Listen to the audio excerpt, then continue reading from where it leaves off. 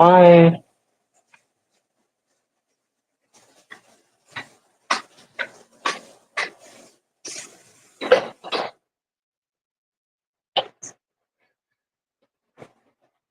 I get my comments.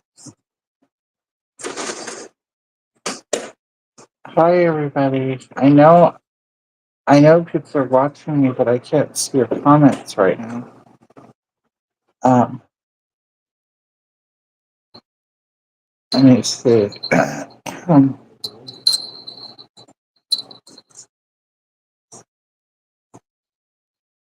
um,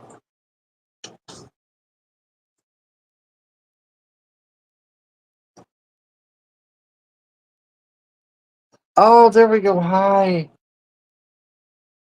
Hi, Mike. How are you? And Karen. Hi. It's been a while since I saw you, Huggy. Are you back at a therapy? Um, I go to therapy. I go to it. I see a lady here online, but Marquina is making coffee right now. So I thought I'd say hi as we go out. I haven't been on this for a long time. You, Marquina, you know what it smells like out here?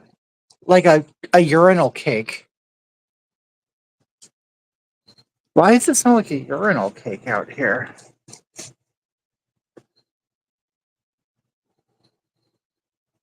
But anyway, um, today we're having okay, so we're having a gate put in, and today's supposed to be the final day. Um, I don't know how easy it is to turn my camera around, but oh, there we go. You see that? That's our new gate. That's see. There's the chain link gate, and then there's a new. Oh, you saw the doggies. Um, you can't. You need Optima tax relief. Do I think Trump is in the Epstein files? Oh, thank you, Karen. My babies are doing really good. Um, so what are you're asking me if I think Trump is on the file? I just kind of think if he was, the Democrats would have used it. You know what I think? I think there is a list, and I think it's filled with a lot of important people. And I think it would it would it would probably hurt everybody if that list was released. I mean, come on, whoever thought that the world's billionaires and rich people and everything would their list the names would be released. I mean, I never thought that. I mean,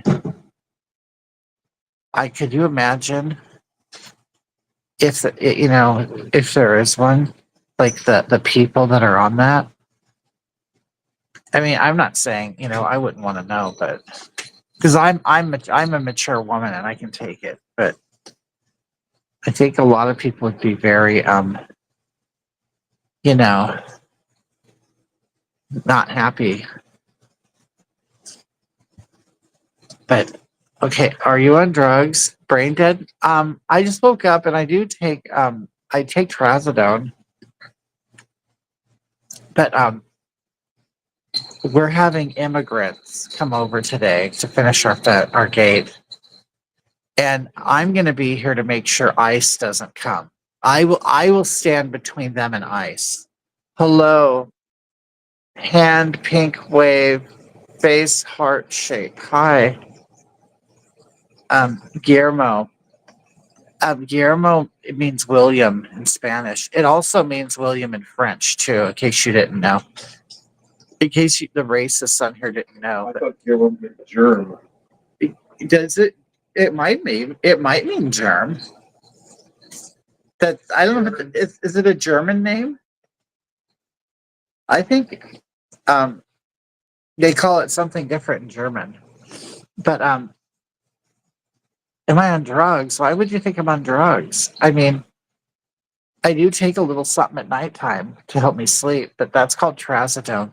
I used to, you know what, Sherry? It kind of doesn't help anymore. I mean, I've been taking it for, I'd say about, well, I got a 90-day supply. So, and I'm kind of down to my last, I don't know, 5, but um, I really liked it. Hi, Madam Goose. How are you? But I'm taking the trazodone, and it does help me sleep. It does. And do you know that it's also like a mild antidepressant, and what else? And anti-anxiety. My God, you look. Thank you, Francesca. You know what? I thought, I'm growing up. I need to mature my look up a little bit. Some people compared me to Mrs. Roper, and I didn't see it, but now I do. I went, oh, I guess Mrs. Roper was really popular. It made me have weird dreams. Do you know what, Sherry? I don't have any dreams. There's nothing in my future. I don't have dreams. I just, one day at a time for me. But a mild tranquilizer. You know what? I wouldn't mind a heavier tranquilizer. Ellen is definitely on the list. That's why she ran. Well, and Rosie O'Donnell, she's in Ireland. I get a little chuckle once in a while because there's this news program that I watch, and they call Rosie Irish Rosie, and I just think that that's so funny. And England Ellen, I just thought English Ellen, I just thought it was funny. Um, but again today, in about maybe an hour, because they're always late. They're always say we're good workers and we're on time, but that's not really true. Um, they have really extended this project out for months, and it's like, honey, just put the gate in. It's not that difficult. I mean, I saw what they did. It's not that hard. But some cultures are very lackadaisical. Um, oh, we get to it when we can. It's like, no, get to it now. Get to it now, senor. But the I don't know, maybe they've been short staffed a little bit. I don't know, but anyway, but I am here to make sure that they feel safe. You know, I want them to feel safe from ice. Troy says, then do it yourself. Well, Troy, this is the thing. I'm a humanitarian and I care about these people. Okay. So, don't come on here and give me attitude because I'm trying to give them some dinero. Okay.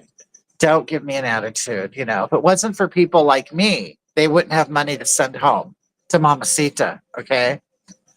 So don't come at me like that. You know, I'm actually a woman. I'm a giving woman, and I want them to earn an honest living, and so I'm facilitating that, and I'm standing in ICE's way. So I don't know if I deserve that. And I am a woman, an elder woman, lesbian, elder lesbian woman with a handicap, and so I can't do it. Okay. So I use my disability dollars to pay for such home improvements. Then do it yourself. You just said some cultures are lackadaisical. Well, Troy, aren't they? Wow, what a hero! Thank you. I'm glad at least you're coming to your senses and you're noticing what good I'm doing. But are you? I want, sir. If you are a sir, I didn't check your gender. But this is the thing. Did Are some cultures not lackadaisical? I mean, for you just to say that there are no lackadaisical cultures is really an untrue statement, okay? Because there are lackadaisical cultures. And I don't know the particular. And see, and the thing is, Troy, you take offense as if you know the culture of these people. Who did you assume is doing my gate? Huh? I don't know. That sounds a little racist to me. That you just have automatically assumed a culture, or you've assigned a culture to the work I'm doing on my gate. How dare you? How insensitive of you, Troy Marino or Monroe? It's Monroe. What are you like related to Marilyn Monroe or something? Huh? Or that president that we had?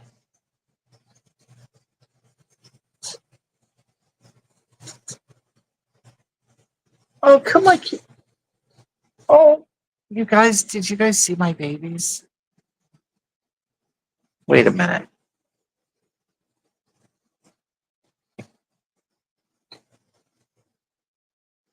Hold on.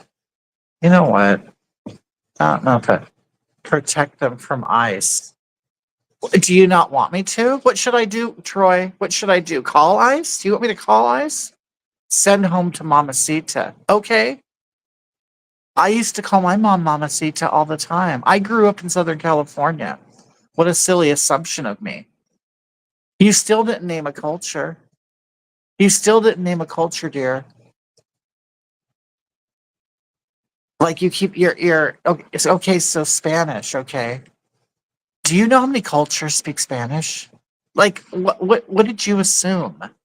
Troy, I think you really need to explore your racism. Okay? How terrible of you. Anyway, what a silly assumption of me. Do you guys want to see my look at you guys probably haven't seen Tucker and Titus in a long time, huh? Look, there's Tucker. Tucker, look, say hi. Tucker. Oh, isn't he gorgeous? That's my gorgeous little Tucker. He's beautiful. Okay. And look at there's Titus. Look at him. You want to come out, Titus? You can come out. He has a little doggy door. They have their own little door.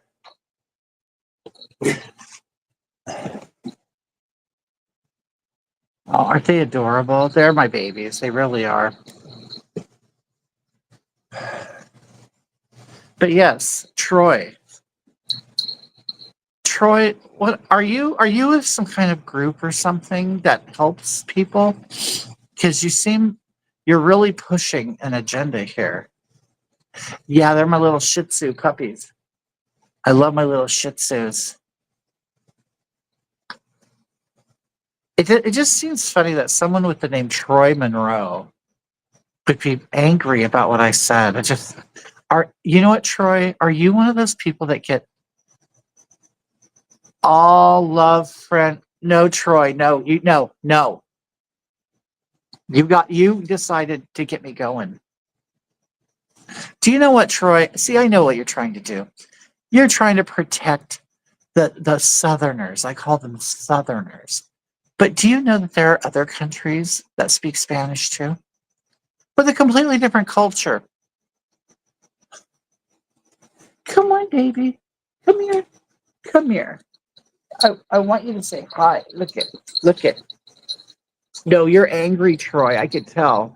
And how can you be angry looking at Titus? Look at his beautiful little face.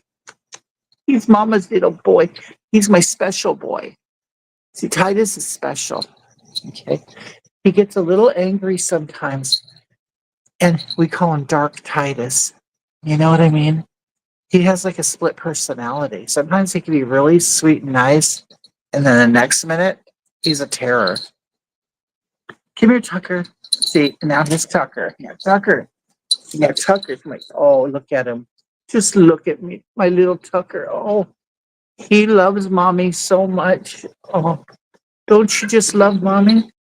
Hey, the kid, my cats. You know what? I'm going to tell you, my cats, thank you, Troy. They're like 12 and 13 years old. They've known each other their whole lives. And it's funny, as they're becoming old men, I mean, I am assuming their gender, but as they're becoming old men, hold on. See, oh wait, my camera's kind of backwards. Okay, that's Prometheus, and that's Oreo. Hi, Oreo. Okay, well, see, they're like, I don't know why. It seems like as they get older, they kind of challenge each other. You know what I mean? And I don't know why they're doing that. You guys are old men. You guys need to stop it. And Tucker's a kid. Oh, isn't he? Guillermo. Oh, I love Tucker. He's so sweet. Gives me kisses every morning to wake me up. But I don't know why Tucker the cats. I don't know why the cats. I have 16 kitties, ages 15 down to, oh my gosh, Sherry, how do you handle it all? How do you do it? You have a full litter. Meow meow. But I don't know why they're becoming like kind of grouchy old men. That's what it is. Maybe they're grouchy old men. Oh, Marquette. Oh, I want to see if the coffee's ready. Um, I've gained like 15 pounds.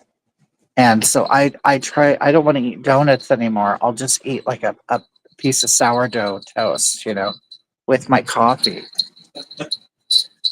All the babies have come in, Marquina. But this morning, and you want to know what else I did, Troy? I'm going to show you what else I did. Okay, and this is how nice I am. I put these in here for the immigrants. I'm cooling Powerade for the immigrants. Okay, so I don't hold their legal status. I don't judge them by their legal status. Okay, I judge them by their work. Okay. Oh, Marquina. Marquina's made us some mocha pot coffee. It's really good. I've been doing French press just because I like to change it up a little bit. It takes some work, but they're worth it. They're all rescues. Some actually rescued by my husband. Oh, really? You know what? Isn't that Sure, I don't know how old you are, but when I was a kid, all of our animals were rescue animals. You know what I mean? And we're like, oh, there's a dog on the street. It doesn't have a tag. You want to come home with us? That's how we got our animals. Um, or like a neighbor will have a litter on accident and say, "Hey, do you want a puppy or something?" Marquina Sherry on here has 15 cats. 15 cats. Good Lord. I know, and she loves all of them. Well, I would hope she does. I mean, she loves all their litter too. Oh, so are they inside cats? Do you have like one big litter box? Or yeah, I bet there's multiple litter boxes. What I was talking about as I was sitting there, Prometheus and Oreo had a little scuffle, like they're doing as they're getting older. Yeah. It's like, what are you guys doing? And so I brought it up, and then Sherry's like, "Oh, I have 15 cats." I think Oreo is just honoring. Yeah, he's honoring. Oreo's honoring. And Prometheus is pushy. He is. Yeah, he's like an old man, huh? He owns everything, and he will be given his due.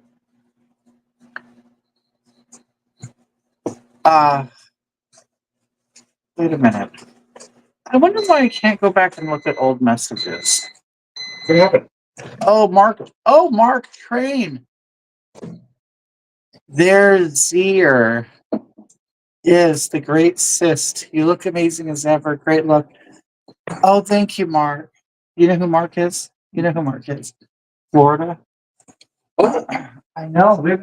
We're from Mark. holy moly! I know. How you doing out there? Mark, I've been a lot's been going on here. A lot. Mark, I don't know if you know this. But I'm gonna be in a documentary.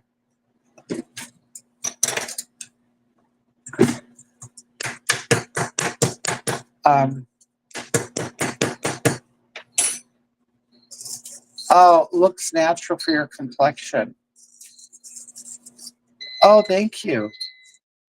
We have around Marquina 10 litter boxes. Oh, We should technically have 17, but we need room for kitty trees. yeah.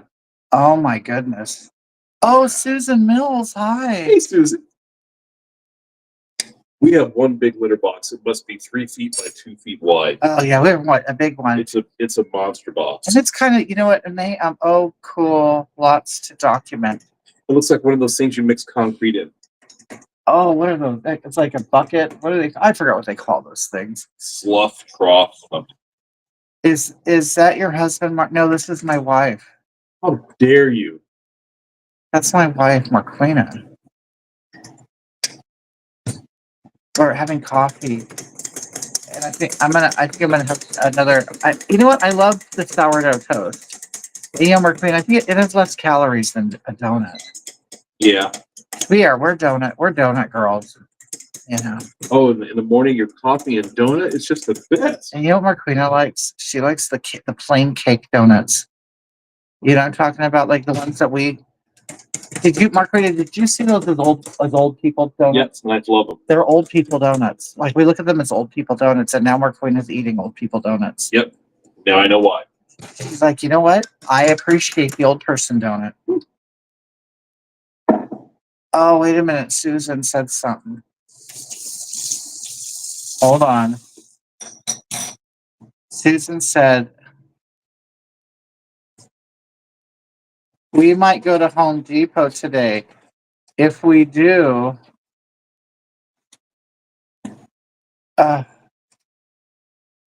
Stop by. I got some stuff for John. she said, oh yeah, she said if we do want to drop by oh yeah. Yeah, she wants to stop by. Mm-hmm. Yeah, you guys stop by. Stop by. I got some stuff for John.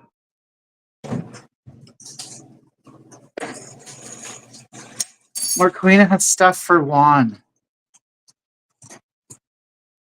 Carlos.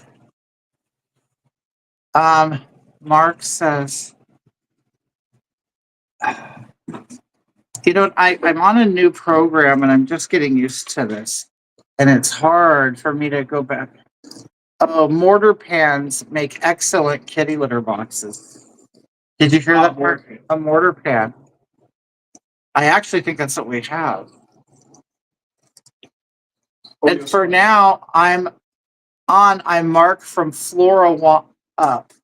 Hawaii. You hear that, Marquina?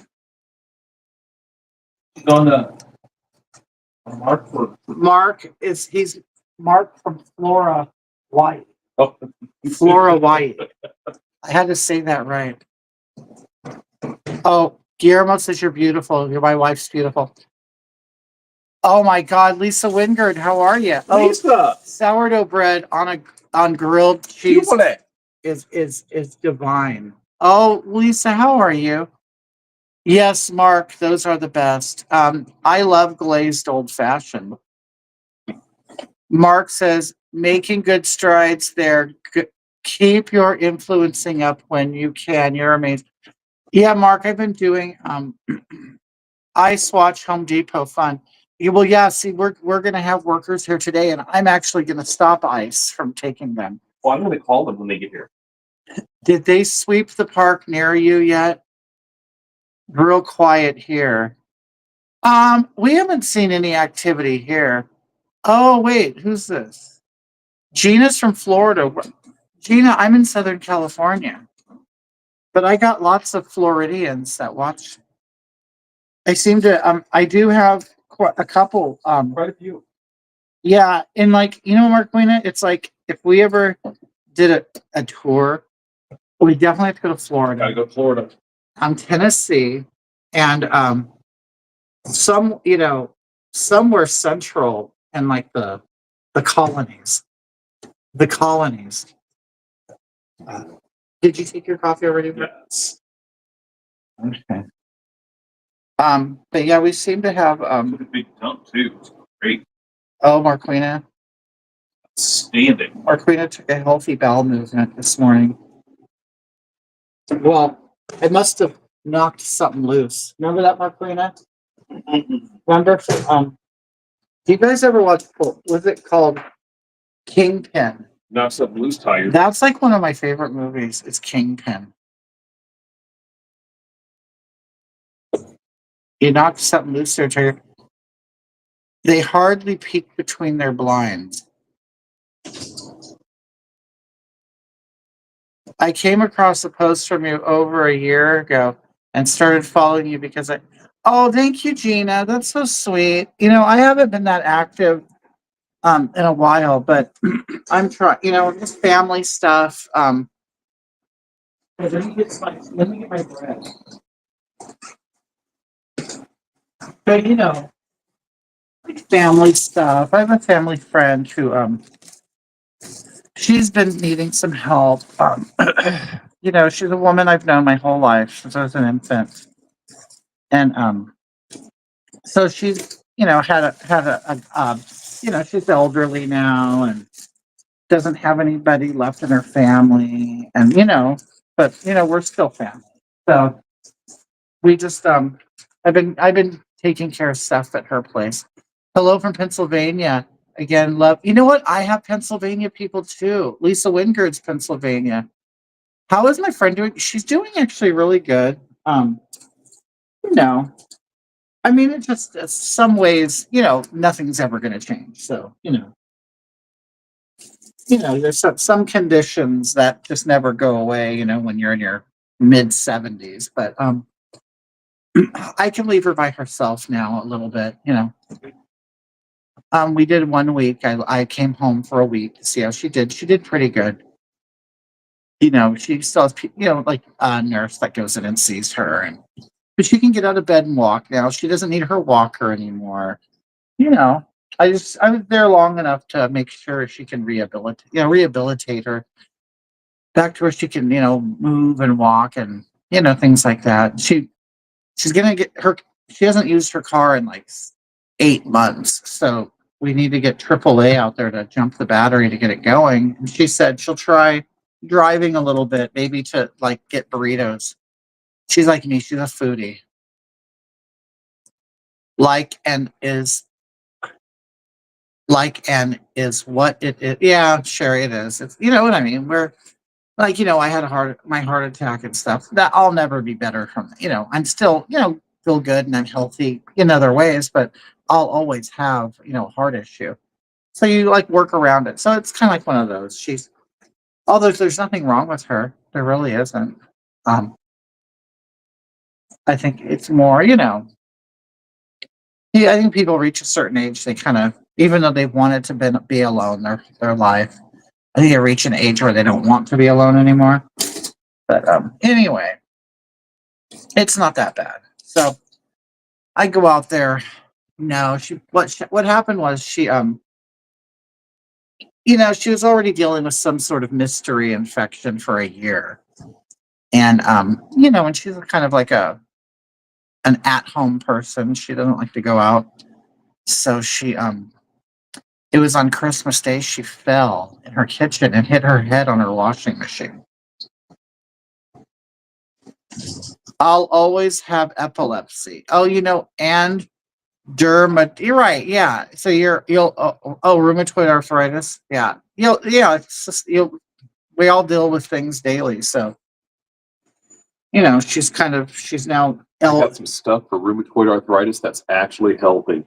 It's good stuff. Yeah, Marquina has that. Oh, by the way, Lisa, your Lisa Wingard, your maple sugar made the best oatmeal raisin blueberry cookies ever. Oh yeah, Marquina loved that. I mean, I loved it too, but Marquina makes cookies, and she made cookies using your thing, and it was really good. Yeah, but she I guess I don't know what she did in her kitchen, but she just got very weak. I guess it's from the infection or something, and then eventually fell and hit her head, and then went to the hospital. Hi, Scarab City, how are you? Haven't seen that name in a while. And then we've we found out that she fell and hit her head, and the paramedics took her, and so me and my lady friend Gladys, my grandma, we went out and got her dog. So we kept her dog for a while. But anyway, she's back home now. So, Would you like toast? huh? Yes. Would you like some, my friend? Okay. Okay. Breakfast. So Marquina's preparing Tucker and Titus's food. They're gonna have, we give them chicken or pork or whatever. They really tend to like pork. I'm gonna put a slice of bread in for you, Marquina. You're welcome, Marquina. What? Oh, I heard Titus out there. He barked. So, okay, I'm gonna Sachet. Chante. Shantae. Supermodel.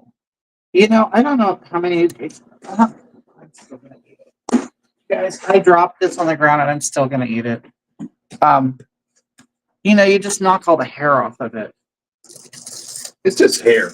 Yeah, cat hair, dog hair, people hair, Dead skin cells. dead skin cells, fecal matter. Everything that comes in on the bottom of your shoe from the dog park, everything. And I'm just gonna knock it off. Okay. It's soup. Et poop. And see, and that's why I'm not a sickly person. Oh, wait a minute. Oh, Guillermo sent a tip. Oh. Yeah. It says, wait, what does it say? Yeah, Gina, 5-second rule. Appreciate you, Agatha, and your wife. Took a vacation from oh, did you? You know what? It's weird. But I didn't, I guess, look at it as a vacation, but I guess I kind of did the same thing. Just sometimes you don't feel it. Sometimes you don't feel it. And I wasn't feeling it. Well, I was also doing other things, But I don't know, and I'll tell you one thing that's been, I guess, I've been finding things very boring. I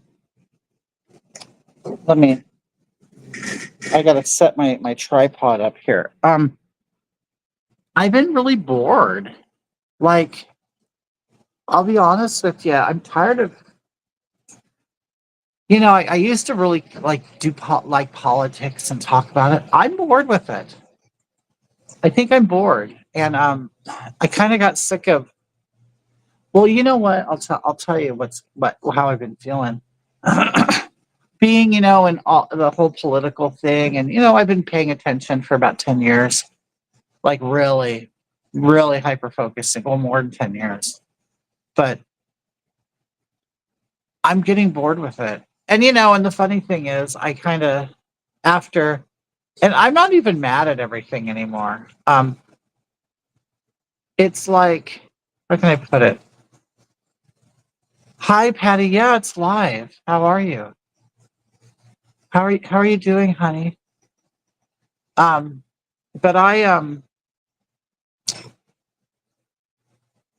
right, I'm over it. And of course there's a place for it and everything. But do you want to know what I see? I'll see. I see in all this time doing it, and really, getting into it, and really paying attention. That a lot of people are bored with it too, right? It's like, why? Because it's so constant. It's kind of like eating pizza every night. Now, there are people who can eat pizza every night, and I don't know how they can, but good for them. But I'll tell you also another thing I see is, and I'm not even picking on anybody on either side politically at all, because the reality is, I think it's all kind of the same.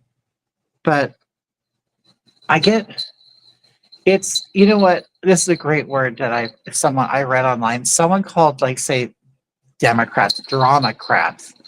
And it's like, there's truth to it. There's so much drama in everything. It's like, my goodness, is everything epic? Is everything over the top? Is everything a constitutional crisis? Is everything Hitler? It's just, oh, it's exhausting. I got exhausted from the last 5 years, actually 10, but it's just same shit stressed me out. Yeah, it's always, and you know what? It's almost like I don't recall when I was younger, people really being this hyper focused on it. It's like as if, just like the whole ICE thing. I think it's completely media driven. Completely. It's completely media driven because this stuff has always gone on. Where people get deported. I mean, I live in California. I know that. And the numbers show you that past administrations did way more, but yet the media didn't focus on it. Now there's like such a hyper focus, and then it starts. Hi, Katrina. Hi, you guys. I just want you to know that I'm fully stylized by Katrina Klein. She sent me this beautiful, beautiful wig and this beautiful caftan. Look at that. I don't remember who sent me the glasses, Katrina. And I mean, I don't at all want you to think I'm ungrateful for not remembering. But I don't remember if you sent me these or if I bought them at the wig store. But I'm just exhausted from all of the politics. I really am. And it's like, like the whole like tariff negotiations, and then it's like they make a big deal out of every single negotiation. Well, why don't you wait till the negotiations are over and then everything's set in stone and then tell us the news? You know what I mean? It's like every move that is done becomes a big soap opera, and it's like, oh, come on, get over it, people. So I don't know. I guess I've kind of made, mostly, not all the way. I turned it off. I used to really be into Twitter and really be paying attention to that, but you know, Just the breath with this. yeah. Everything with this breath. Oh my God, look what's happening. Shut up. Everything's fine. Wait, Tina says deportation is returning someone to their country of origin. You want to know what, Tina? I'll be honest with you.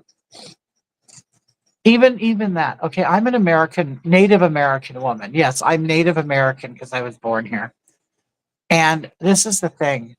I don't care. Like, I don't care. Like, and I think a lot of people don't care, and I think you don't have to care.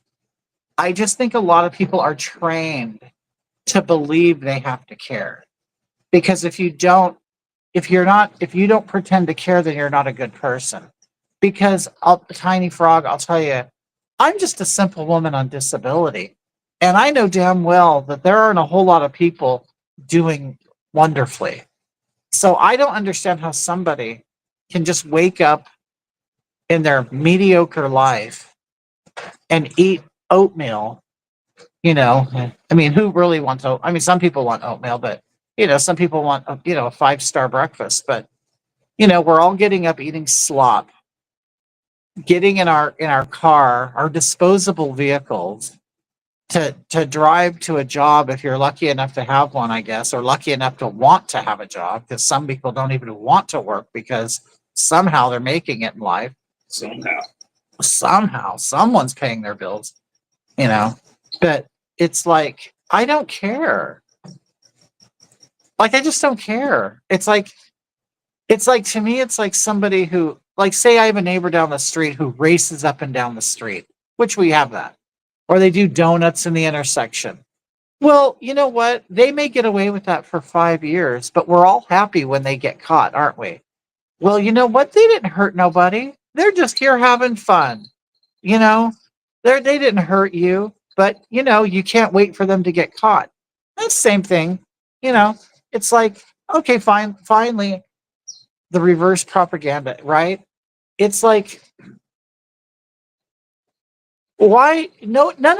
If you're, in my opinion, if you're probably sitting here watching this right now, you're not really a very affluent person. I mean, are you? I mean, maybe I'm wrong. Maybe Paris Hilton is watching me. I don't know. But you're not an affluent person. Oh, thank you, Mark.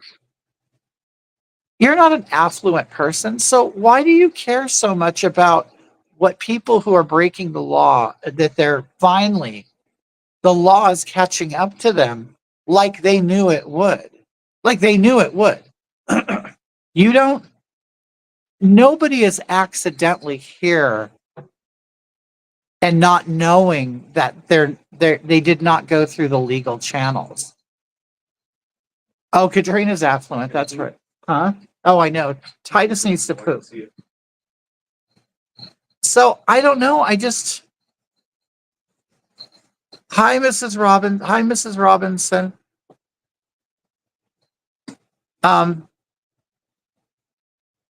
If they cleaned their own doorsteps, they wouldn't have time to worry about someone else's. Right? It's like, honey, I don't, it's like I'm waiting for my monthly disability check every month and angry that I only get $20 a month in food stamps. But somebody else that just comes over here gets hundreds of dollars, if not thousands of dollars of food stamps, and they get put up in a hotel. It's like, I don't, right. And it's like, I don't know why I'm supposed to feel sorry for these people that made a conscious decision to do something that they knew was breaking a law. And then, you know what? It's like, oh, okay, I've been breaking the law for 5 years. Oh, for 10 years, for 20, for 30. And nobody's caught me. I've been flying under the radar. Well, eventually you get caught. And why do I feel sorry for that? Not only, why should I feel sorry for it, but I don't even have the emotional labor left. Scarab, it's the same thing there, right? I don't have, now I don't know, is it supposed to be, I'm supposed to be, like, have superior emotions? You know what I'm saying? I mean, I keep hearing about superiority and stuff. Am I supposed to, or privilege? Am I supposed to, like, kind of, well, at least I'm this color? You know what I mean? It's like, what am I supposed to do? Like, why do I have to care? And then why do I have to care every single time the news tells me something horrible? Oh my God. In California, they raided a marijuana farm. They got 300 illegals, adults and children. There were, now I know the news likes to sensationalize. When we think of children, we kind of think of under 12. These were, 12, 13, 14, whatever. It's still not good. But you have minors working. I mean, that's child trafficking. That's child labor. That's like, why are they on the farm working in LA? I mean, so I don't know. All I know is if I spend too much time worrying about other people that I don't know or care about, well, who's going to worry about me? Marquina, do you think the people working on the farms care about us? Not at all. They're not thinking about me. They're not thinking about Marquina. Are you thinking about the shits and butts that I have to walk every day? No. Yeah, they don't care about the Shih Tzus that we have to clean. That Marquina has to clean. She doesn't have to. Marquina is more of a, she gets on top of that stuff. You know what I mean? I basically, that one of the dogs have to be crying and almost dead before I'll notice. That's not true, but Gina, that's true story. I worked as a cashier for the Dollar Tree in Cape Coral, Florida. A lady,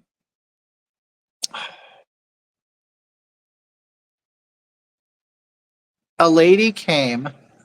You know what? I don't like this new program I'm on.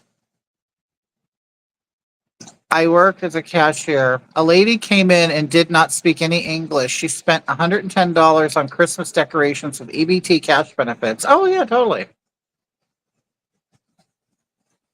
A girl that worked there did not speak English and was in America for 8 months on a work visa. She had gastritis and had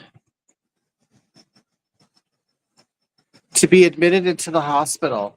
She said she had free Medicare, health care, and did not even have a copay. Oh, yeah. Oh, babe. Oh, that's common here in California. Uh-huh. And you want to know what these people, they have the benefit and the privilege. They have the privilege of coming into this country and having the red carpet rolled out for them. And do you know that you can go to any clinic, medical clinic, hospital here, and there will be people there that will cater to their language? And I will have a problem finding somebody who could speak to me. Okay.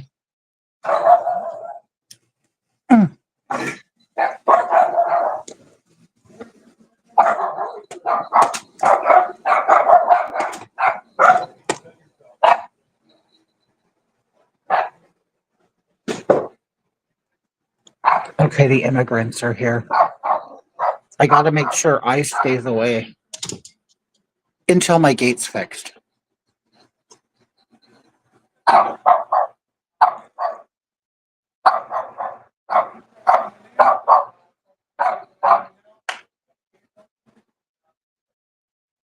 It's like they're fields that need picking. Their neighborhoods ain't gonna gentrify itself either. Mondani going to bring on the big real estate crash. Yeah, here, watch.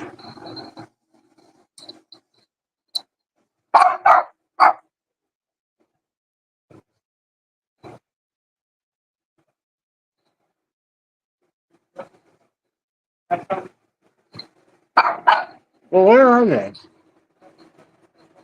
Okay. Let's go. Let's go. Let's go. Boys. Boys. So that guy, he's probably the American, but everybody underneath him will be illegal.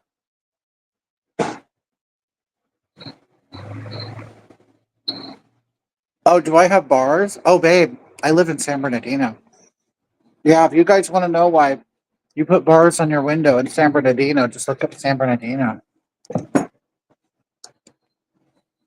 Yeah, and that's why we got to written that big gate out there too. Oh, Mark, they're brown. Trust me. Mark, I don't know if this has happened in your neighborhood yet, but I can go all day and never see a white person. hmm Not that that matters. That's right. Okay. Okay. Marquina, did you tell him that we'll protect them from ICE?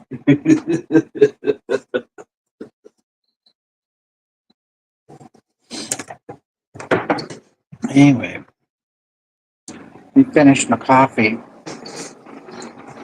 Well, yeah, the crime in San Bernardino is terrible. It really is. Um, you got to protect yourself. Just trust me. You call the police, they're not coming. And I'm not kidding you.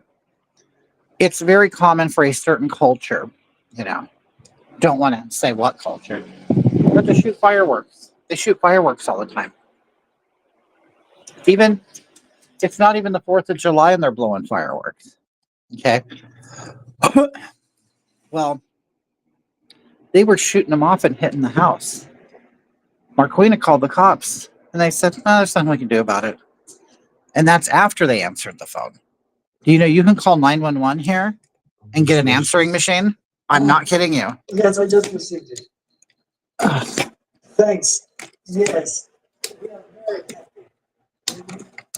Anyway, I live in New Jersey, and it's out of hand even here. And I ain't by a city. I'm at the really Sherry. You're at the shore, and it's third world already.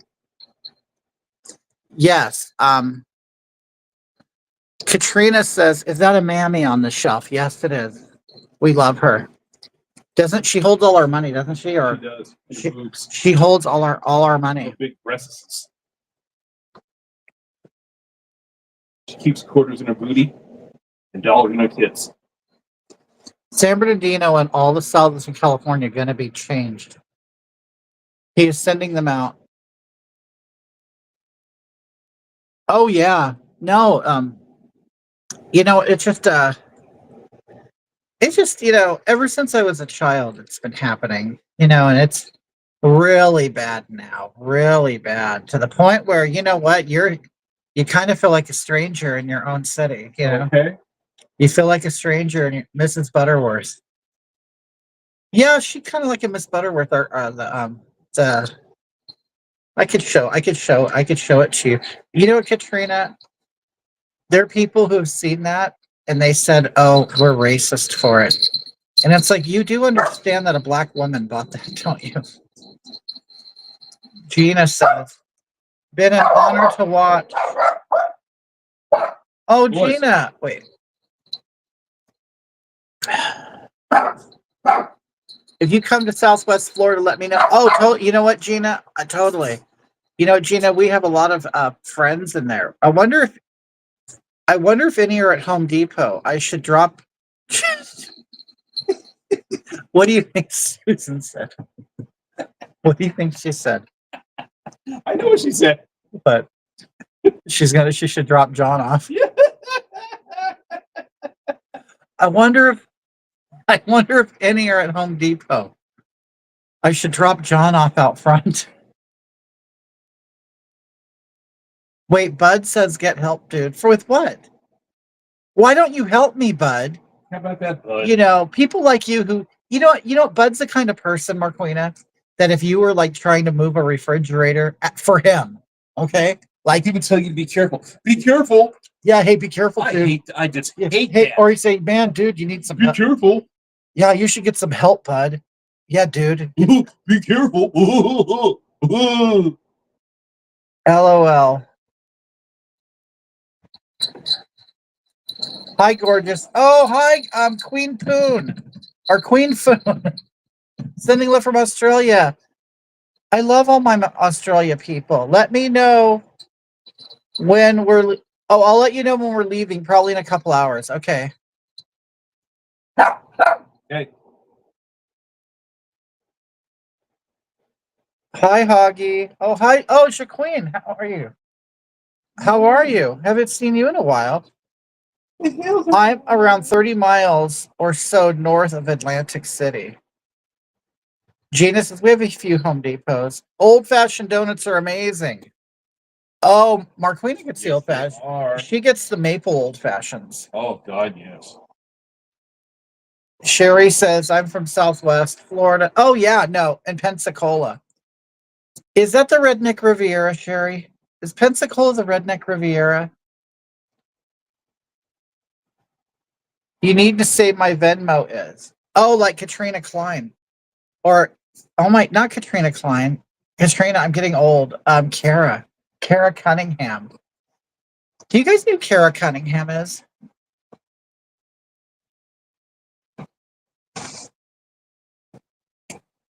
Kara Cunningham, in case you guys haven't known, Kara Cunningham is Chris Crocker. Do you remember Chris Crocker? Leave me alone.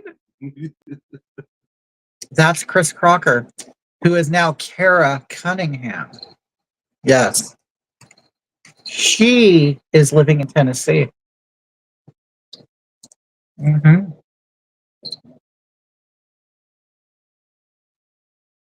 The rough trade Riviera. That's what the homosexuals would call the redneck Riviera, the rough trade Riviera. Oh, look at Titus. You want your little lion? Rubb's trade me body odor, doesn't it? Well, Body odor and film. probably. Yeah, you're just nasty. Film of Rough around the edges. You're fecal matter a male slut that's rough around the edges. and unwashed. Sherry says I'm from by LA. Oh, Lower Alabama. Lower. So are you from Florabama? Isn't that what they call that area? Florida. I mean, this is real. I've only been to Florida once. Don't feed the dogs, Leo Lions. I've only been to Florida one time, and no, twice. I was a trucker at the time, and I drove to Miami Gardens, which wasn't as beautiful as it sounded, and Lakeland. I delivered at a pilot truck stop, and it was right by Sunkissed. It was right by Sunkissed, but it is very humid. Yeah, Katrina's from the Keys, aren't you? Or worked in the Keys or lived in the Keys. Oh wow. Yeah. But yes, I've never felt humidity like I've ever felt. Well, I can't say it was even that bad. I have the same hairstyle as you today. Do you, Miss Robinson? Floribama line, exit 1 on I-10. Miami Gardens is swampy. It's swampy like Marquina's Bottom. Okay. Oh yeah, Mark says that Miami Gardens is a shithole. Yeah. I lived in Key West for 9 years. Oh, Katrina did. Ooh. Mark says too hot in Lakeland, landlocked. Yes. You want to know what, Mark? And I'll tell you, I kind of felt that way when I lived in Kansas for a year, because I've always lived within an hour from the ocean in California, and people don't realize how nice the weather is here until you travel. And oh my goodness, New Orleans was it for me. That did it for me. So I haven't even been in Florida during its hell time, but I could imagine. But one thing I'll tell you is once I got into maybe Louisiana, Mississippi, Alabama, that whole stuff, that's what like the land, things look different. It's like it became, I don't know, a lot of people in this country, we have tropical areas. We have tropical areas in the United States that I never realized we had. Like the Southwest is desert, so it's not tropical. No, that's all we know. Now, you get to the ocean, you can have some people artificially create the tropical thing, but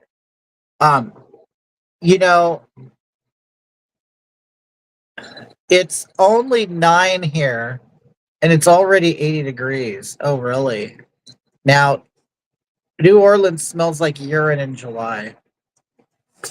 But I was landlocked in Kansas for a year, and I don't know why I felt so out of place. I felt so funny. Like I don't know why. I had this conscious, I knew every day that I was in the middle of the United States, away from any ocean. And I don't know why, for some reason, I always felt weird. I'm meant to live by the water. I don't know. Maybe I'm just being dramatic. You know what I mean? I think you start to dry out. When Yeah. you're not near the water, you feel like an amphibian that's not a. Yeah, that's what it is. I'm a salamander. Yeah. I'm a salamander. I'm not a crocodile. Palm Beach down starts subtropical. Pretty blue, as nice as Pacific blue. Just less dark. Yeah, you know what? I'll tell you, the cleanest water I've probably ever seen in my life was Laguna Beach. And it's not clean. But me and Marquina would snorkel there. And we would see like really pretty fish and stuff. Until you see a dolphin. And then when you see, the dolphins, all of a sudden, you remember Flipper, the program Flipper? And everybody loved Flipper. And so you always had this great opinion about dolphins. But when you actually see them in the ocean and you're close to them, it's not sweet and nice anymore. I don't know. I just all of a sudden I saw them and I thought of sharks. It's a big scary monster. Oh my God. Did you guys know that The Sound of Music is 60 years old this year? Oh, wow. Raindrops on roses and whiskers on kids. I love The Sound of Music will always be one of my favorite movies. And you know what, Marquina? I'll be really mad if they try to remake it. They're gonna. Like, you can't, there's some movies that you can't remake. Like, Titus, what are you doing? But there are some. Oh, Flipper was filmed in the Keys. I bet you know what, Katrina. I bet you made yourself available to the crew, didn't you? Huh. Let me see. What was the dad's name? Oh, you probably weren't even born. You're not that old. The dolphins kill several kids in the area. Oh, I bet. You know, we just kind of get a good opinion. We have a good opinion about dolphins. Those kids probably deserved it too. Yeah, they probably. I mean, you know, I heard that dolphins will actually like sexually assault you. I love it. Sound of Music woke. Oh my God, Scarab City. I couldn't imagine. No. And I'm going to tell you, The Sound of Music. I wanted to be a Von Trapp kid so bad. Yeah. I want, and I in junior high, I played Friedrich in a play. But no, I wanted to be a Von Trapp. Like I felt that I was owed that life. Like I was, like. Do you guys ever feel like you were born in the wrong place? I should have been born into the Von Trapp family. A dolphin is pure muscle. They think you are a toy. Oh, Katrina, I bet you are a toy. Yes, I want to be a Von Trapp. And no, I didn't want to be one of the girls. I wanted to be Friedrich. I wasn't confused at the time. But oh, is that Fräulein? See, it looks like the real Fräulein Maria isn't pretty. Oh, she's not. In fact, none of the Von Trapps are. I'm looking at the thing. Yeah, none of them were very attractive. Oh, but I wanted. Yeah, but hi, are you? Me too. How are you? The Japanese eat dolphins. Well, you know what, Katrina? You know, if you eat tuna, sometimes you get dolphin meat in that tuna. So do. Did you see? Oh, Marquina. Oh, they're showing the gazebo where they had the scene where was it Liesel? Liesel was. She was trying to put out. Yes, and she was. I am 16, going on 17. When we know she's really 30. You know what I mean? But you know what? They always. Oh, that scene right there, Marquina. That right there, with the horse heads and the gates going out. I wanted that in my backyard so bad. Hi, Kevin. How are you? Sherry says they play with pufferfish to get high. Do they really? Yeah. Katrina says, I have dated a dolphin linebacker. Really? Was he a big back? Katrina, I couldn't picture you being with a big back. Like I picture, you know, Katrina, you know, you guys, if you see old pictures of Katrina Klein, also known as the modern meme, Katrina Klein was very skinny and very. Now, this is just the impression from what I saw from your old pictures, Katrina. Very thin and almost like heroin chic. I don't know if I'm going too far, Katrina. But yes, very Oh no, honey, that's not. statuesque. But my hills are alive with the sound of. Look at that. You know what? I will actually. I think I'm going to buy it and put it in my Amazon Prime. Yeah, and I've done that with a couple. Katrina was a size 8. Were you bulimic, Katrina? Do you want to know what I did, Katrina? I'll be honest with you. I was never bulimic because I could never make myself do that. Just physically, like I couldn't do it. But I took syrup of Ipecac before because I saw it on a talk. See, this is why you teenagers should not watch Sally Jesse Raphael.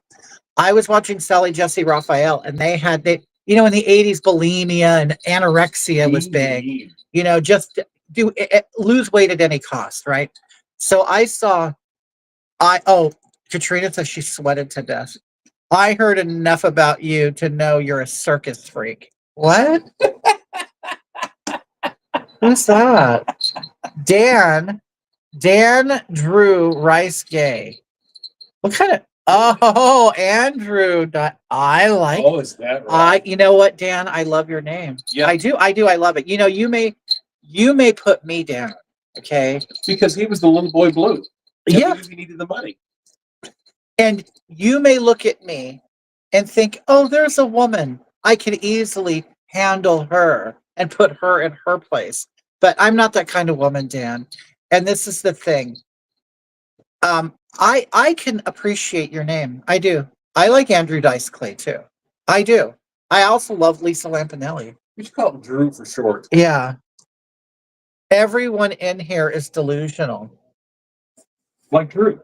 You mean like you, Drew? I mean, Delusional Drew. is that a new movie, The Odyssey? Ooh. It looks like a Marquina movie. Yes, it is. Marquina likes the gladiators and stuff. I think this is what Marquina. See, this is what I think she really sees herself.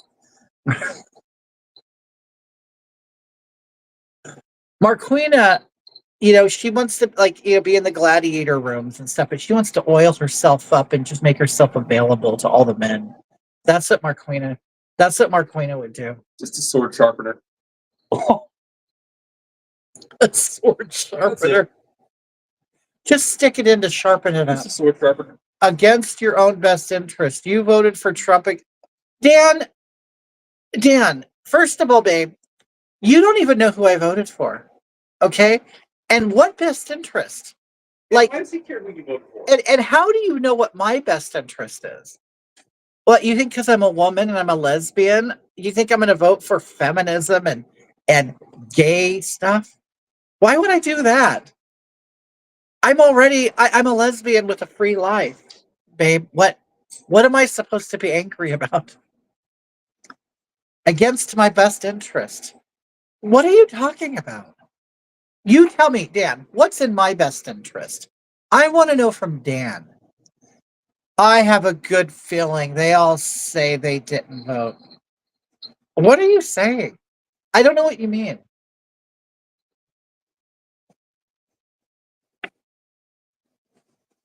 Dan, I voted for Jill Stein. Rosario says, oh, you know what, Karen Walker, thank you so much. I love Karen Walker. Thank you for coming in. She says,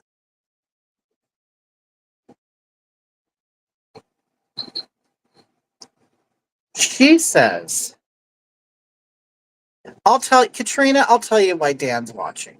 Dan, he pleasures himself while he's watching. He's one of those guys. Okay. Rosario says, you remind her of her old teacher from her childhood in Guadacosta, Mexico. Well, good. Dan says, did you really? Is Dan having a heat stroke? Dan, I voted for Jill Stein. I'll tell you how I found you. Oh, hi, Noodles. How are you? But, oh, you guys, there's a report right now of an explosion at a Los Angeles Unified School District training center. Oh my goodness. LASD. LASD? The Sheriff Department. There was an explosion there. Even if he's not in here now, I know of you from him. Oh, really? What's up? Well, thank you, Dandrew Rice Click. Gay. Okay. Okay, go. You know, I don't know if do your dogs do this? Our dogs will play a little game. Like they'll pretend they don't want to go for a walk, so they'll hide under the couch. Lady Bunny voted for Jill, I think. Oh, she did.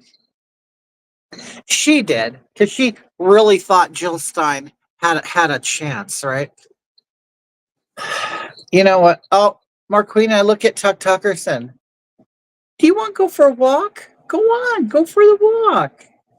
What's the matter, baby? I know you want to go. But they play a little game, like they'll hide, but then they'll peek out. I don't know if it's a game, but the thing is the game gets annoying. Marquina, Tucker's at the door. You know, he's playing his game. It's like he really wants you to go. No, because there's a lot of cops there. I think it's a LA sheriff department training center. I don't know. Okay, Tucker, you're not going. The breakfast hair, funny shit. Do you like my hair? Katrina Klein says mine just pees in front of me. Like when you go for a walk or something. Like they're just funny like that. I don't know why. It's like they want to go for a walk. Oh, hi Kevin, how are you? Kevin, are you pleasuring yourself this morning? Because I know a lot of you guys, you wake up with, wood. Do you take care of that immediately before you start your day? Tuckerson, come here, Tucker. Come on. You want to come up here with mommy? Come on.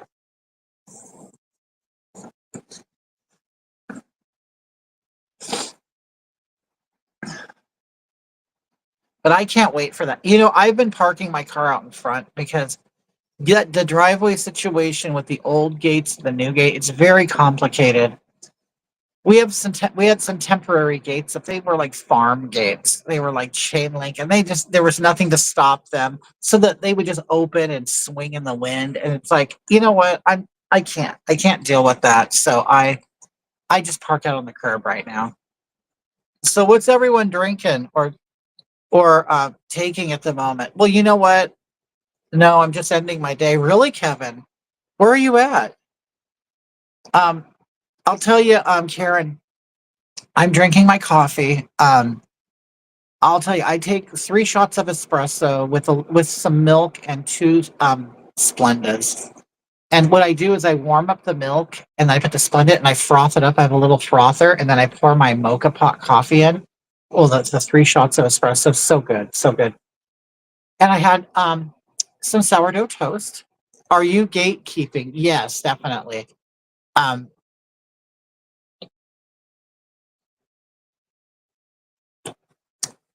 Katrina, we have to be gatekeepers. Could you imagine, Katrina, if you didn't gatekeep what you do?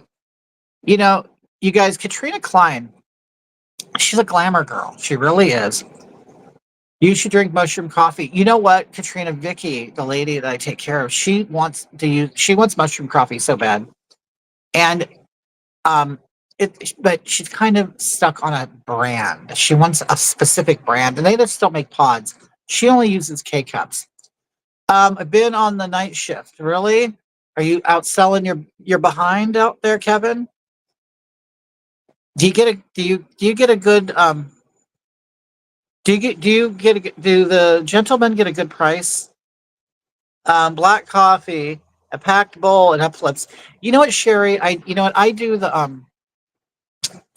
the bowl at nighttime.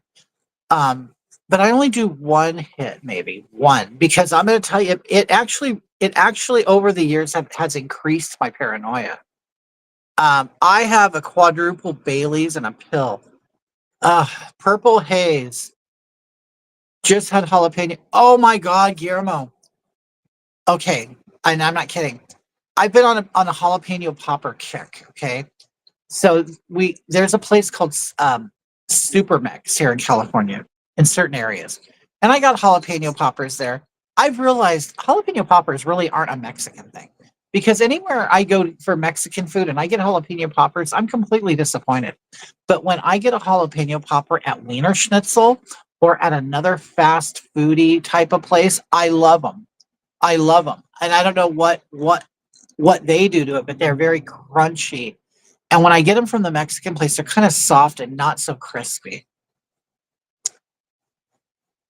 Whatever it takes to pay the bills, lips, hips, and fingertips. That's right, honey.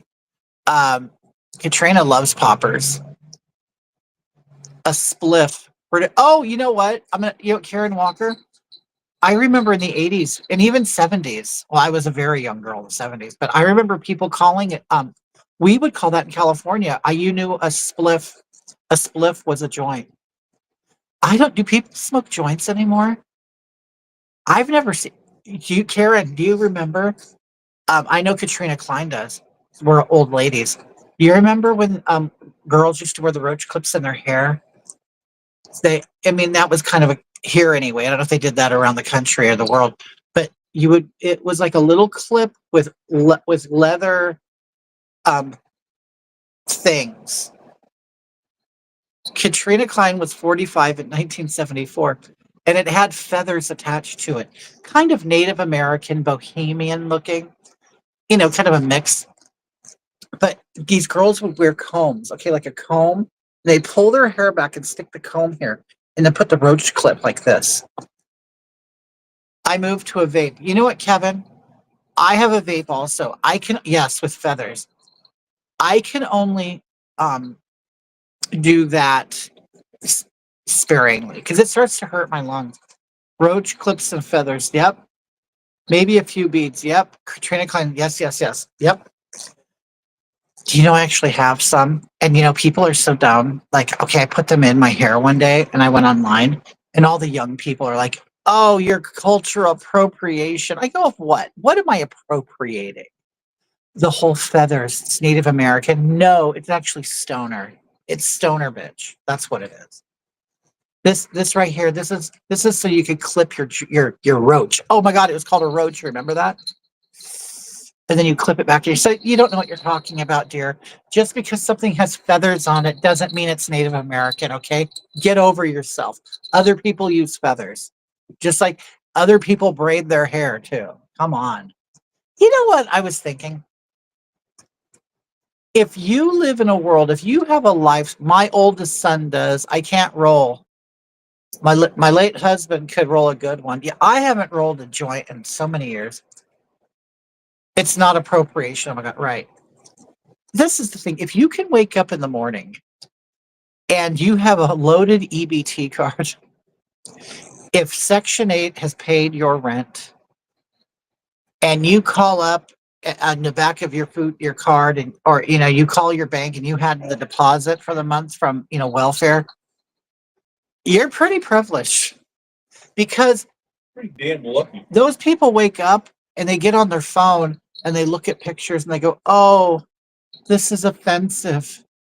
It's like that's their job. That's their job. I'm going to wake up because I have nothing else to do but spend my welfare money. So they get up and they get on They're their not getting ready to go to work. No. They got plenty of time. Oh no.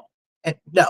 So they're getting on their phone, rubbing their eyes, going, oh, look at that person. They they're wearing a style that reminds me of what my people did 500 years ago. How offensive.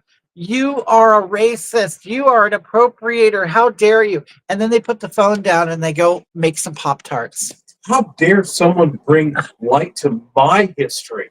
It's like, dear, is that no, honey, you're on food stamps and EBT and Section 8.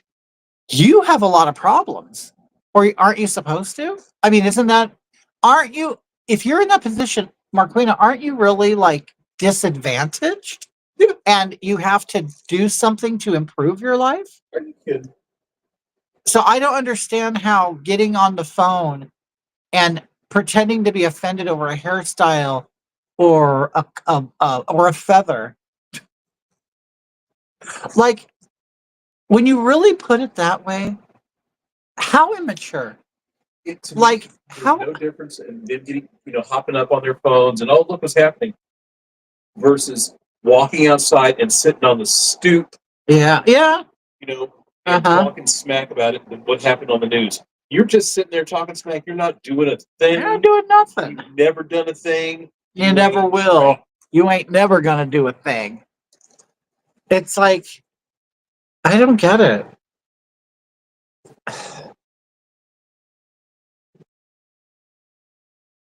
Karen says, even pianos are racist now, as the Black Keys are in the minority. It's terrible. It's just terrible. I used to have a feather roach clip on my purse, always back in the 80s. Sherry, tell me if this happened where okay, do you remember this style? Okay, all you old ladies. Do you remember the purses? This was actually a small period of time that I saw this here in California.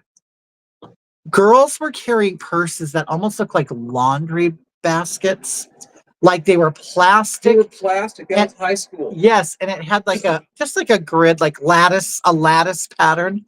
And the shoes to match. Yes, the jelly Jelly shoes. shoes and jelly purses. You had to have the jelly shoes to match the purse. But what girls were realizing is their makeup and stuff was falling through. Katrina had one. I knew she would.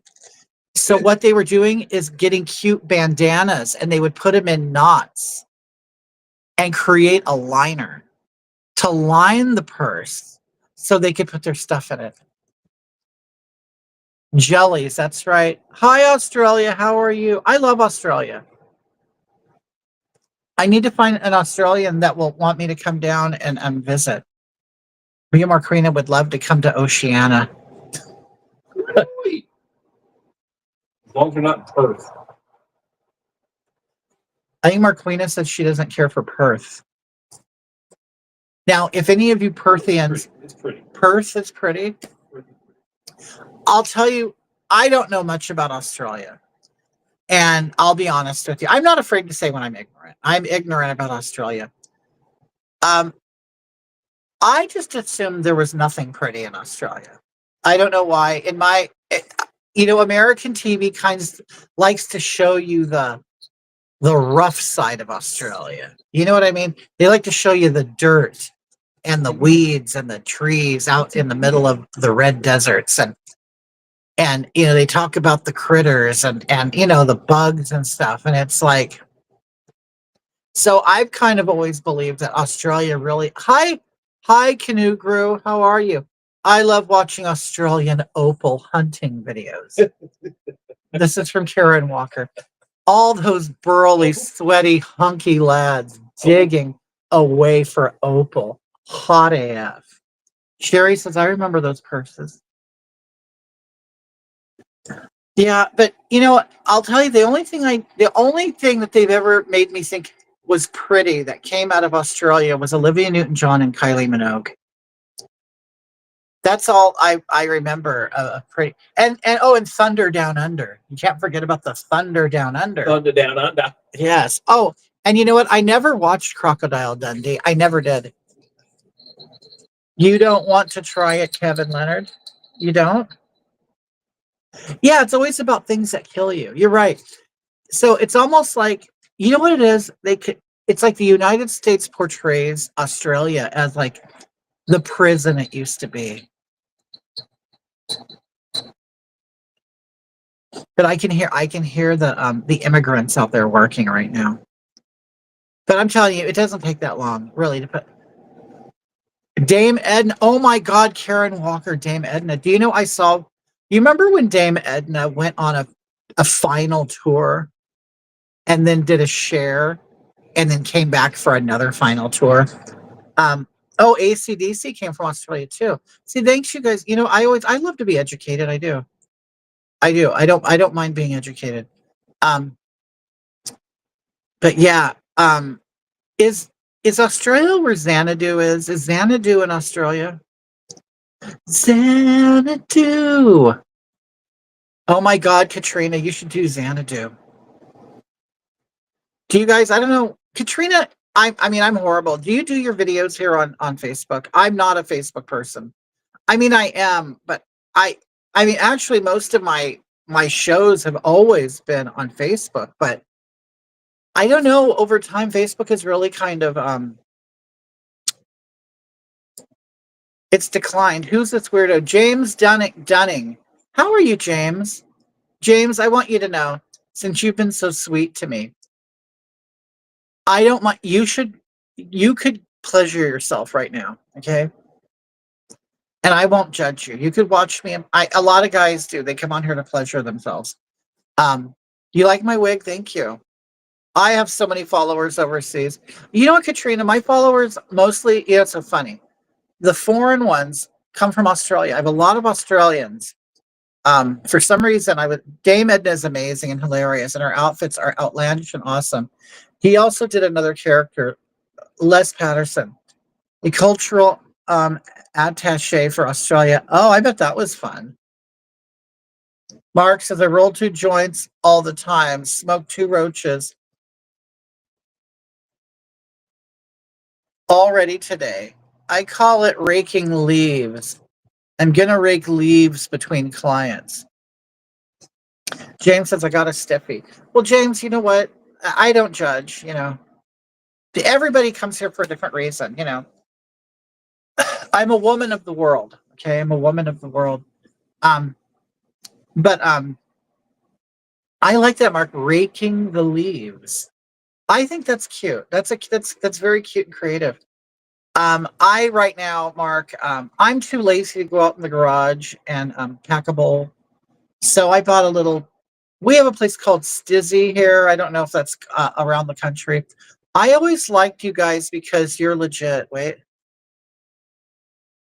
you're legit organic and not perverted pedos. Oh gosh, no. Can we see this stiffy? Oh, Katrina wants a stiffy. What a wasteful 4 years of their lives this past.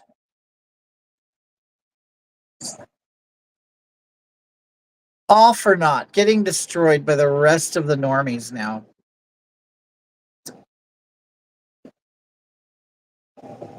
No, canoe group. No, we're not pervert. We're not perverts. You know, because this thing, me and Marquina like adults. Like, I don't know. Why would people wait? What's happening tomorrow? I'm starting to learn playing the harp. My harp will be delivered tomorrow. Really, Karen? That's exciting.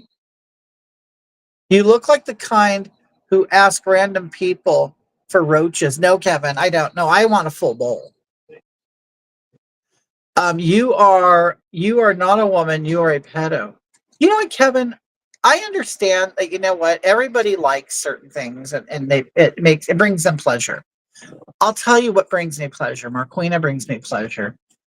The only way that Marquina can bring me more pleasure if she was fatter and blacker. Okay, because that's that's really what gets me going. Is a big, morbidly obese black woman. Okay, she's lost weight over time, and you know what? She's not that dark. She's not even dark enough to call black anymore, and that's disappointing. But no, honey, I want to reassure you. I don't know if it's a fantasy of yours that I am a pedo, but it isn't. It just doesn't do anything for me. Maybe you could explain the appeal, but I don't get it because I like grown women. I like fully grown hairy women. Okay, hairy, wet women. Okay. I always wake and bake, then continue. You know what, Sherry? I can't do that. If I wake and bake, I basically just melt into the couch all day. Wake and bake turns me into a baked potato. That's what it is. I'm a baked potato, Marquina. If I rolled, and I used to do that. I used to roll over and like hit a bong in the morning when I was younger, and well, I might as well just stay in bed.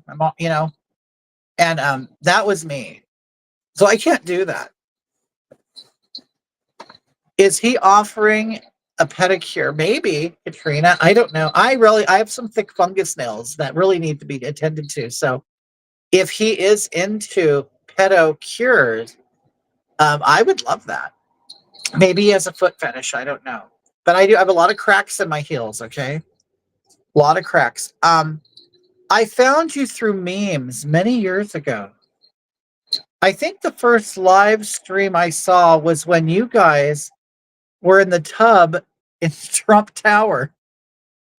You know what? We think about that day all the time. We had a great time, you know. Oh, instantly fell in love. Oh, thank you. Aboriginals got, do they really, do they, Mark? Because I don't know. Fungus nails are beautiful. They could be. Mine aren't really ugly. You know, they just get a little thick and crumbly. You know what I mean? Like I'll soak in the tub and then I can dig out underneath like crumbly stuff, almost like feta cheese. But Sherry said, I like to use ice in my bong. Oh, Kevin, I forgot about that. Yeah. You know what I often thought about? I often thought about would mouthwash. Imagine mouthwash in the bong. Wonder what that would do. Thick and crumbly. Yes, thick and crumble. Um, no, Thank you, Ninya. Oh, thank you, James, so much. Are you in Tokyo, James? Thank you. Listen, um, that's very nice of you. James. Um, okay, now listen, huge ass. No, is it Nina's or Yes, on there? no? But so I thank you for bringing up huge ass. We miss huge ass. Um, Katrina, I don't know. Have you been around that long to know who huge ass is? It would be mint. Yeah, Marquina, I just had an idea because Kevin on here mentioned he puts ice cubes in his bong, right? And I go, oh, I have done that before. But I had a thought, what if you put mouthwash? Ugh. But wouldn't it be minty? No, I think it'd be vapory, like when you put. Oh, like champagne, Vicks. you Oh, get a- oh, yeah. The alcohol would probably burn. Yeah. Karen Walker says take foot baths every 2 days at least, and get one of those lava. Get a lava scrubbing stone. Then rub foot lotion. If you keep doing that routine, your feet will be soft and dainty. But this is the thing. Yeah, huge ass was an OG. I don't know, Katrina. Do you remember? Okay, huge ass. Okay, now I know me and you kind of recently, became friends. Huge ass used to watch me all the time. He lived in a trailer, in Texas. Okay, and he was in a mobility scooter. Lava soap. Oh, you know what? I remember lava soap. In fact, when I was a mechanic, we used that. Um, but you know what? I'll tell you, I do soak my feet. I have a little bathtub, but you know what? I do it maybe once a month. I don't do it every day. But and I'll wear a foot mask, to get rid of the crusties. I don't. If you ever done the peeling foot masks, I know they're old, but oh my god, I love them. Nobody talks about them anymore, but they're wonderful. But anyway, huge ass was an older man in a mobility scooter. He lived in a trailer in Texas, and one day, okay, he could not get his mobility scooter in the trailer, so he had to leave it on the porch. And one day, and he noted kids of a certain culture, Texas, okay, we know. We don't have to be racist. Okay. I love but what he did, oh yeah, you mean a Puma Stone, yeah. Um, the kids came and stole the tires off his mobility scooter, and that he was immobile. He couldn't go anywhere. Do you know that a kind person who watches me sent him the money to buy wheels for his mobility scooter? Well, over time, one day we just realized huge ass isn't watching, or he's not commenting, because he was very, very active. And we just decided that he ended up dying in his mobility scooter, and he's probably in his mobile home, rotting on the porch in his mobility scooter, and he's probably stuck to it. All the juices and stuff come out. Isn't that is nice at stuff? You see, as much we have fun on here, we even make fun of people, and some people even leave crying, but we still do good here. It's still a good community here. The audience and the followers I've cultivated, but no, some really nice people. Well, let's find him. Yeah, I would love to find huge ass. Well, he goes by like huge jazz. You know how you got to play with words to get around censorship and stuff. But I never learned his name. Just like, if you guys remember, this is a long time. Your followers sent me furs. Yeah, Katrina, I'm telling you, I, it's funny. The people who watch me, they don't come off as fancy people. They don't, brag about anything. But I have some people on here who actually are very, they're comfortable people, and they're not afraid to be generous, and which is wonderful. I think it's great. But I also had a follower around the COVID time, Katrina. He was in China, okay, during the whole COVID shutdown. And he was one person who actually got sealed into his apartment. Like they welded a bar in front of his door. And he did something, I don't know what he did, if you weren't allowed to access the internet or whatever, but in China they're very they control people. And he all of a sudden disappeared. He was he was writing to me on a show. He was in a cabinet, in a little sliding cabinet in his apartment in China, and they were breaking in to get him. And that's the last time I ever heard of him. 5 years ago, let me see, wait. Scarab says, when I first started watching you 5 years ago, your interaction with Hugh Jass was the lick. Oh, loved Hugh Jass. No, we've had quite a few characters in here. The Birdcage just came on. Oh my God, Susan Mills. I love the Birdcage. I love it. It's a good movie. I like it. Me and Marquina, we want a houseboy who runs around in his underwear. We want a little houseboy.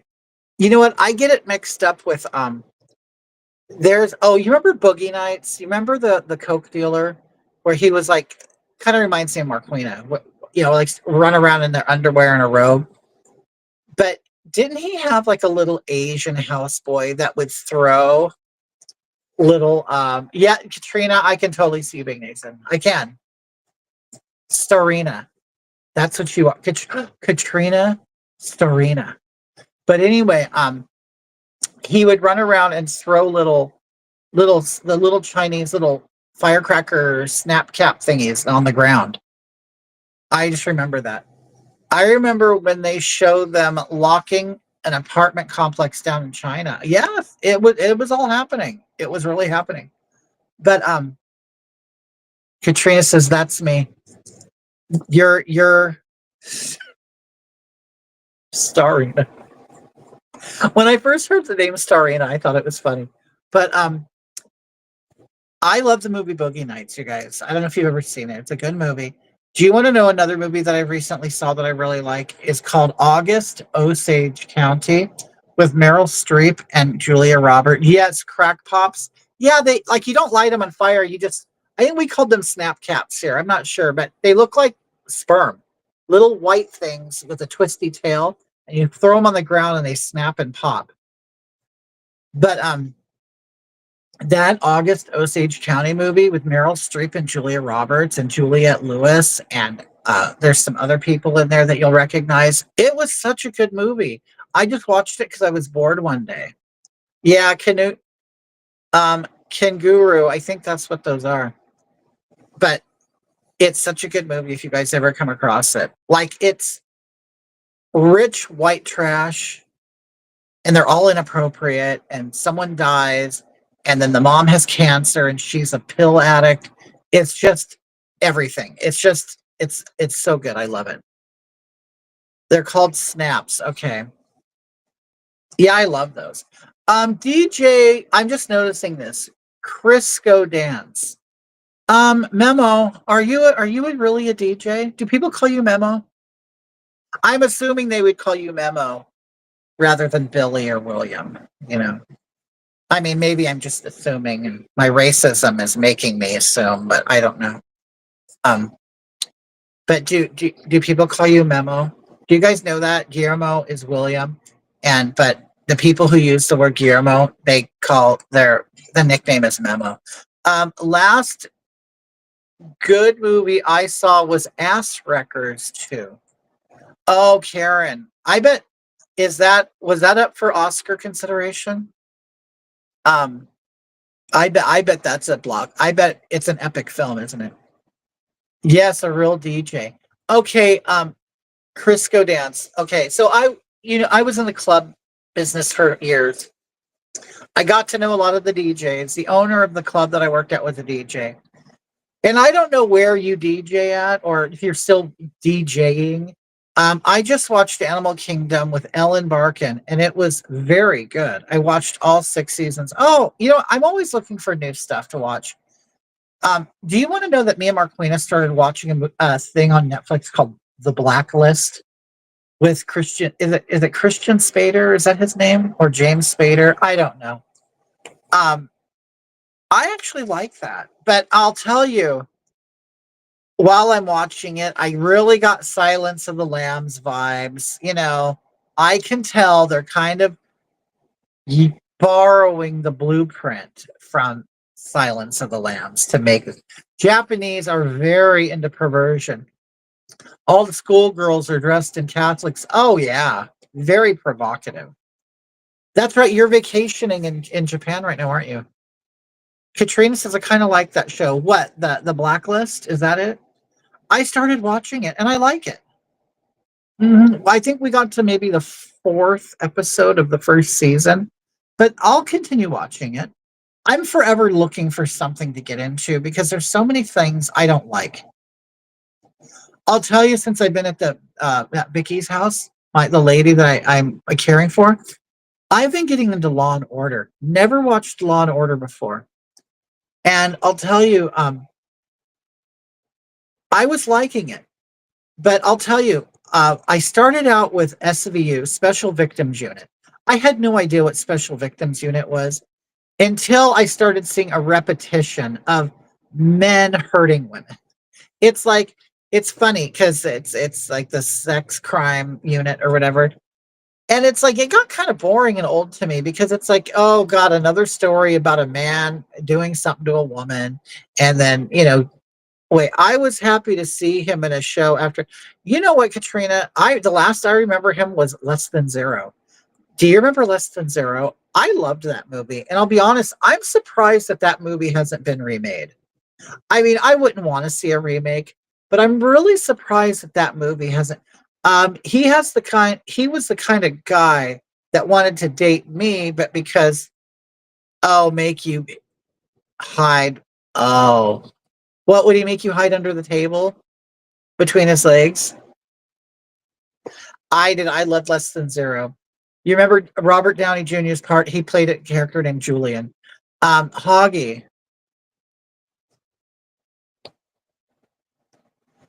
Have you ever watched the British sitcom called Vicious? Wait. No, wait. With Sir Ian McClellan and Sir Derek Jacobi. Oh, we'll look. Is it on Netflix or something? Do you know what we recently saw Ian McClellan and Richard the Third, is it? That was a really funny. Well, I don't know if it's meant to be funny. Do you watch? Am I saying it right? Is it Vicious? Do you like it, Katrina? Oh, yeah, it's so good. But yeah, we recently, it was last night or the night before, we watched that movie. I think it's King Richard or something Richard the Third or something. It's like Shakespearean, but in more modern times. Kind of like when they did, remember Romeo and Juliet with Leonardo DiCaprio? It was, I know kind of that where they kind of mix modern with old stuff. But that was really good. I liked it. But okay, I'll look up Vicious. I'll look that up. What it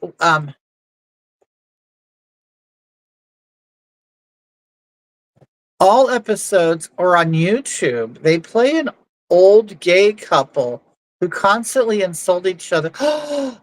Oh my God, Karen. I want that's totally up my alley. Totally. Sometimes I wish I had that kind of relationship with Marquina. Um, oh, that sounds like fun. I would totally watch that. Um, but so the Blacklist. So I'm kind of watching it, and because I do like that kind of stuff, mystery, intrigue. I love a good plot twist because I always am very good at predicting the end of something, and I really like it when I'm wrong because I do with Jim. Do you really? Oh, it was on PBS.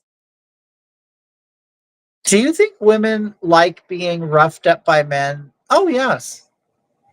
You want to know something, James? My mother once told me, back when I identified as a man, I was married. I was with a woman, a heterosexual woman for some time, and she was very abusive. Like I don't want to say and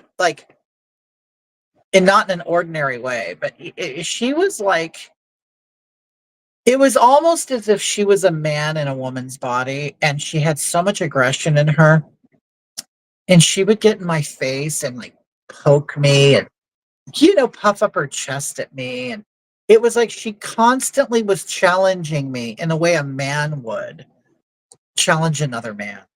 And I'm like, why is she doing this? And I would talk about it with my mother. I'd say, mother, why is she doing this? And she's very controlling and very dominating and everything, and but would physically get in my face and hover over me like a man. And I'm like, why is she doing this? And one day my mother told me, she goes, you should hit her. I go, I'm not going to do that. I'll go to jail. She goes, no, she's going to like it. And you know what? I didn't hit her, but she did push me a little far. Okay. Provoked me. Yes. You know what? I'm telling you, they provoke it. They do. Okay. They do. It's kind of like you're always constantly playing with a cobra. You know what I mean? And you're trying to grab it, doing this stuff. The snake bites you. You know what? You can't play victim anymore. Okay. So, you keep getting poked, you keep getting all this crap, and if you're a passive person, you end up taking it, and then it emboldens them even more. Oh, I can do this more. Anyway, so one day I did. I grabbed her head like this, the neck area, and I walked her back to the wall. And I banged her head on the wall, left an indentation in the drywall. And the way she looked at me was very crazy. Like almost as if mission was accomplished. Like, I don't know, like if she wanted me, like that showed her that I cared. Like, it was very strange. Like, at that moment, I knew she was sick. It was as if, do you remember on Mommy Dearest when Faye Dunaway looks at the camera? I believe it's when she said, now clean this mess up. And she has this look on her face with a slightly crossed eye and turning away and looking in the distance or something. It was that moment. It was like I saw the crazy and I went, oh my God, she actually enjoys this. Like, women hate weak men. They want the clap back. Yeah. It was very bizarre. And I knew at that moment, I went, I can't have this kind of relationship because it gives them the right to say you are the issue. Right. And it was like, it's a chess game, isn't it? Yeah, Katrina, it's a game. It's a chess game. And I'm thinking, this person is in this relationship for all the wrong reasons. Now, I don't mind, there are people, we watched a movie. Marquina's great. She took the dogs for a walk. But there is this type of woman out there that, and I'm going to tell you, there's a certain culture of women that seem very masculinized, even though they're very feminine, like the big boobs, they're very voluptuous women, but they have this man mentality. Wait a minute. Speaking of foot nasties, how's Gladys? She gift you any more petty wraps? Agatha said Marquina is fading. Well, yeah, she is. She's losing some of her pigment because she don't really play out or work outside that much anymore because she has her own health issues. But she's losing weight. Tell Niggy Longstocking said, "Oh, hi Leo, how are you?" But it's like it's like she's getting older. I just slap my girlfriend's ass when I get angry at her. See, I'll tell you, James, she was like that. See, but she liked any attention. And I think, and I'll be honest with you, I'm the kind of person, like, how can I put it? she was one of these type of women that, and you know what? I'm a woman too, and I get it. We all like attention, but she's the kind of person that, let's say we're going to go out to dinner, and she would spend 2 hours getting ready. Okay, 2 hours. I mean, seriously. And now she was a pretty woman. She was. I mean, men liked her, other men liked her. But I don't, but there was a desperation to her. Like, you had to, like, she almost demanded that you fawned over her. You know what I mean? Like, so now, you know what? This is the 90s, and you know what? We're shopping at cheap stores, indoor swap meets and stuff. And so we would go to the store, just the grocery store. That's it. Just the grocery store. And she'd walk out of the room, out of the bathroom with a mini dress on and some kind of chunky heel. It's the 90s. And her hair done. She did her hair red and all that, and put on a full face of makeup to go get cigarettes at the liquor store. And then she'd kind of peacock around me. You know what I mean? Showboating. And I'm just sitting there watching TV. And I'd see her, and it's like she's the kind of woman that constantly told you how beautiful she was and how other women are jealous of her. Okay. So the ego was already inflated. Okay. You can thank her parents for that. She's one of these parents that, you're a princess, you're a pretty princess. You know what I mean? So they grow up thinking they're pretty princesses. But oh my goodness, if you did not give her the attention she required, and oh, look at you, honey. Look at those legs. Oh, that dress looks beautiful. Oh, really? Do you think so? And it's like, dear, you just spent 2 hours to go get cigarettes. You know what you're doing. You wanted me to notice, and I better notice. If I'm going to have a good day, oh, I better make you feel good about yourself. So I'm going to tell you about this one time. Yours are so much better. She did not have good brows. So one day we're at the market. I'm not even the market, it's a grocery store in a welfare area, okay? Because we did not do well at all. So we're sitting there at the store, and she's wearing her heels. So with her heels on, she's over 6 feet because she was 5'10. Okay. So we're at the store getting a pack of cigarettes, and not even like a name brand. She's the smoker, not me. So she's smoking some cheap brand. And we're in line, and they're all immigrants. They're all immigrants. And so these two guys that look like cholos are checking her out. Okay. They are in front of us, turned around looking at her in her mini dress in a low income immigrant area. Okay. So, and I'm standing there behind her, standing with her, but she's looking at me and they're looking at her. And so she turns around to see, if she needs to move up in line. Why are you telling all these people about our relationship? Katrina, do you relate to this? So then she turns around and looks at me. And okay, she turns around and looks at the guys, the cholos. We'll call them cholos because that's what they were. And they look at her and they're like, damn. They're looking at her up and down, and they actually say the word damn. Okay. And then this is what she does. So now she's standing between us. She steps back to where now me and the guys are looking at each other. And then she's like standing between us, and she says to me, are you going to let them say that about your wife? I'm going to tell you, at that moment, I wish she got in their lowrider and left with them. I'm like,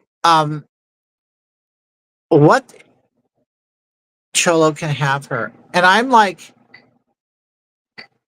what am I supposed to do at this moment? Is this is where she wants her spouse to fight for her. Okay. So not only does she want her head pushed into a wall and wants to be beat up, she wants to see me fight other people for her honor, because she's a lady and she is enticing men to look at her at 2 p.m. in the afternoon in a mini dress and heels in an immigrant, heavy, low income city buying cheap cigarettes. It's like, what am I, you know what I mean, Kevin? It's really, is it, she belongs to the streets. Yes. Yes. It's like, mating rituals. It's like, but we had already mated. That's what I don't understand. It's like, we were already years in a relationship. And it's like, are you that bored? I mean, I know all you do is sit home and smoke meth and smoke cigarettes, but are you that bored?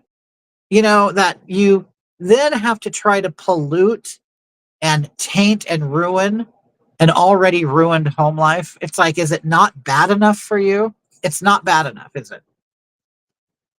But and you know what? And I'm telling you, and I think, yeah, she was beneath me. Yeah. But seeing this is the thing. I came from like a poor working class family. She didn't. She came from more of a middle class family. So middle class that her parents spoiled her, gave her whatever she want, bought her cigarettes at 14, let her drink, and didn't force her to go to school. She was a total little princess. Do you know her mother would come home, her elderly mother, because her mother was like way old, like as old as my grandma. She said her mom would come home from work, make dinner, and put it on a tray and set it at the bottom of the staircase and then yell up at her, "Dinner's ready." She would run down, get the tray, and go upstairs and eat it. And then if she didn't feel like bringing the dishes down, she'd just shove them under the bed. Let's find her. I'll fix her, then cut all her hair off. Oh, I can guarantee a 6-foot woman is rare. Yes. Oh, I guarantee her hair is still long. I guarantee she's in her 50s, and I guarantee it's really long and heavy. How is the walk? Mark, drug addicts aren't in their right mind. Do you know what? I'll tell you, Robert, she wasn't in her right mind in high school before drugs. If the closest person I can compare her to is Nellie Olson. Like, honestly, Nellie Olson. Horrible. And even mix Nancy in there too. Remember when Nellie grew up and oh shit, we need a new bitch on the show. Oh, let's get Nancy. She was Nancy also. But God, what an experience. What an experience. So I'm telling you, hello, a 6-foot woman is not rare. Katrina Klein is 6 foot. Aren't you, Katrina? You're about 6 foot without heels, aren't you? Yeah, but Nellie, but Katrina, I know since you were 47, since you were 45 in the 70s, you must know who Nancy is too. Remember Nancy? Didn't they adopt her or something? But that was later on in the show. You know what? I'll tell you, Little House on the Prairie got old. They did. When Mary, I'll tell you, Little House started getting, I didn't like it anymore once Mary moved out with Adam. And that was okay for a while. Oh, a new storyline. They added some black people, Hester Sue. They added Hester Sue.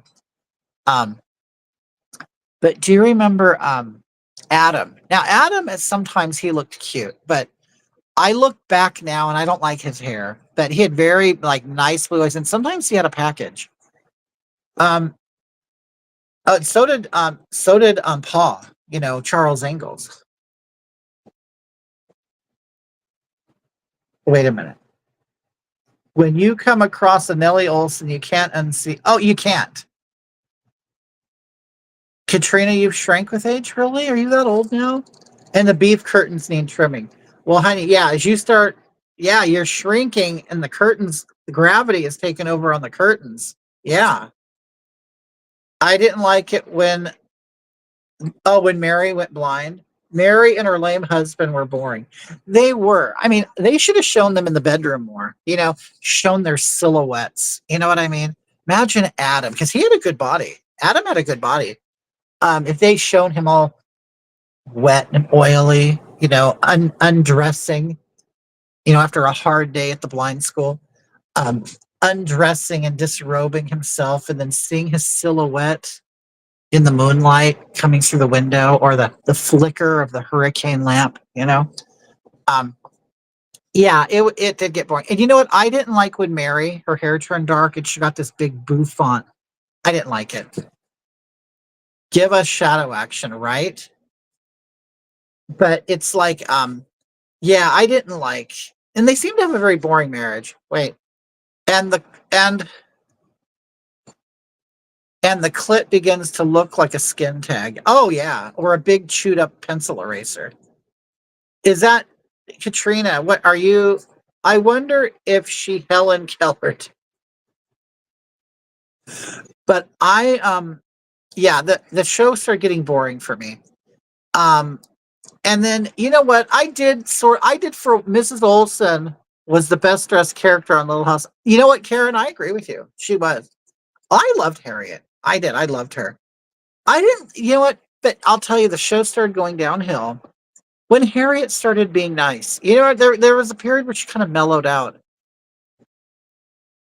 Katrina, oh, she holds her clit up with a staple.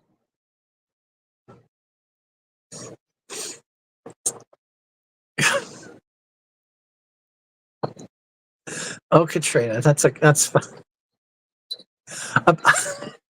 You know, have you ever maybe a paper clip would be less, permanent? Oh, wait, character. Mrs. Olsen was the best. Oh, definitely.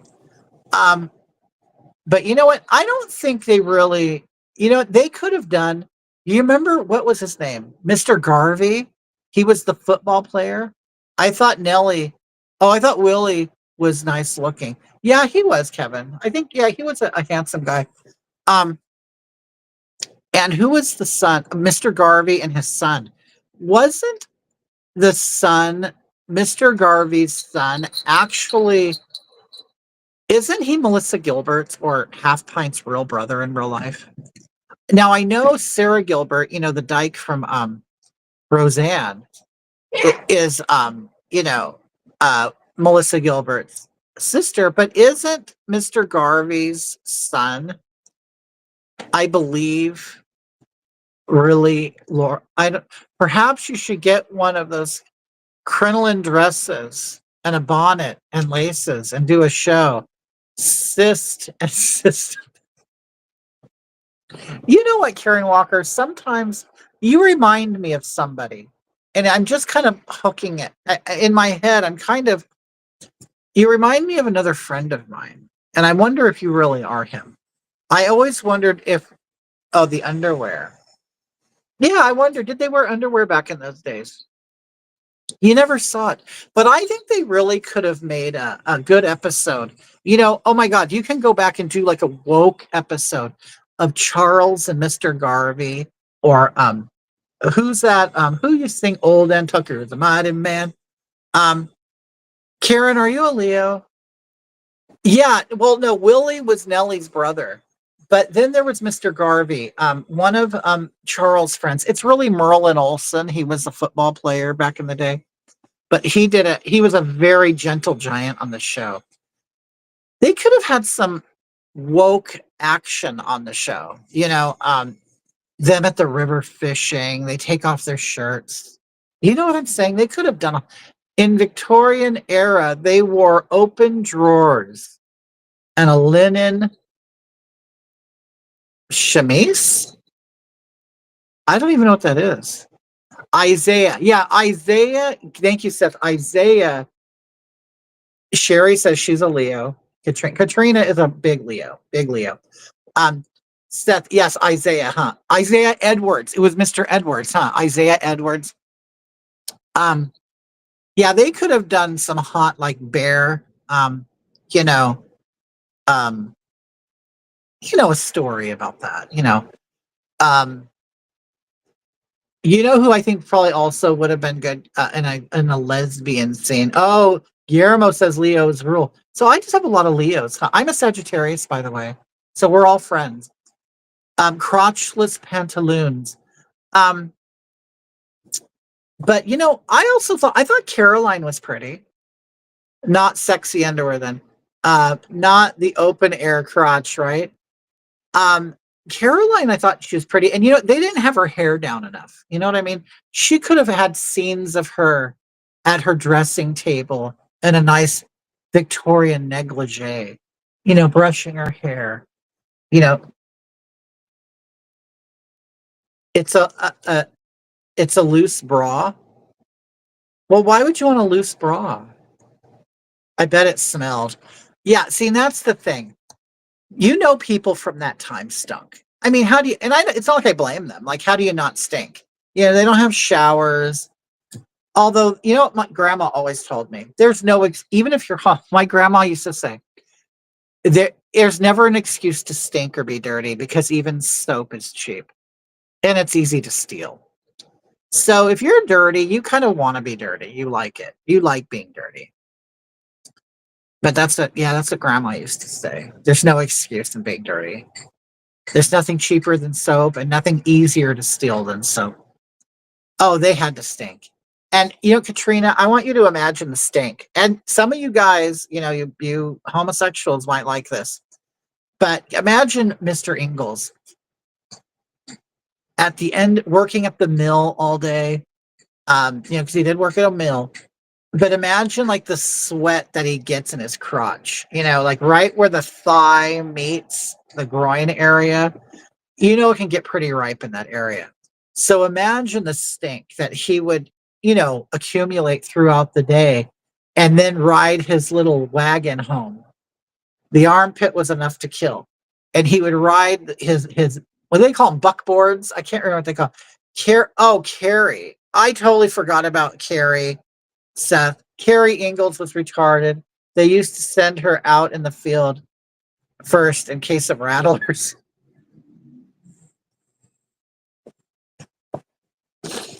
You know what? I'll tell you. It was sweaty meat. Carrie annoyed me. She did. She annoyed me. That's kind of where I think the show started going down for me, was when Carrie was on there. I'll tell you, one of the most annoying episodes that had Carrie in it, I don't know why I think about this. I do every day. Is when Charles picked, and maybe I was jealous. Maybe I wanted my dad to do this, but would picked up Carrie and she put a foil star on the Christmas tree. Okay. And then he sets her down and she's looking up at it. And they do that soft focus Diane Sawyer dreamy look, you know, for her interviews to make her look 50 instead of 80. So she like they had this soft focus on her and all the Christmas lights were like had star points coming off. And she's looking up at it and she's happy birthday, baby Jesus. I uh I wanted to throw her in the fire. I don't know why. I why you know and why do we hate Carrie? And do you know I hate her so her name was Lindsay and she had a twin named Sydney. I think their last name was Greenbush. And it's like I hate both of you.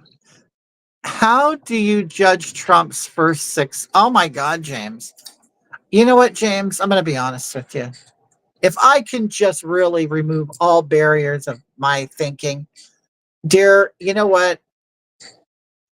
I'll tell you, he's doing exactly what I want. Now, I know there are people who are saying, oh, we want to see the list. We want to do this. You know what? I'm going to be honest with you. From the get-go, I knew it was all BS. Okay. I want you to think, just from a tactical point of view. Let's say I enter the White House and I have a file. Now they say this isn't even there anymore, right? There's a file with a bunch of names of billionaires, politicians, celebrities, you know, the people who make the world go round, right? Okay. Let's say this list, if it existed, if it didn't, whatever. Are you just going to go on TV, open it, and just, hey, Bill Gates, Elon Musk, they start going down the list of all these people. And then what's going to happen? Could you imagine the global fallout from that? Oh, well, I'm not buying Microsoft stuff because Bill Gates is on it. I'm not buying Tesla stuff because Elon Musk. Oh, General Mode, you know what I mean? You go, and it's like, for me, if let's say I'm in the White House and I have this list. Do you know what I'm doing? I'm getting on my phone and I'm going, Hey, Bill Gates. Yeah. I found your name on the list, and there's even video of you doing X, Y, and Z. Yeah, I know. Yeah, the public can't know about this. But what are you going to do to stop the public from knowing about it? Right, because we need you to do something. Yeah. So how bad do you want this to be covered up? Okay, you know what I mean? It's like, I think that's what I would do. I would be in the White House right now calling everybody that's on that list on the phone saying, so what, how are you gonna stop me from you know what I mean? So it's all, like I said, it was all a tool to either blackmail or just to get people to vote. You know what I'm saying? I always believed it was an instrument to be used, that it was never gonna be talked about. You know what I mean? I know that, we're all peasants and we're sitting at home and we're wanting the drama. And a lot of us were diddled as kids, and we figured, you know what? Get the men on this list. I was diddled too. You know what I mean? You feel like you're kind of sticking it to your diddler. And it's like, but in the end, when you think about it, oh, this is a great political tool. It's this and that. I mean, you know what? You're never gonna. In fact, I'm surprised. Is it Prince Andrew? What was Prince Andrew? The non-sweater. Yeah, why did Prince Andrew go down? What did he do? Oh, he's making public appearances again. But wasn't he implicated in some kind of list or He something? was pictured with some of the girls. Oh, see, now that was a real leak of him, Prince Andrew, with kids or whatever they were. So that's what kind of made him fall out. So that was a little leak. I don't know, but I don't know. I mean, I really don't. I know we all, of course we want it. And we were told, we were led to believe it would happen. And you know what? And so there are people who are saying, oh, I hate them for dangling that carrot and yanking it. But since day one of all of it, from, the first administration, I always knew that there is a show around the administration. It's almost as if, think about this, the presidency is a reality show at the same time. And the media is making that happen. And that's what's funny about it. You've never seen anybody covered like that before. And they could have, but they just had boring cast members. Absolutely boring cast members. So now you get this administration that, oh, I'm going to get the best looking. I'm going to get this and that. But I mean, it's like, if you look at everybody on the cabinet, they're usually attractive. They're usually attractive. And he'll even say it. And, you have this big charismatic character that is TV savvy and stuff. And then the media loves it. They like to film everything. They like to sensationalize it. They like to leave you hanging, some kind of cliffhanger.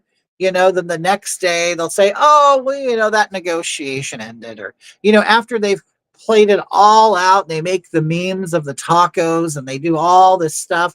And just like they love it. They're loving the deportations. Everywhere I guarantee you, they even get tipped off by ICE. ICE says, hey, we're going to be in Camarillo getting a pot farm. Make sure you're there.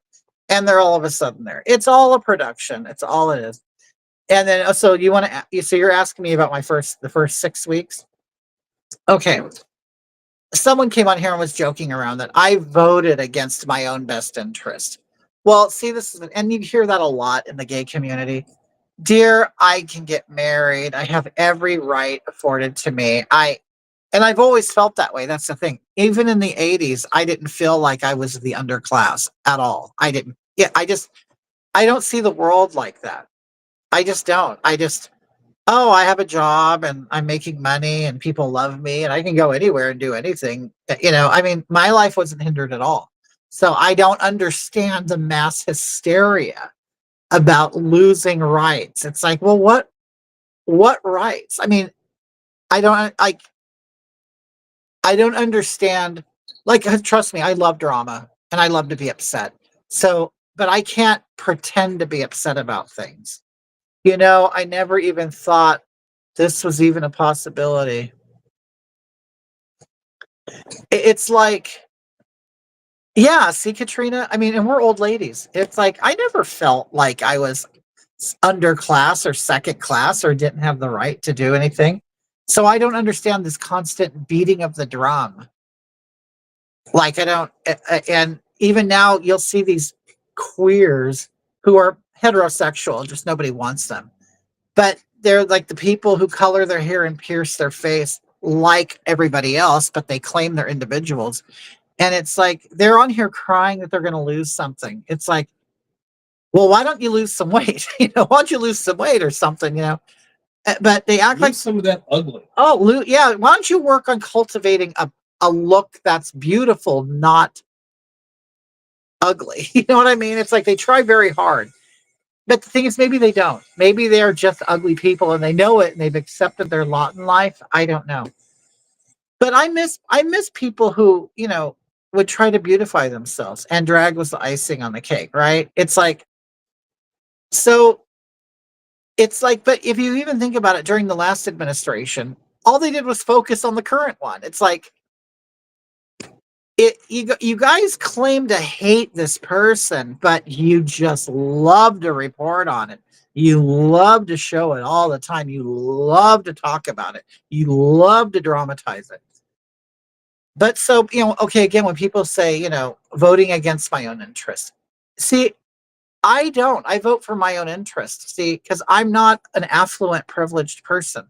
So I don't sit here and think, oh, I'm white and I'm privileged and I have all the rights in the world just because I'm white, and I don't, you know what, I'm going to vote for my neighbor, my Hispanic neighbor.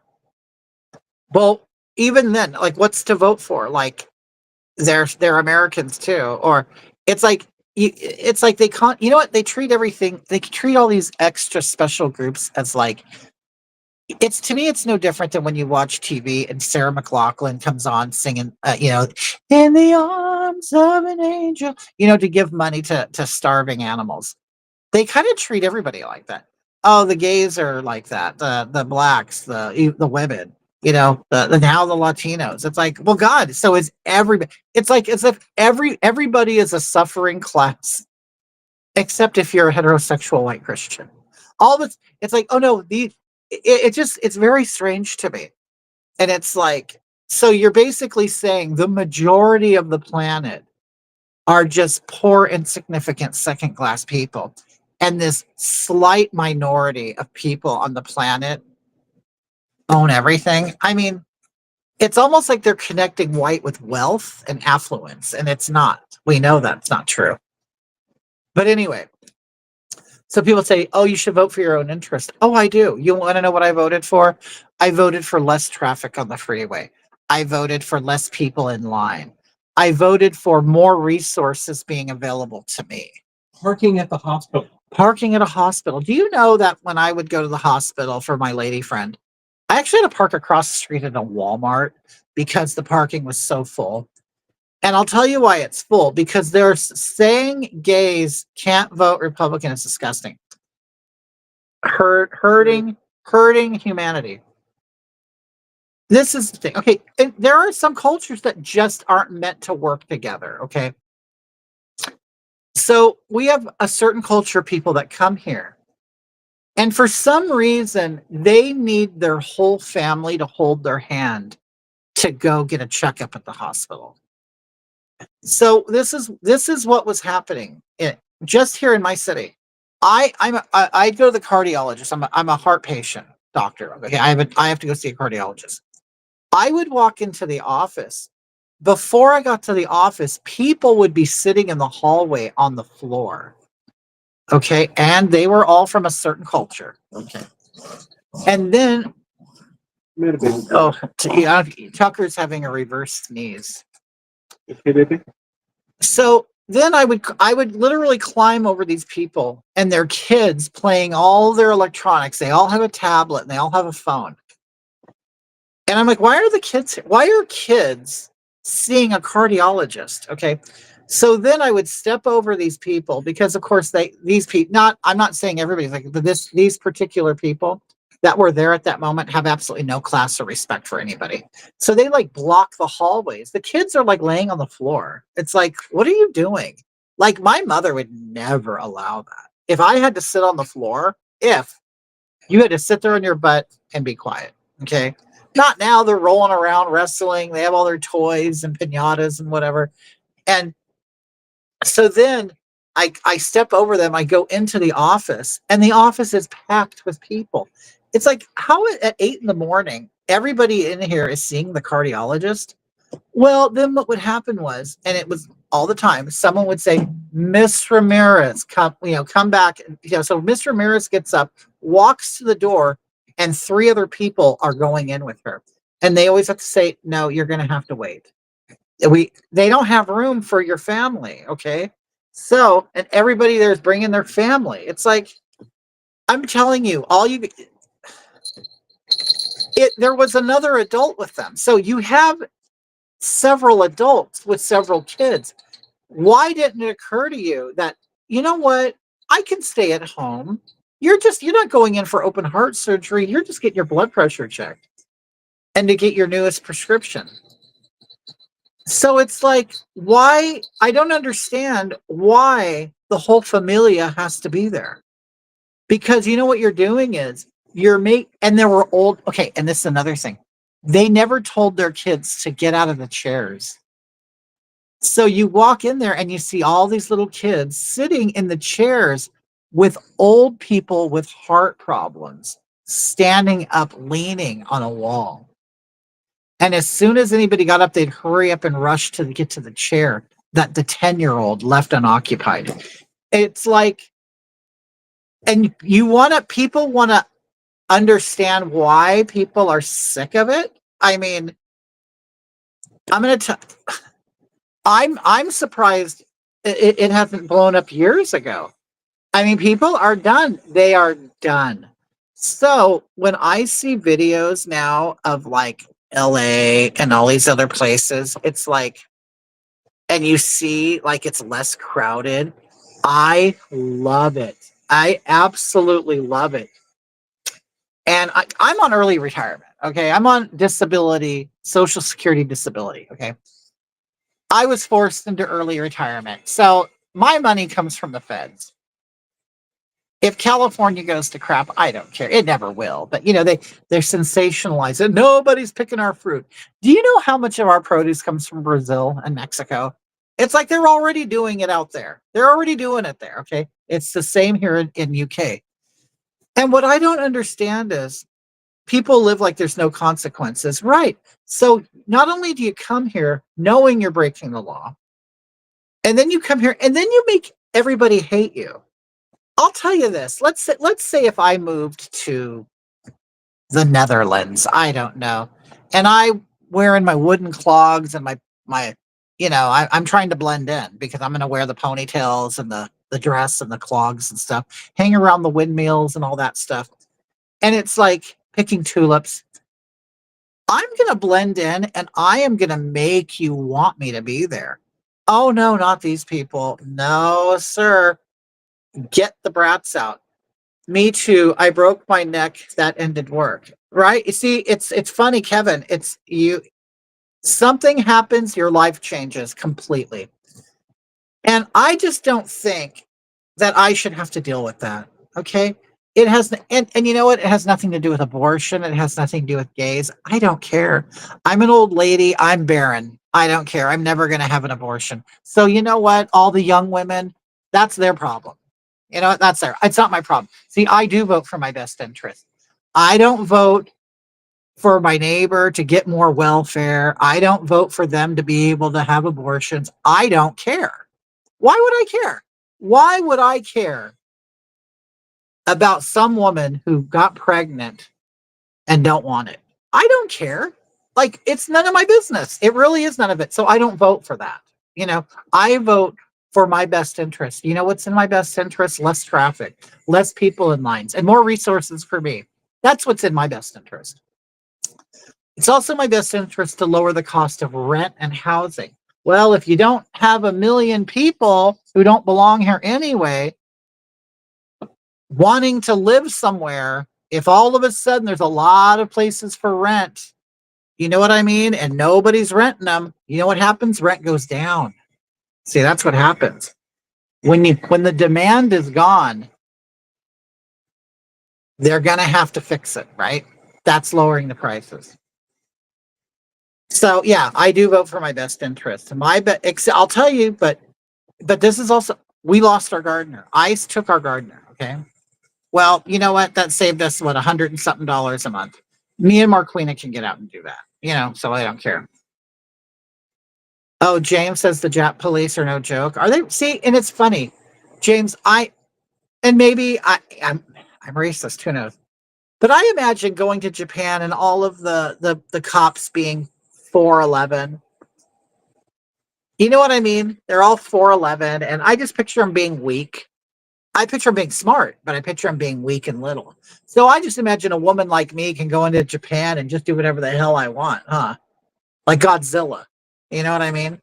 But are the Japanese police, are they like a big force? Are they big strong people? Because I always pictured them being little and, dainty. But maybe they're not. I don't know. But anyway, so yeah, they're out there right now. I'm Japanese. Knock it off.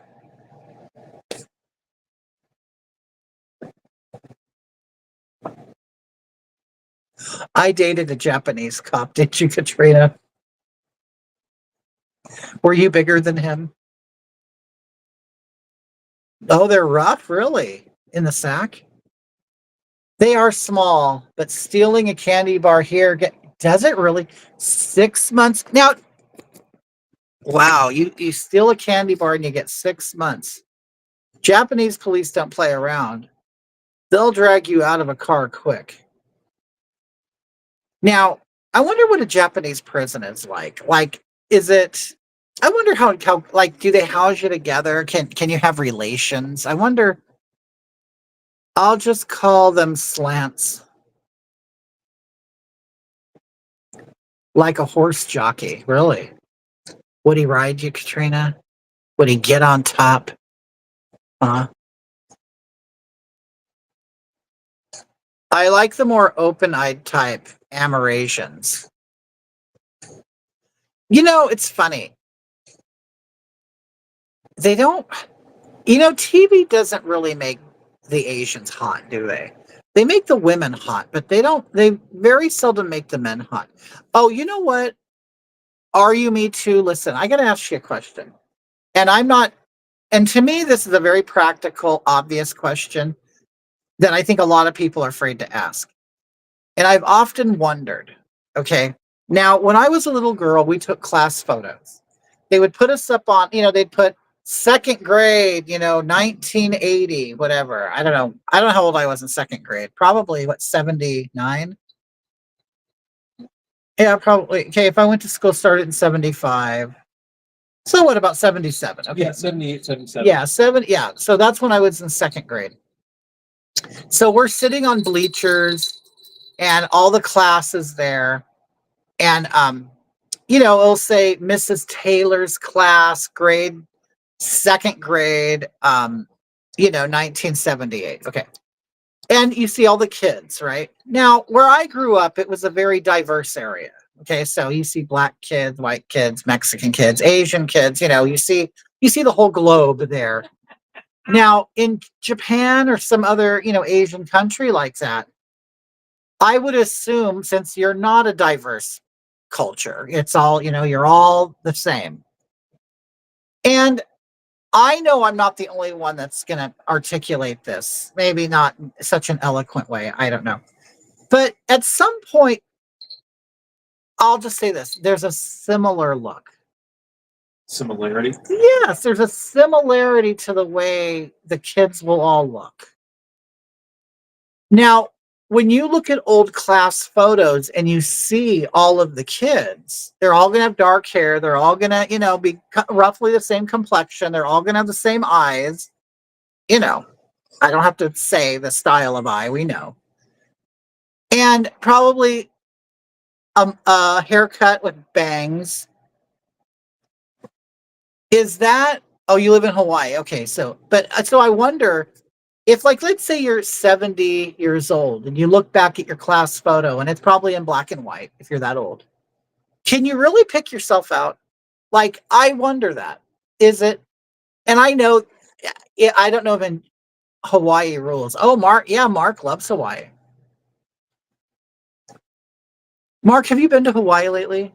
Hawaii, Hawaii. But I do want, and I don't, and I think that there's a way of asking that question without it being offensive. I mean, seriously.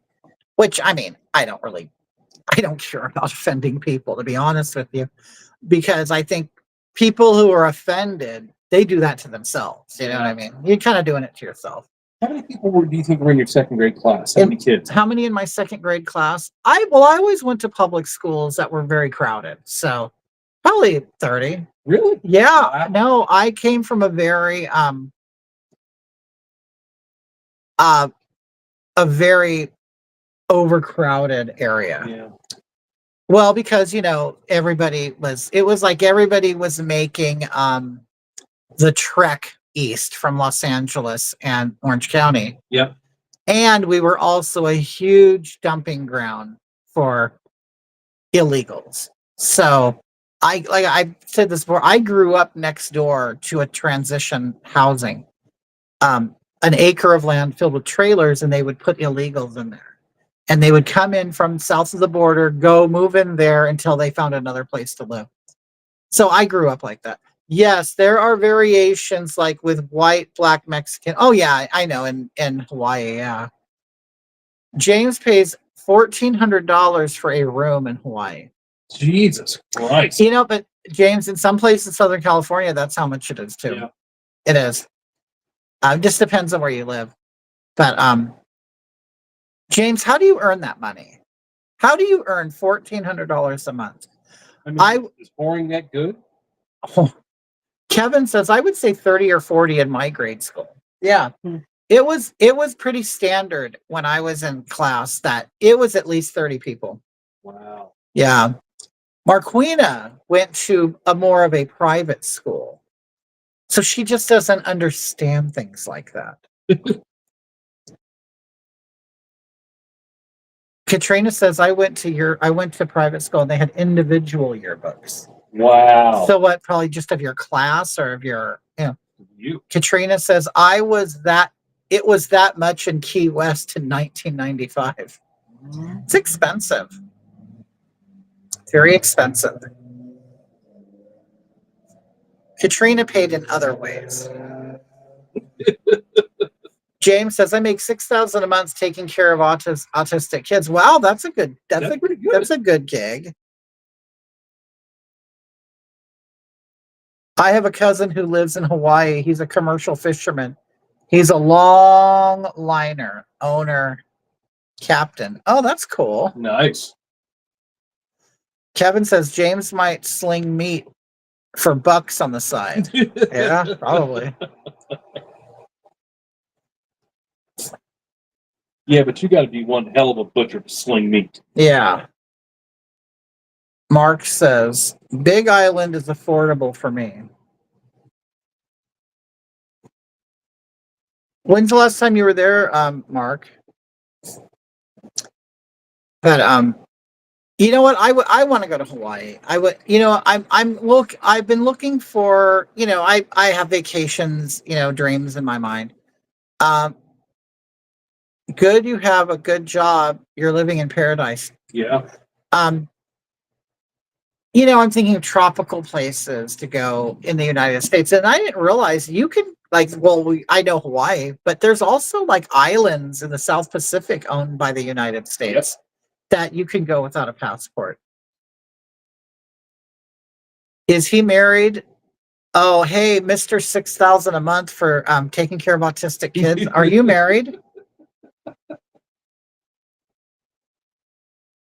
Oh, he was in June. He was in Hawaii. Yeah, I've never been to Hawaii. I think the closest to Hawaii I've ever been would be Laguna Beach. I don't know if that's the beach closest to Hawaii. Yeah, James says Guam. Ooh, nice water. See, that's all I want. Before I die, I want to see clean water. Yes, but Maui's more expensive. I love all of Hawaii. Even the desolate black areas, Mark. Don't you like that with Moonscapes. the moonscapes? Got a crazy Filipino girlfriend.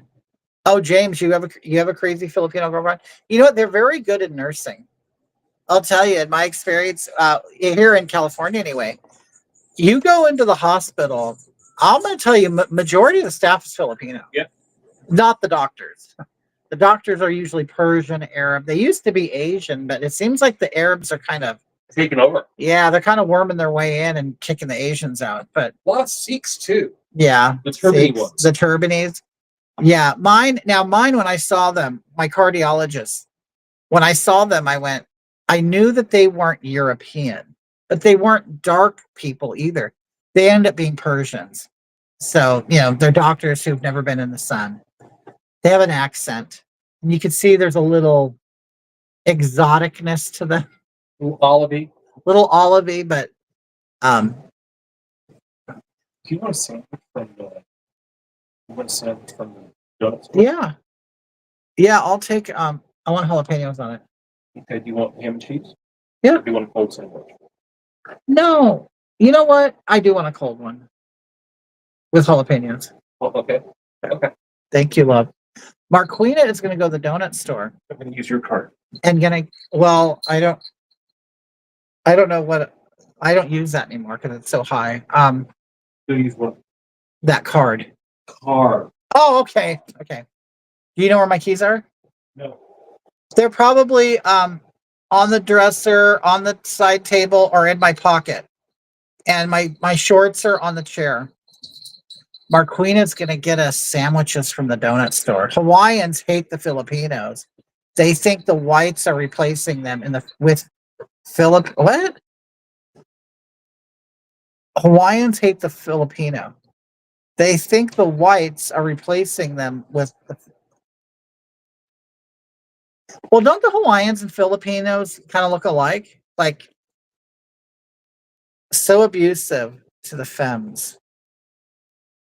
Lots Asians move up to being doctors. Katrina says, don't date a Persian. You know what? I'll tell you. You want to know something? Okay, so my mom was dating a Persian guy. He was a psychologist, a psychiatrist, the kind that can prescribe medicine, okay?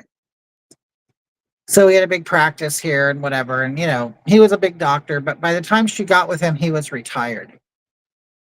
Okay. Oh, James says, not really. They don't look alike. So anyway, my mom started dating a Persian man. And, he had money and he had everything, he wasn't a loser. He was very strange though. But so he wasn't even practicing anymore, but he would still get tons of medication. I guess from all the distributors, they send you the medications and stuff. The Filipino are short and light skinned. So the long story short, her boyfriend dies. Okay. Well, when he dies, he has a Mercedes and a Lexus, and he didn't drive the Mercedes because he thought it took too much gas, even though he has money. So he rarely drove the Mercedes, but he drove the Lexus everywhere. Well, his brother, his name is Ali. The Persian guy's name was Taggy. His brother owns a big business in New York, and he came out to California to settle the brother's estate. Well, he gave my mother she goes, hey, I want to get rid of this Mercedes and Lexus. I'll give you first choice.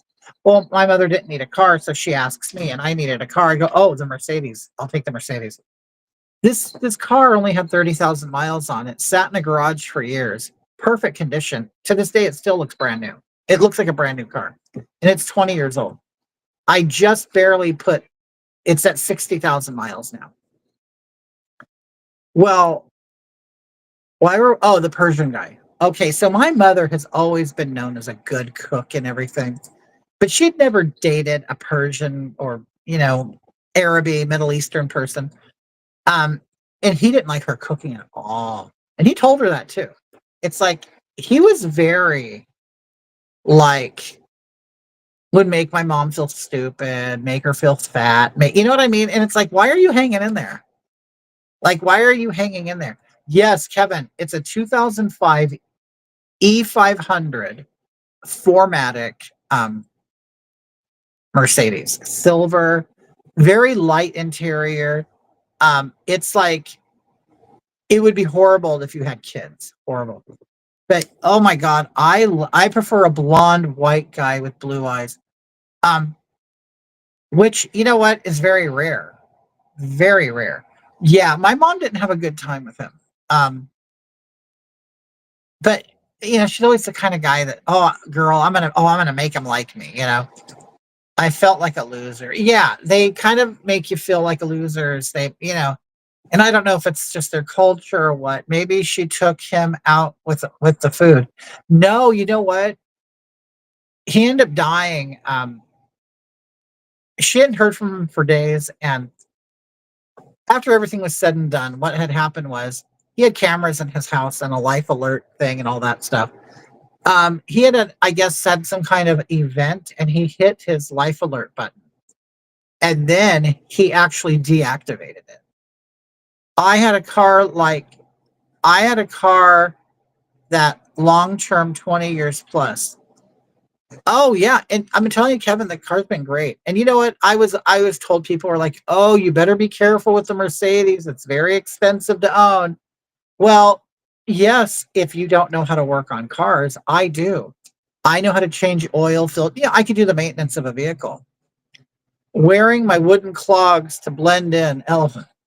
Mark, you just heard that? So anyway, I what was I saying? Oh, so the it might be a culture in the way they treat their partners, probably. Well, I'm assuming in all of, I mean, you know, not to be judgmental, but women are kind of below the men in those cultures, aren't they? But but he had tons of medications. Like he had shelves, those rolling wire shelves of filled with psychiatric medications. I drive an Infinity with wood, and you know what? That sounds like the Mercedes. I have wood. I have wood too. Sounds amazing, wonderful. 20. It is, James. I love it. It to me, it was like the last. I don't think a lot of Mercedes now look like Hondas, or they kind of lost their luxuriousness. My car still has kind of has that European look, and it has the actual Mercedes emblem, but it looks like a brand new car. And the windows are tinted blue. Like there's a slight blue cast to it. I know it's to keep out UV and stuff, but I love the car. But you know, everybody told me, "Oh, you better." It's their culture. Trust me. I was with one for 10 years. And it's like, I'm like, "Oh, you better be careful, car." And I went, and I, like I said, been a diesel mechanic for years. And I'm like, I know how to change oil and stuff.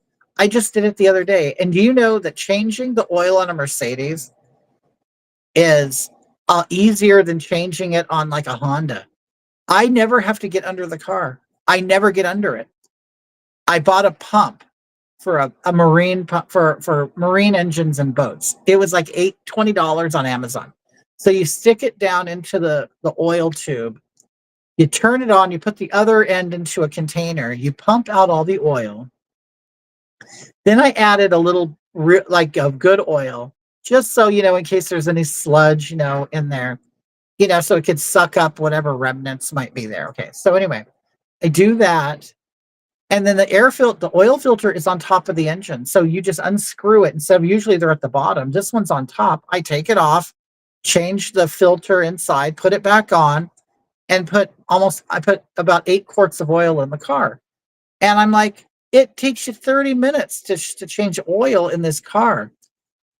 I think they use burl wood. And yeah, Kevin, I do. In my the wood laminate is, it looks like little hole, like a Marquina knows what it is. I think that's really, you make Marquina hold the car. You know what, Marquina? I don't think she's ever helped me work on my car. She would love to, but I think she's afraid of breaking something. Because she knows I'll get mad. or she's afraid I'll get mad. So she's like, I don't want to touch this car because I know Agatha will go off, even though I've never gone off on Marquina. But very easy. I'll tell you the worst thing that's happened to the car since I had it was I probably, now the car had been sitting for a while and I probably was a little hard on it, but I was in the desert and there was these whoop-de-doos. Yeah, bird's eye maple. Okay. These whoop-de-doos on a highway in the desert. So I'm like, yeah, I'm gonna get this, right? So I mean, I pushed the car to 100 and I'm going over these. Well, the car starts getting off the ground and then it would come back down really hard. Well, the suspension in the Mercedes is air suspension, so it pumps up bags and shocks. The front shock went bad. I hit, and then all of a sudden the front end starts going down like this. I went, oh my God. I had to replace that shock. One shock was $1,400. Oh, yeah. Scarab, I no longer hot rod that car. And the car still looks new.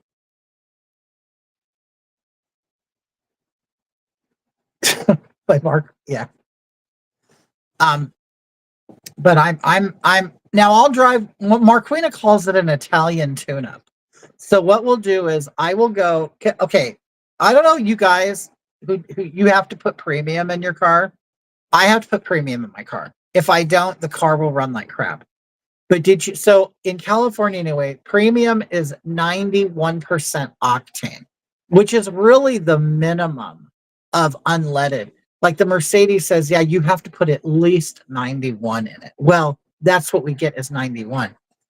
And the car, if I get a cheap brand, you could tell in the performance of the car. So what I did was I found a gas station. It's like 5 miles away that sells racing fuel. The racing fuel here it's 100 octane. So but it's $10 a gallon. So what I'll do is when I fill up my car, I will go to the gas station with the racing fuel, and I will get $50 or $60 worth of the 100 octane, and then put 91 in the rest of the tank. My car runs wonderfully then. If you can get racing fuel for your car, you'll see a big difference in it. Well, then what we do is once it's filled up, I got the oil change, I got everything's working good, got the racing fuel, we'll go out to the desert and we'll go 100 miles an hour on the freeway. And it's so much fun. And I've even got to 120, okay? But I start feeling like I'm going to lose control. But we call that an Italian tune-up. That's what Marquina calls it. An Italian, because you blow out the carbon, you know what I mean? You really get it going. Someone said Saab. I haven't seen a Saab in a long time. Popular cars where I live, it's funny. There's a lot of Mercedes here. Well, see, okay, I live in a very low-class area. So a lot of the people, they'll buy a Mercedes. Okay, I live around the kind of people that they want like the good labels, like they want to drive a Mercedes, but they don't want a real one. So they'll buy one for $5,000 that's been in a wreck or something, or they'll take them and put different rims on them and stuff like that. So while I'm driving around in my premium nice Mercedes with my arm hanging out without rap music blaring, and we'll have our Shih Tzus. Marquina will be in the passenger side with one dog in her lap. I'll have another dog in my lap as we're driving in a nice, clean, shiny, elegant Mercedes. Well, then people will pass us in their Mercedes with the air suspension is leaking. So now it's a lowrider, different tires. You know what I mean? One bald one skinny one from from a used car, a tire salespeople. Tinted windows where the tint is peeling off, the headliners are hanging, but they're in a Mercedes, so they feel like they're worth something. I live around that, you know what I mean? But yeah, there's a lot of like junky Mercedes where I live. A lot of those what are those? Those 300 M's, you know, or those the ones that they pretend to be gangster cars because they're kind of low roofed. The Challengers and stuff. There's a lot of Challengers and those things. What else do we see a lot? You still see what they call them rice burners. The donut spare tire. Yep. You know what? I don't know if you know what a rice burner is, but I used to have one in Acura. So it was a small little Acura car. A lot of the young guys wanted that car. They would tell me, "Are you ever going to sell this car?" Because it was like a 98 Acura. I can't remember what year. Little red hatchback. They like to make them sound like lawnmowers or motorcycles. They'll put like some kind of muffler on it that annoys the neighborhood. They're the people that do donuts in the intersections, shit like that. So we still have quite a few of those cars on the road here. What else? But a lot of young people aren't even driving anymore. Oh, you know what? We're in our neighborhood. What we see a lot of. Maybe and I know they're in LA stuff too. I love the look of the 300M. Oh, I wanted the 300M so bad. I pictured like it being driven in Dick Tracy, like by one of the characters, like Al Pacino or something. It just looks. There's something about it that's about the car. But anyway, we have a lot of the mini bike gangs here. I don't know if you have them in your area. They're all dressed. They look like they're all dressed in black. They're usually kids around 9 to 16, and now I used to ride motorcycles too when I was a kid, but in a field we didn't drive them on 4-lane highways. Like I live in the city.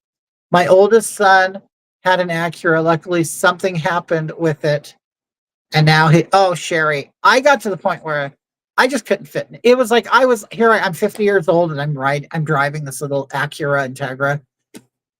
And I'm like, I grew out of it. I was too big. Fun little car. I know I live in San Bernardino. Okay. So they ride little mini bikes and they rush up and down the streets. They go through intersections. And what's annoying is because our cops come from the same culture, they kind of do nothing about it. Like our cops really don't care. And so you got all these little kids all dressed in black, screaming up down the streets in these little mini bikes. It was so tiny, a death trap, right, Sherry? It's e-scooters in the UK. They are everywhere. Now, me and Marquina did buy scooters. Okay, so they won't sell them on Amazon anymore. Okay. We got and I'm glad we got them when we got them before they stopped selling them. They were $1,300. Okay, it was cheap for us at the time. And we thought, we can drive these little scooters around town and not, it holds 1.5 gallons of gas and you get 95 miles to a gallon. I mean, it's a ridiculous savings. We don't have that here. So what we did is we went on Amazon. We bought they're called Chinese scooters. Okay. My ex-husband had an old TR7 back in the 80s. That thing was tiny too. So we bought these scooters and we realized that, okay, here in California, you have to have a motorcycle license. The engine size was just over the legal amount to make it a motorcycle. So technically, we're supposed to have motorcycle licenses, register these vehicles, insure them. But this is the thing. They look exactly like the scooters you don't have to license or have or register. So what we do is, and plus me and Marquina are big girls, so we sit on these scooters and they look like little toys, but they will go 55 miles an hour. So we can't take them on the freeway, but we can ride on all the streets around here. And we'll see cops, they'll wave at us and everything. We have helmets on, we're nice, respectable ladies on scooters, not the thugs that they're used to dealing with. So of course, privilege, you know what I mean? That's what happens. When you look a certain way, when you behave a certain way, when you carry yourself a certain way, you become invisible. You do. You're not a problem. So no one's going to see. That's the thing. When all you criminals out there, you know what? Stop flaunting how bad you are. Yeah, I get it. You're a bad boy and, you're here illegally and you got tattoos to prove how bad you are. But do you realize you're also a target? Like, you're basically putting a neon sign over your head saying, hey, I'm a criminal. I'm a bad boy. I dare you to bust me. You know what I mean? And it's like, but here we are, old ladies, breaking the law all day long because we're dressed nice, we look good, we follow the law, we wave, we turn on our signals and stuff. I don't understand why it's so hard to behave, even when you're breaking the law. Why can't you just behave? It makes no sense. Scoot, booting, and rolling down the street. That's right. And it's like, so, and you know what? We even have backpacks we put our dogs in. So it's getting too hot for us to do this. So during the height of summer, we don't ride our scooters. But we love it, and the neighbors love it. So we're riding our scooters. We have our backpacks on with our little dogs barking. We're waving at neighbors, and they're waving at us. And, we make the neighborhood nice. Lesbian privilege, that's right. But when you're some illegal thug and you're wearing all black, I learned not to bring attention. Yeah, Kevin, that's the thing. People love attention. You know what I love the attention of? I love the attention of going into the store and someone respecting me and saying, hi, how are you, ma'am? And having a good conversation and being a positive to the community, even though I'm breaking the law. See, that's the thing. Just like, you might have a couple drinks and, be a little tipsy and you can drive to the store. You're breaking the law, but you're not making a spectacle of yourself. You're not, hey, everybody, look at me. I'm a bad boy. Like, I don't understand it. I get mines. You know what I mean? And I don't have to do it. Scream into the world, I'm bad. Look at me. Where 103 to 107 feels like temperature here. Oh, how awful. Good morning, JD Wolfman. How are you? I'm talking about these people that go out there and are looking for all this attention for being a bad boy. And it's like, dear, you killed back in my earlier years. Attention could have gotten you killed. Yeah, yeah, Kevin. It's like, I don't get it. Do you know who the real winner is? The real winner is the ones who get to break the laws and they never get caught. They like to tempt fate. Yeah, you know what I mean? It's like, no, you know what? Let's say if I go to the grocery store and I make an honest mistake and I leave a 12-pack of Diet Pepsi at the bottom of the cart. And I don't notice it until I get to my car and put my groceries in the trunk. Well, it's an honest mistake. I mean, the checker missed it, right? Well, so it's an honest mistake.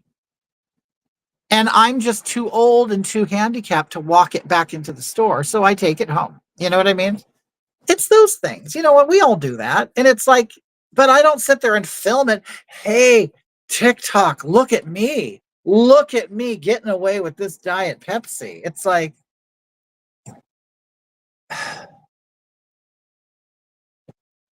why are they looking at me while it's 104 and they're in black jeans? Oh my God. Are you me too? Listen, that is such a thing here where I live. Like, and I don't know, maybe someone can explain it to me. I don't know. But damn it.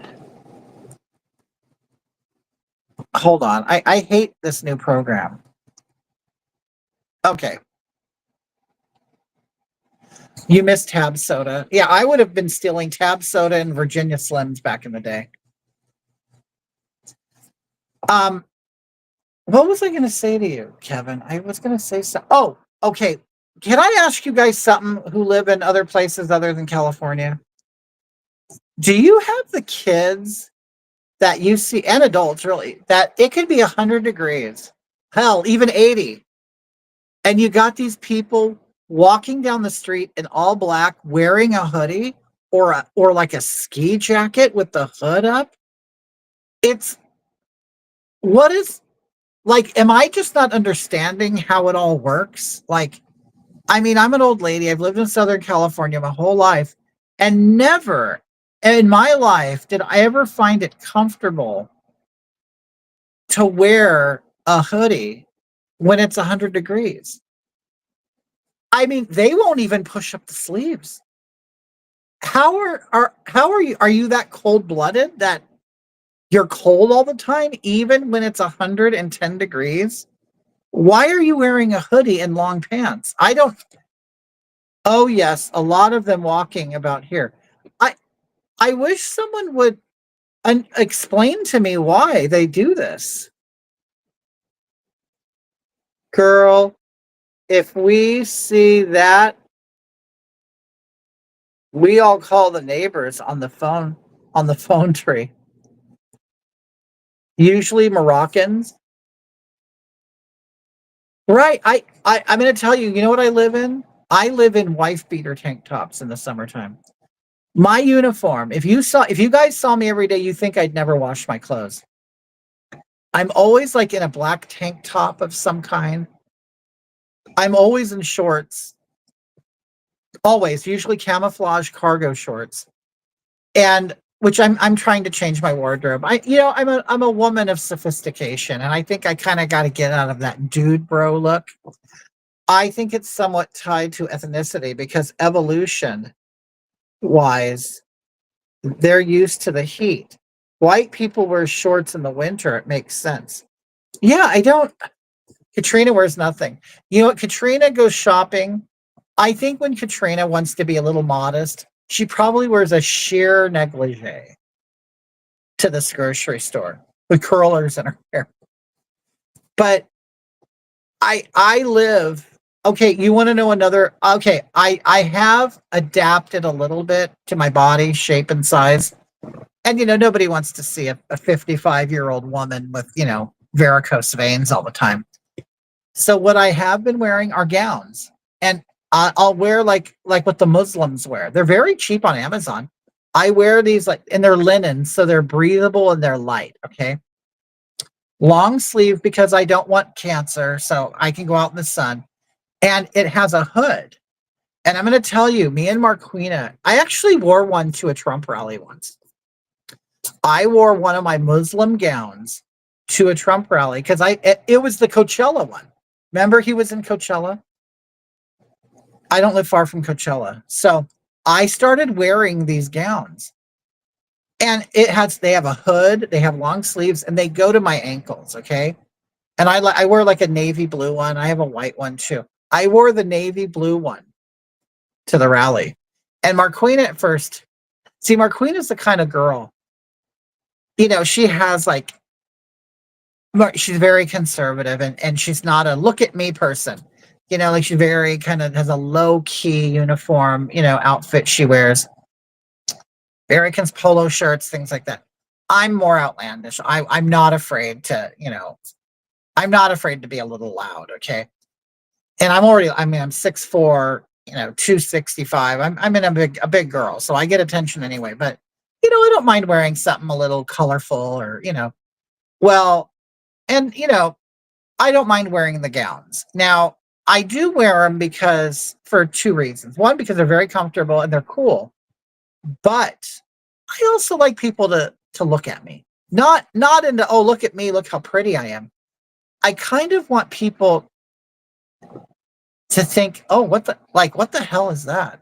Like they don't know if I'm part of some religious cult. Because typically somebody who wore those gowns would have a turban on, or you know what I mean? I love the men's gowns for the sand dwellers. Right. There you go, sand people. I wear sand people gowns. So I'm at the rally, and the thing is, I thought this was the perfect selection because we sat outside all day. So I'm like, okay, I have the long sleeves to protect me. I'm protecting my legs with the gown, and all I'm wearing is a pair of panties underneath. And then I could put the hood up. So now you're protected from the sun also. Yeah, a Hare Krishna. And it takes a little bit of, I guess, guts to wear this stuff out, but I've always been a very gutsy person. I mean, in the late 80s, early 90s, I was one of these people who ran around thinking they're a vampire. So I know what attention is, wearing the really white makeup and the black or really, candy apple red hair with the lipstick. And, I thought I was a mix of Susie Sue and Robert Smith. Really. That's who I thought I was. But it was pre-goth and all that stuff. So all these goth and emo kids, they thought, oh, they think they're really cutting edge. And no, you're not doing anything. You're following, actually, dear. You didn't invent this. You didn't come up with this. But anyway, so yeah, back when you really had to have nerve. I did Boy George New Waves. Oh, love Boy George. But it's like yeah, these are don't sit there and just like these LGBT queers going around. You're not doing anything new, nothing creative. You didn't invent anything, and you're not brave or oh, thank you, Marquina. You're not stunning, you're not brave, you're none of these things. Stunning, brave. You're a follower, okay? And not only that, it's like you're doing something that's already been accepted. Oh, I want to be accepted. And oh, I'm doing this to be myself. Really? You're going to be yourself like the other billion people who are being themselves that look just like you? Shut up. Shut up, please. If you have a parade and if you have a whole month and if you have all of this stuff, you're all over the television, you're all over pop culture. You know what? You're not oppressed. Isn't that funny, Marquina? It's the ones that are actually the belle of the ball. You're the belle of the ball now. You are the best girl in the Easter parade with the biggest bonnet on, and you're still going to pretend to be second class. Shut up. Yes, see, Kevin, back then, people knew when you entered a room. You want to see this sandwich Marquina got me? Okay. We get it from the donut store. Yes, in case you were wondering, they are Asians. They're Thai. They're Thais. But look at that. Okay, so I got the jalapenos on it. I got the lettuce. There's egg and cheese, lettuce, tomato on a croissant with mayonnaise. And they make the croissant. Oh, they do, huh? And ham, or you can get it with bacon. And Marquina gets which one did you get? She gets the hot one. So they put the egg in it with a sausage.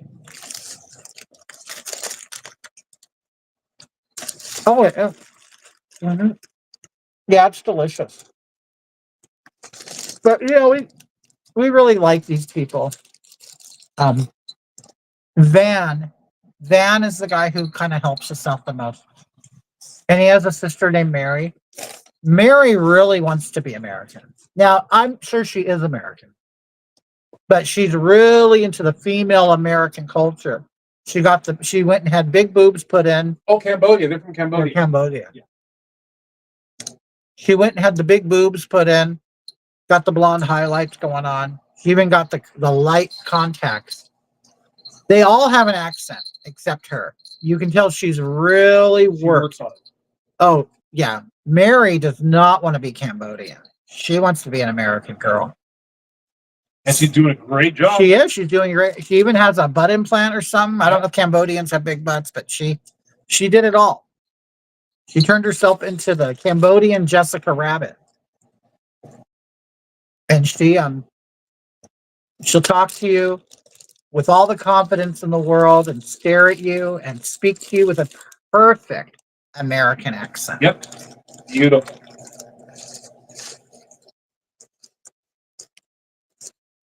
Marquina does like the sausage. And I'm going to tell you, look, Kevin says, oh, she sounds pretty.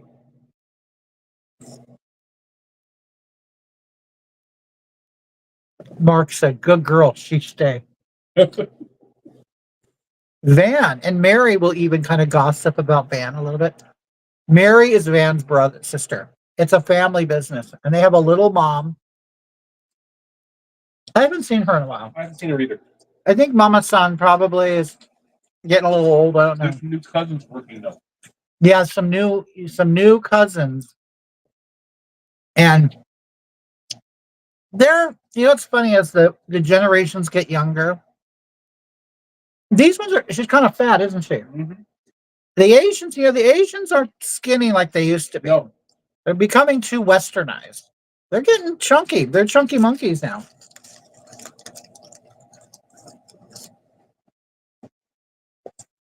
Kevin said that makes her more beautiful. oh, those rings. When I described Mary, he goes, that makes her more beautiful.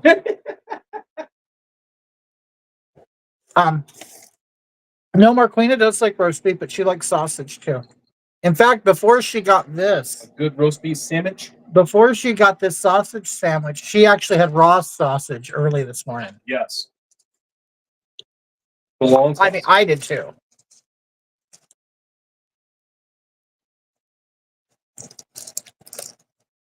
See how Agatha has all the tea from the donut shop. Oh, not only that, Kevin, I can tell you more.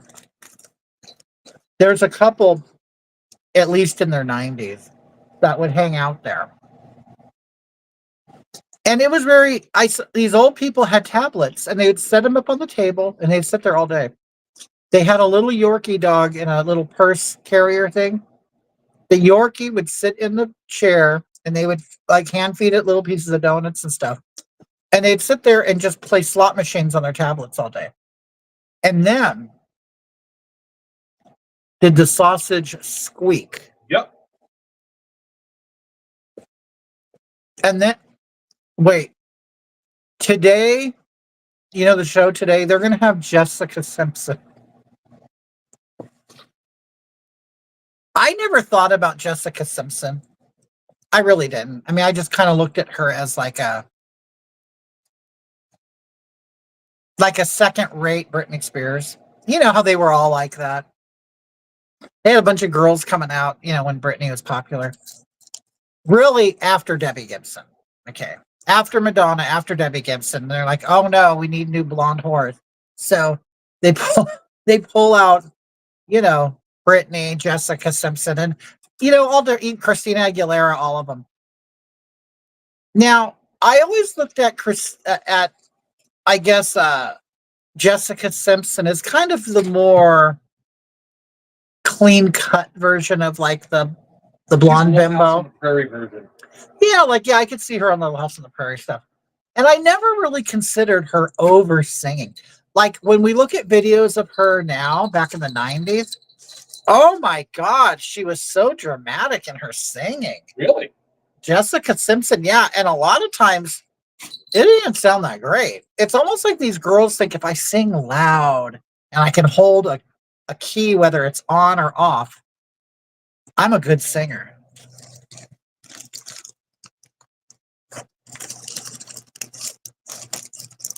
Jessica Simpson doesn't brush her teeth. Wait, Kevin, your mother can't even text? Really? I thought we had problems with our mothers. Lord. See, I'll tell you, I don't know if any of you are old. I know I got some old people on here. I mean, I'm an old lady, okay, but when you get to our mothers and they're very old, okay? The 70 and older crowd, okay, let's say that. She goes, was that the chicken of the sea girl? Yes, she thought, she didn't know chicken of the sea was fish or something like that. She didn't know. Yeah. Oh, that's right. She had a reality show with her husband, Nick Lachey. I forgot about that. But anyway, I'm glad you brought up the old ladies. They are the most frustrating group of people. The 70 and over women.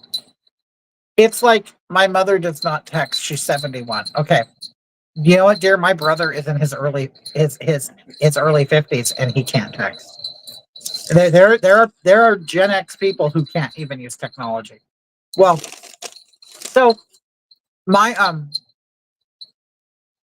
these women who are on, and I mean, all the 70-year-old women I know, they're always on their phone. Okay, so Are you having a number 3 Whataburger? Hi, Adolfo Garcia. We don't have Whataburger here, do we? We don't No. have Whataburger in Gotta go to California. Arizona. Gotta go to Arizona. No, this is a croissant breakfast sandwich that the Cambodians made.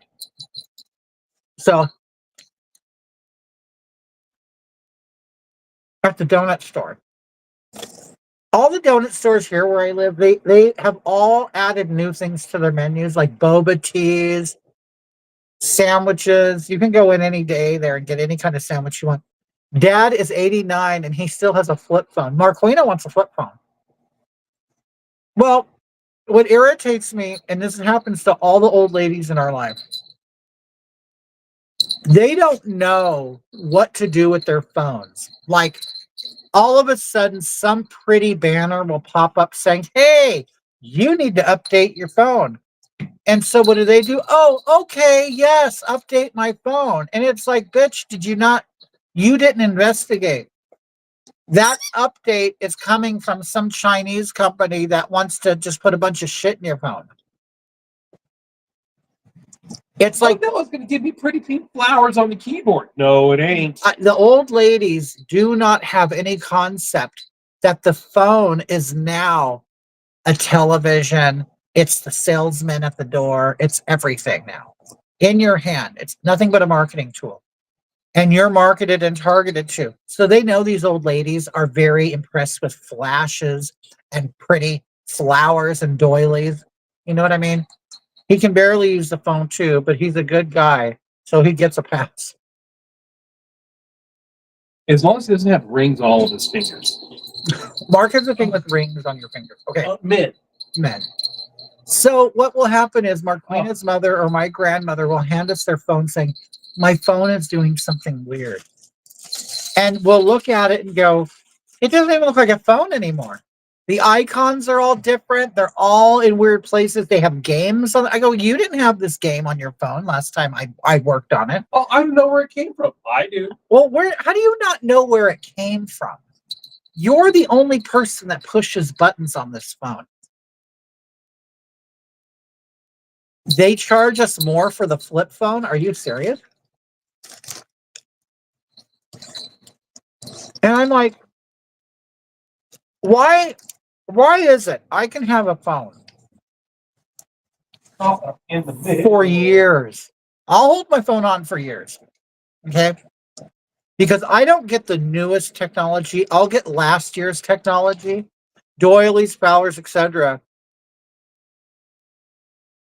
Your stereotypes are always spot on. No rings. Dad thinks he's John Wayne. Hats, boots, all of it. That's funny. Oh my God, Mark would love him. Marquina would love him.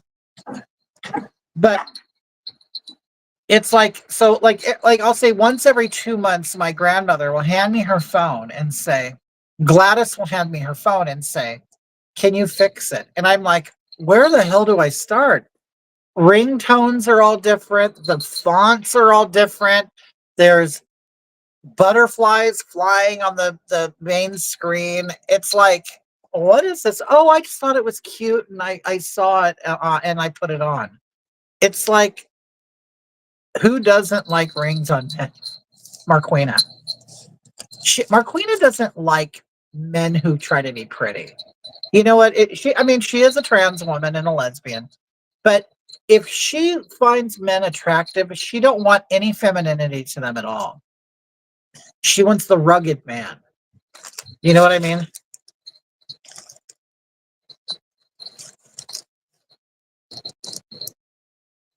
You keep your phones forever.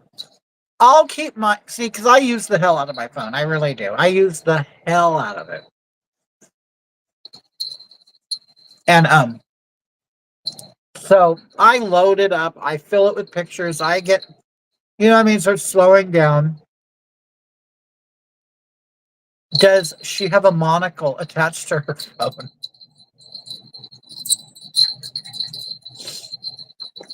But it's like Marquina's mother will say, she brought me her phone the other day. Or you know what she does? This is another thing. You know how like you're on Manly Man Yummy, hairy and rough hands. You know what, Sherry, I'm going to tell you. What I love about men with rough hands, I love the calluses because, I mean, really, why do you want a soft man flicking your bean, right? I mean, I have soft hands. You know what I mean? I moisturize all day. No, and you know what? It doesn't feel good. If I'm going to get diddled, I want a hard, callous, dry hand. A big sausage finger. You know what I mean? Big, dry, sandpapery. No, I want a real man. I don't want a little moist digit with a little ring on it. No.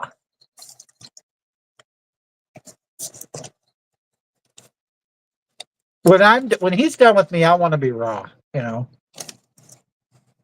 But I don't get it. You know, yeah, Australian opal hunters.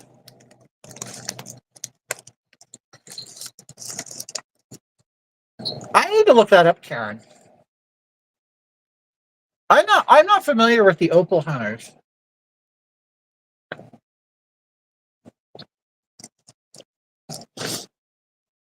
Are they aboriginals or are they you know, regular people?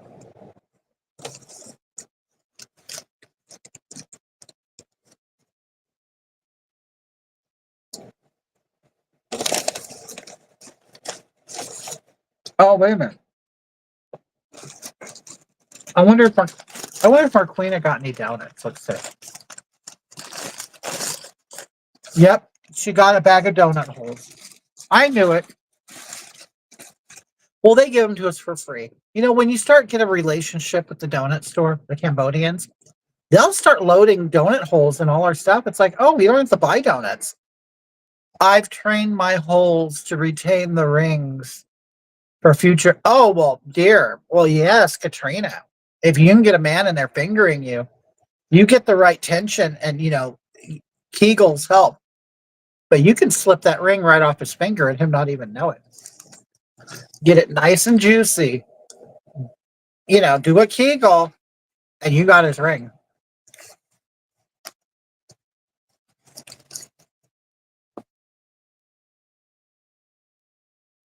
Regular men digging. Karen says no. White Aussies. You know what, Karen? I do love a woman who knows what she likes. You know what I mean? A lot of women just don't know what they want, you know?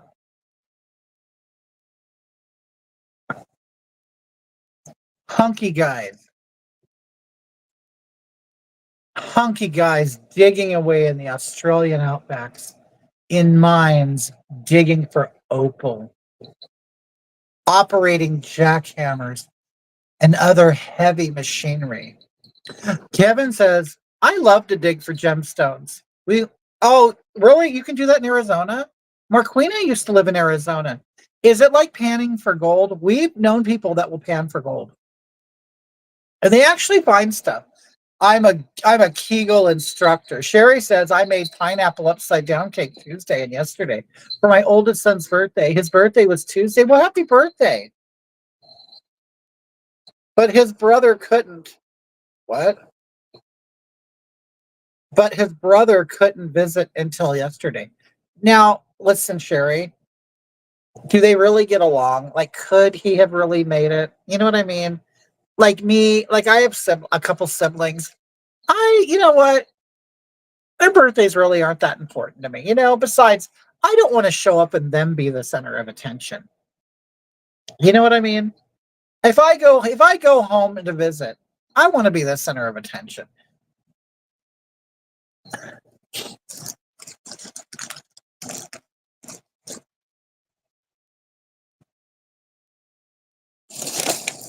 Oh, he's 31. Oh, wow. Does he have a?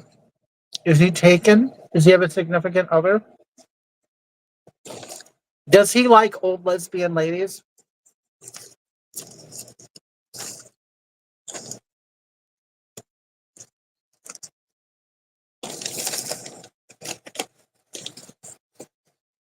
Oh, he couldn't because of his job.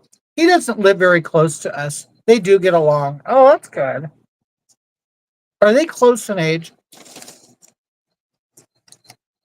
I'm very close to one of my siblings in age, and it was always a competition. Always. It's like, honey, this isn't a competition. I will win every time. So you don't have to compete anymore.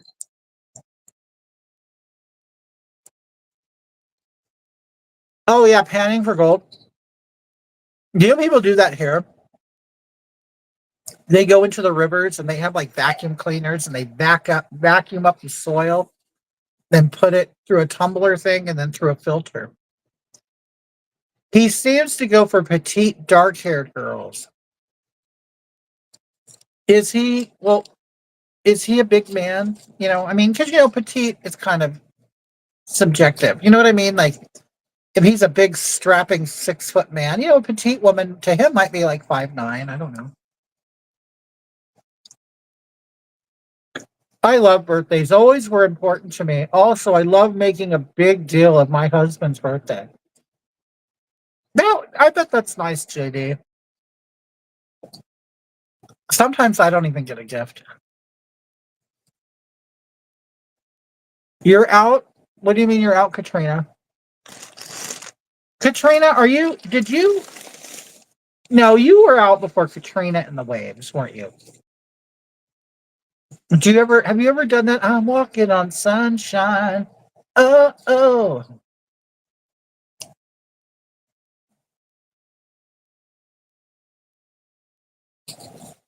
Yeah, you know what, Kevin? My grandmother, she dated a man who was, oh, you're not petite, Katrina? Well, you said you're 5'8". Aren't you like 6 foot and a size 8? That would be kind of model-esque, wouldn't it?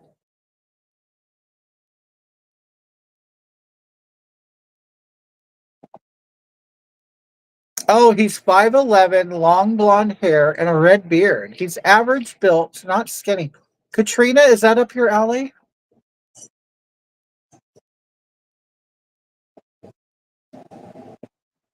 Oh, you did? You got your name from Katrina and the Waves?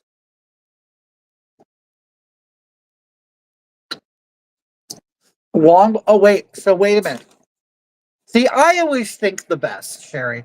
Long blonde hair. I'm picturing Brad Pitt in Legends of the Fall. Wasn't he was very good looking in that movie, wasn't he? He's a Viking. Oh, he should have no problem with the girls, should he? I'm assuming he's a girl. He likes girls. I'm assuming it's even a he. Does your son identify as a male? Oh, I know. I need a martini to flush that sandwich down. Um, do you want to know what? Me and Marquina, we've been going to a dive bar. We don't go to a lesbian bar. We go to just a regular dive bar. You know what I mean? And we love it. We met this girl named Jess. It's past his shoulders. He's straight. Oh, I didn't know Brad Pitt's a Sagittarius. So we've been going to this dive bar. It's been in our city for like 50 years. He's a straight male. Well, you better tell him to watch out. He has a target on his back. Straight, white, blonde male. Oh, telling you, he has a target on his back. And I like to go and sing karaoke there. Okay, and it's funny. Back in the day it was a biker bar, but now with new cultures coming in, okay, I control. Do you guys ever been to a bar where you can control the jukebox with your phone? I like to play a lot of music, okay? And your music gets caught, it gets in a queue, and you could see the queue on your phone app, right? And then I could see the songs that are coming up. And some of them are Spanish songs. And I'm like, I don't want to hear that. So you want to know what I do? I can pay extra to bump my music above theirs. If you have privilege, use it, right?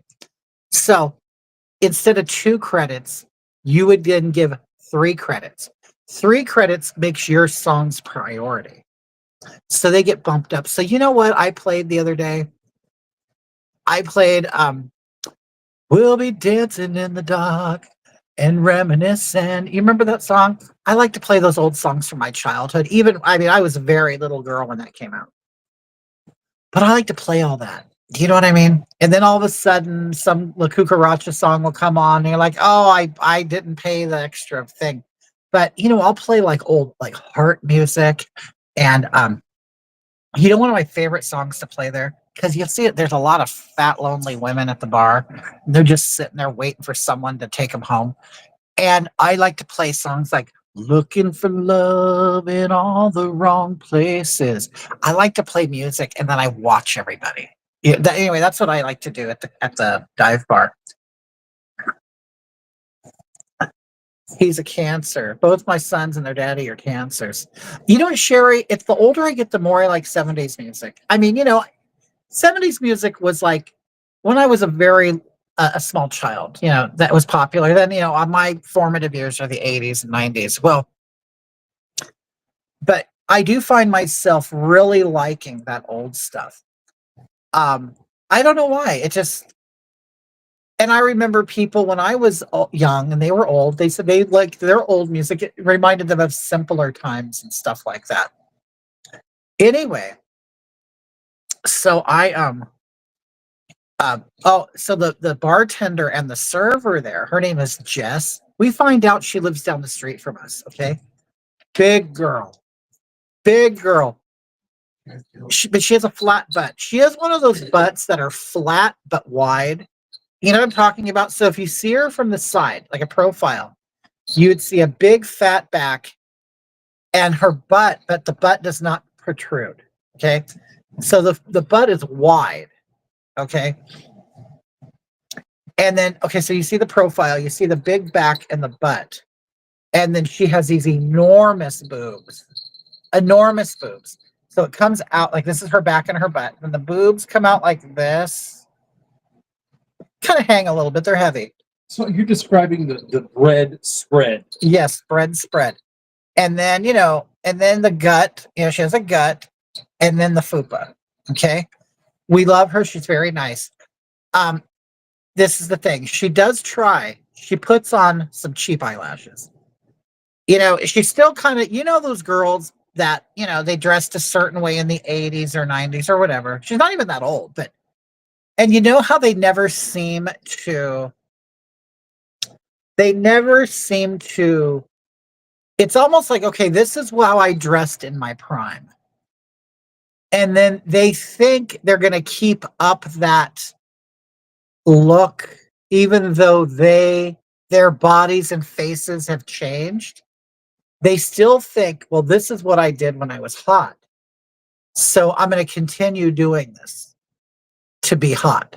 Okay. Hi, Leola, how are you? So, oh, wait a minute. Katrina says you should play "All I Want to Do Is Make Love to You."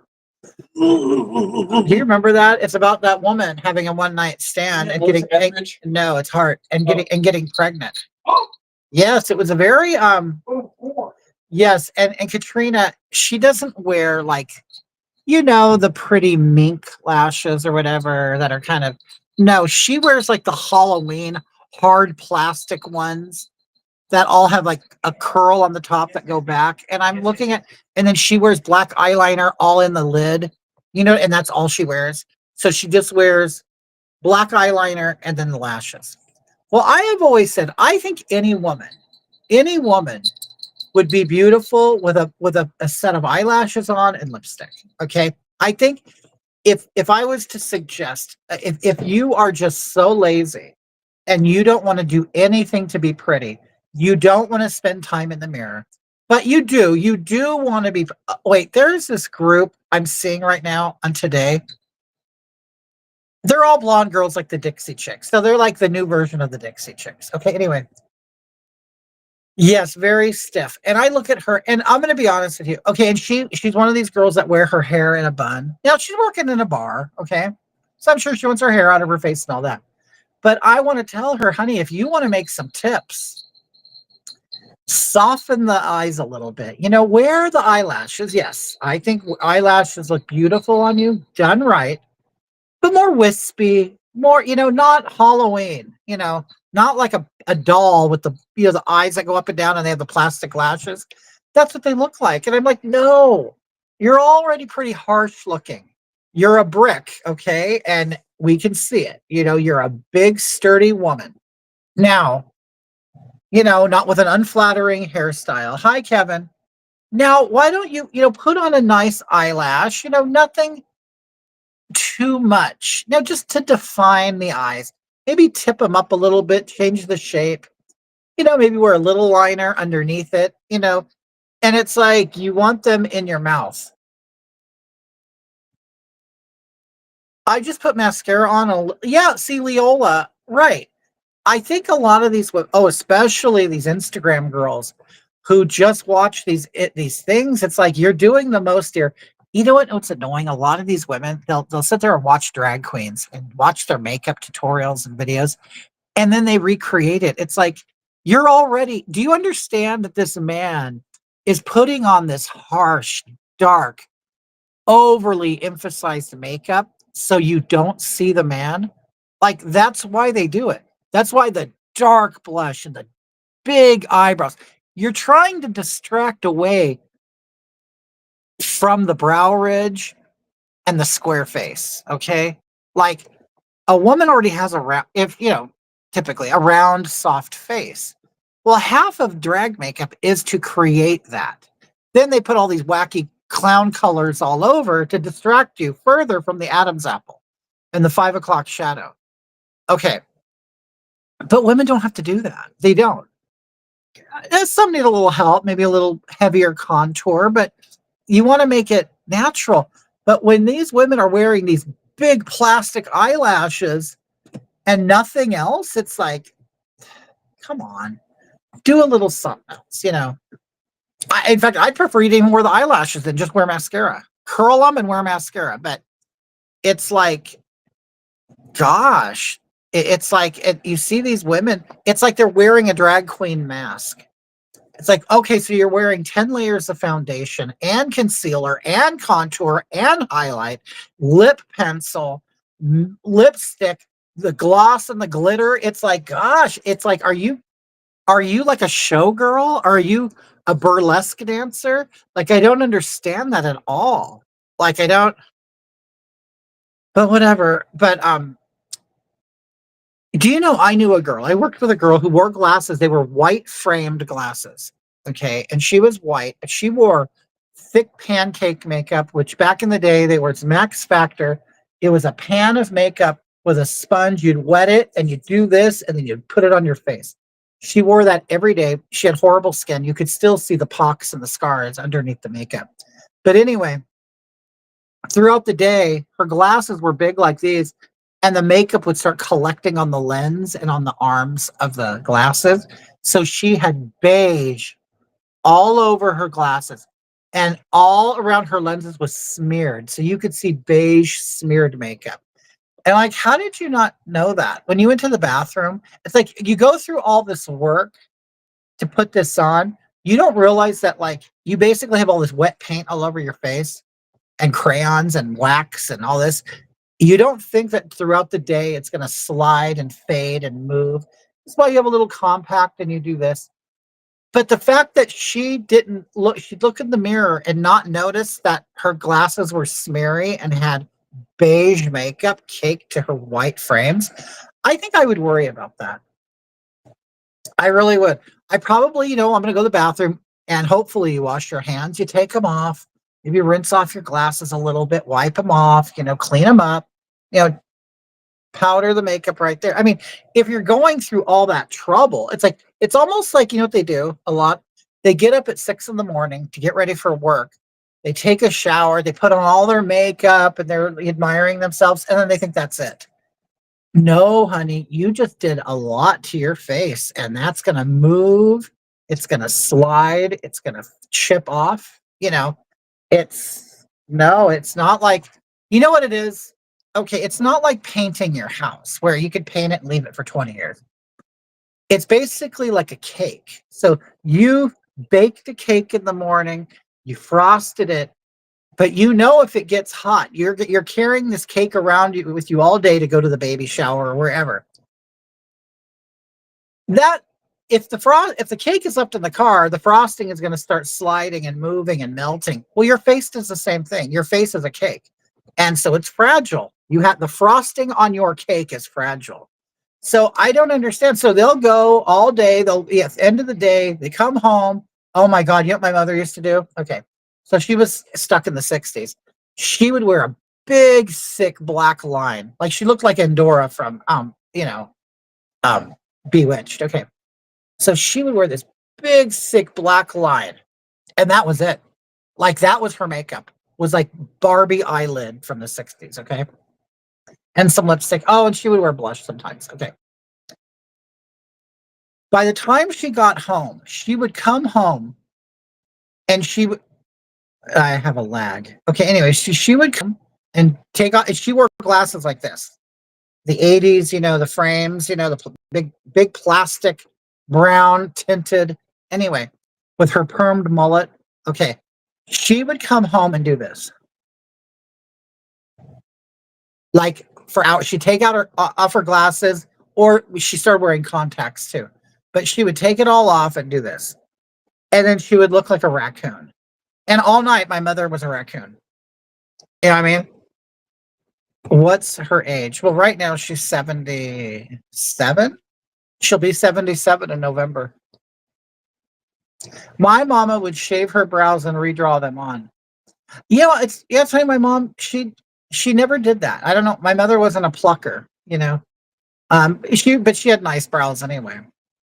Yeah, but her makeup was mascara and eyeliner, lipstick, and maybe a little blush. But she was never an eyeshadow person, never a brow person, But I would watch her in the morning. She would put on the radio. The local radio was Kiss FM. That was the channel, and she would it was like adult contemporary music. So she would wake us up at 6 to get ready for school as she's getting ready for work. And she would turn on the radio and we would hear music from Air Supply, Chicago, Dionne Warwick, Elton John, all the adult artists of the time. 3 deputies are killed in an explosion. Yep. Listening at work. JD says, I'm listening at work and I got a meeting. Okay, we'll have a good meeting. See you later. Later. Oh, Katrina, was yours a plucker? Yeah, when do you see Agnes? Isn't Agnes going to come visit you? She has no brows left, does she? Now mine, you know what? I do try to. Hi, Cherry Cola. How are you? Lipstick was an absolute must. Mama would have been 76. Oh, 76. And you know what? If she was still around, she'd probably have the big painted lips, wouldn't she? It's so funny because our mothers or grandmothers get older and they still kind of want to hang on to their old stuff. You know what I mean? And I tried to get my mom out of kind of like the thick, heavy eyelid. People died in that. Yeah, 3 of them so far. I'm hiding all the drag. Are you really? Wait, Katrina, your mother doesn't know what you do? She does, or she just kind of ignores it. Like she's not impressed with it. Like, what mine does? I don't per se hide it, but she's probably watching this right now, but it's sort of like, no, just a frosted peach. Oh, that's nice. See, that's a nice color. You know what I mean? That an older woman can wear.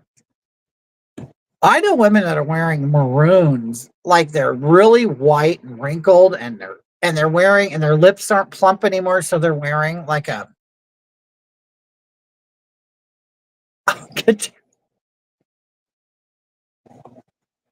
Wait, Katrina.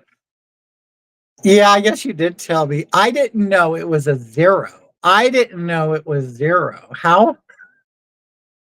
But it would be almost kind of fun. You know what? I kind of wish I had someone in my life that I had to hide from. Like, I'd feel like it's a secret life. You know what I mean? My mom didn't put too much makeup on. My mom would have been 82. My God, Leola. Yeah, frosted pinks. They especially look good if you have like thinner lips or smaller lips. Katrina, how do you do this? Like, do you just what do you do with all your stuff? Katrina Klein lives in a place where the whole first level is nothing but fashion and drag and wigs, and then she has to live on the upper level. Wait, I can't believe I caught a live stream. Patio Doors, how are you, dear? Yeah, I haven't been on in a while. I'm glad to see all of you people. Katrina Klein says yours is 83. Well, mine is 77. So she's a little younger, huh? But yeah, mine knows about this. She knows what I do. I'm not saying that she thinks it's normal. No, she doesn't think it's normal. I hide the entire. But how do you, Katrina? How do you? You're so into it. That's what I don't understand. It's like it's such a big part of your life. I just turned 54. Oh, well, happy birthday, dear. I'm going to be 56. I'm going to be 56. My goodness. 56 in December. Uh, you know what, Leola? Has it already happened yet? Are you already getting AARP mail? I put it all in storage and the attic. Well, Katrina, do you also grow a mustache and bring a woman in to pretend to be your wife? That would be hilarious. You hire someone seasonally to be your wife.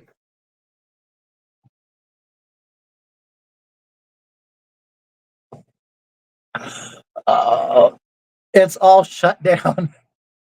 But you know what, Katrina? It gives you time to reflect and, be a little creative, huh? Well, it gives you time. Do you have your phone with you and oh, I like this look. You start putting outfits together. Go, oh, I can't wait for Agnes to leave so I can do this. Nope. But yeah, it took me a while for my mother to let her know. I mean, in high school, she knew I'd come home from school with eyeliner on or, stuff like that. But yeah, it's in the 80s, but she always knew that I was a little weird, you know. She knew I always, liked Boy George and all that stuff. So, it wasn't a big shock. Hey, look what I'm doing. She actually, it's funny because she looked at it more as like it probably helped that she knew about it as I got older. Thank goodness I don't get that in the mail. It wasn't, you know what, I'll tell you what I had, Katrina. That's when I redo myself. It's so funny because my family, they didn't care as much when they knew, oh, you can make money doing this. I'm on disability, so I'm good to go. Leola, how long have you been on disability? I'll tell you, to all you people out there who want to get on disability, I know people look at it as, oh, hey, that's a good gig. I'm going to get on disability. Until you have to do it. Like, I never looked at, of course, I fantasized, oh, I want disability and all that. But when I really got it, it was like I was very disappointed at how all the work I've done my whole life. And then when I went on disability, I didn't run to disability because I had to get it. And once I got on it and I saw how little money you get, I went, oh my gosh, you look like Eric Warheim. Who's that? Who's he? Who's that person? Is Erica, is it a female? Does she identify as a female? Yeah, Katrina said it's not a good gig. It isn't. So anybody who thinks, you know what, I'm gonna fall in the grocery store and get on disability and maybe get a check because I slid on a grape, in produce, don't do it. I'm telling you, don't do it. You'll make more. You'll make more money working at McDonald's. I'm not kidding you. I'm not kidding you. Especially in California. In California, that you get $20 for working fast food. Do you guys want to know? Okay, so are you familiar with Carl's Jr.? Carl's Jr. is a fast food place here, which is also from Tim and Eric's awesome show. Oh, I didn't know who that person is on there. I just know Eric, and then no, I'm thinking about the black guy. Marquina, who's the black guy who does that skit show with all the crazy stuff? Skit show. Andre is his name. Wait, Oh, yeah, I like it. is it Eric? Is it Eric Andre? Eric Andre show. Okay, is that who you're talking about? Back problems. Just had another back. Oh, really? God, you know, Marquina is going through neck stuff, but and she's already had a back surgery. But no, I get anyway less than $2,000 a month. Now, if you work in California as fast food. Okay, so Carl's Jr. So let me see. It's hard to get it in New Jersey. I got denied all 3 times. My epilepsy doctor messed up on the referral letter. Have to work 6 months before I can try again. It's complicated. Oh, see, okay, Sherry, this is the thing. I've heard people waiting 10 years to get disability. And I'm telling you, I think a lot of it is the doctors. Once I had my heart attack, had my surgery, I was told immediately by the cardiology team, you're not going to be able to go back to work. You're always going to have a chronic illness. And they were very good at telling me how to get my disability. Well, I've heard the horror stories my whole life. It was an older show that aired 10 years ago. Okay. And so my cardiologist was very very thorough. And I got everything together, the paperwork, everything. I took it to them. They filled everything out. And I made sure, because I heard it's always hell to get disability. And I'll tell you, they must have used the right words, the right terminology, the right diagnosis, and everything. And I got approved within 90 days, which is like textbook what disability is, how it's supposed to work. I turned it in, and I was expecting to get declined. How many weeks? I've had no weeks of cardiotherapy. I've had none. Which they did suggest, you should go through a therapy, a workout thing. I did it on my own. I mean, I didn't overexert myself, but to this day, I can run. Like I can run actually better than I did before my surgery or my heart attack. But it's other things that I can't do. I can't do bending, going up and down. I get very lightheaded. I start losing, like my oxygen levels go down. Because I'll always have congestive heart failure. That's what my diagnosis is. But when I got approved within 6 months, right? I got mine in 90 days. I was shocked. I went, this worked out perfectly for me, especially in such a populous state too, in California. I was thinking, they're going to screw me around. They're going to do this and that. Nope. I filed it, turned in the paperwork. I kept on it. I opened an account online. I followed the paperwork, everything. 3 months. 3 months I got it.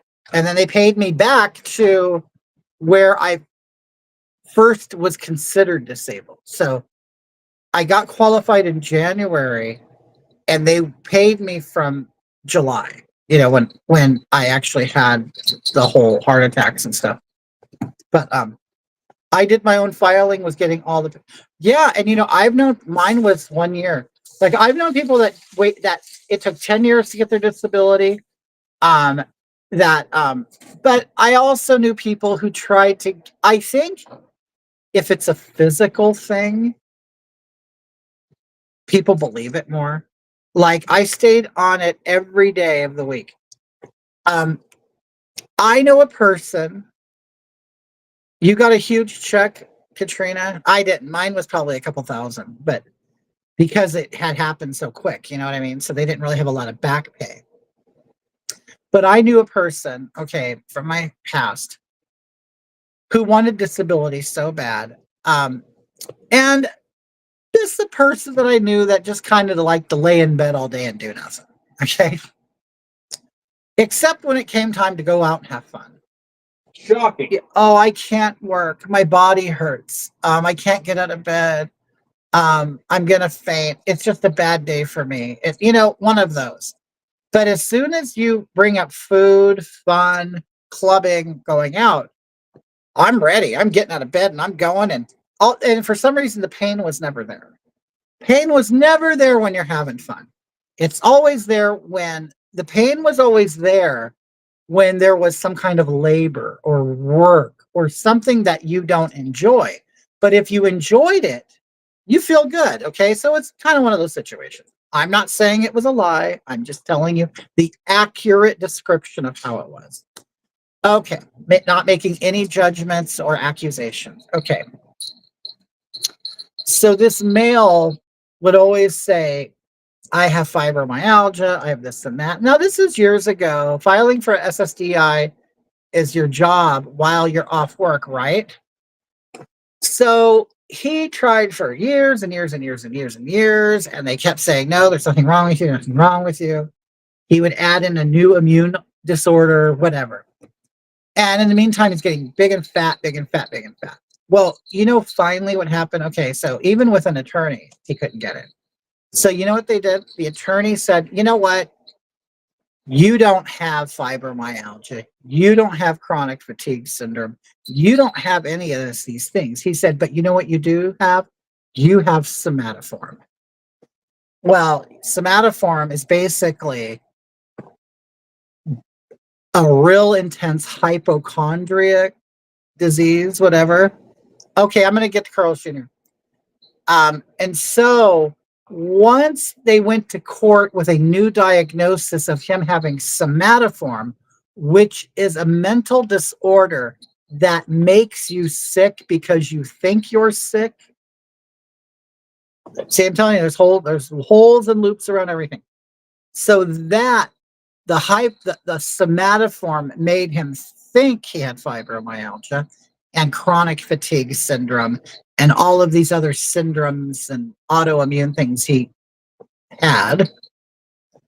The somatoform is the one that sealed the deal for him. And he got $40,000, a $40,000 payout and monthly checks. Steroids, antidepressants, etc. Histrionical. Okay, Carl's Jr. So I was at Carl's Jr. yesterday, which isn't really a place that me and Marquina go to a lot. So I went to Carl's Jr., which is Hardee's in other places. So Hardee's, Carl's Jr. I go through the drive-thru, and the speaker goes, "Hi, welcome to Carl's Jr. This is your AI assistant." And I went, "Oh." And then it kind of gave me like a disclaimer. I'm still learning. So be patient, something like that. It's basically the computer voice said, be patient with me. I'm still learning. And then I go, okay, that's fine. I feel blessed to get SSDI that quick, right? And so I order my food and it repeats it exactly the way I ordered it. And then it even said, would you like to upsize that? Would you like fried zucchini, whatever? And I said, you know what? I would like fried zucchini. It got everything perfect, and it even put it up on the board. Does it look correct? I said, yes, it does. They go, okay, thank you. Come pay at the first window. And I said, oh my God, I hope every fast food worker loses their job. This was such a good experience. And we're just at the ground level. We're at the ground level of it. This machine was so clear, had such a pleasant voice.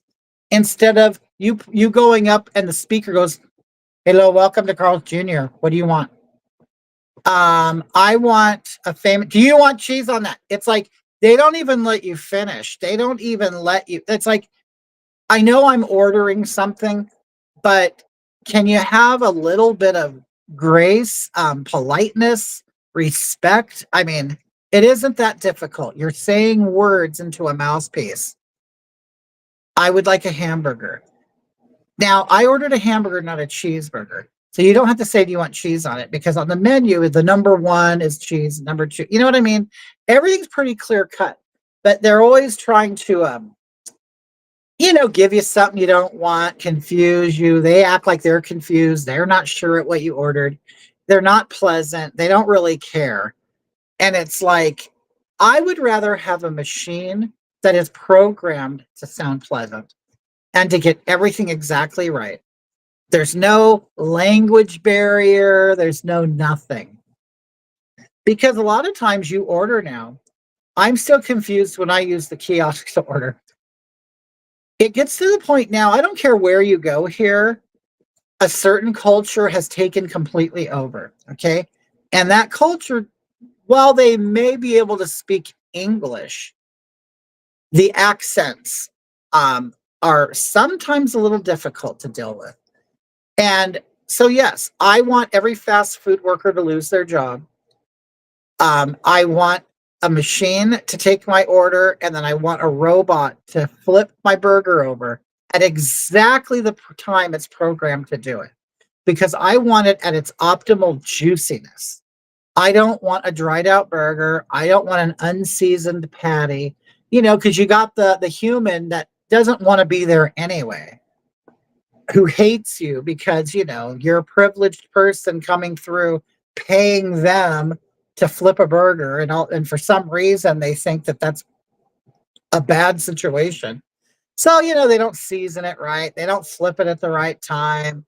They don't assemble the burger right. They wrap it up and throw it in a bag. No, I want a machine to stand there and wait for the perfect moment, then to flip my burger over, then add the seasoning or whatever. If we have machines do it, we will get a consistent product all the time. Of course, unless the actual ingredients are bad. But it's like, no, I'm welcoming that. I am. At first I was against it. And I'm like, people will lose their jobs. Well, you know what? I don't have a job, so I don't care about anybody else's job. See, I vote for my best interest. Remember, we kind of went through that already. I care about me. Me. I don't care about that 16-year-old immigrant that's trying to make it in the world. That's your problem, not mine, sweetheart. My problem is I'm a 55-year-old lesbian on disability. I need to get the most bang for my buck, and I want the best product out there. And for some reason, you can't furnish it. Bring on the machines. So, and see, that's not, Leola, it's not a thing. They only hire their own. Oh, they do. They only hire their own. They all have a cousin. I even knew this when I was a kid. When I was a little kid, I noticed my neighbors, they had cousins that lived on the next street, around the corner. All the cousins would come over. They'd all get together, have a big party.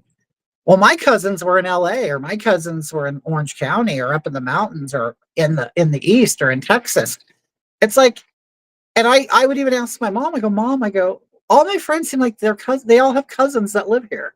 Like, how can all their family just live a street away? I don't get it. Well, what she reminded me is when her family came here, because they're boat people. They came over on a boat. Okay. And she told me, she goes, well, where we lived, because everybody who settled from the old world came here, and they had cousins that were all on the same street and stuff. I go, I never thought about that. Our Taco Bell, they are messy when making food. I thought, I know flying cars, right? But yeah, so you know what? I feel like I earned peace of mind if I don't want to do anything. Yeah, it's like, so no, I don't. It is what I don't understand people. You know what? You want to know who I hate? I'll tell you who I hate. I hate old people, the old hippies. Okay. The old flower people. Okay. These are people that I've seen a lot of them in California.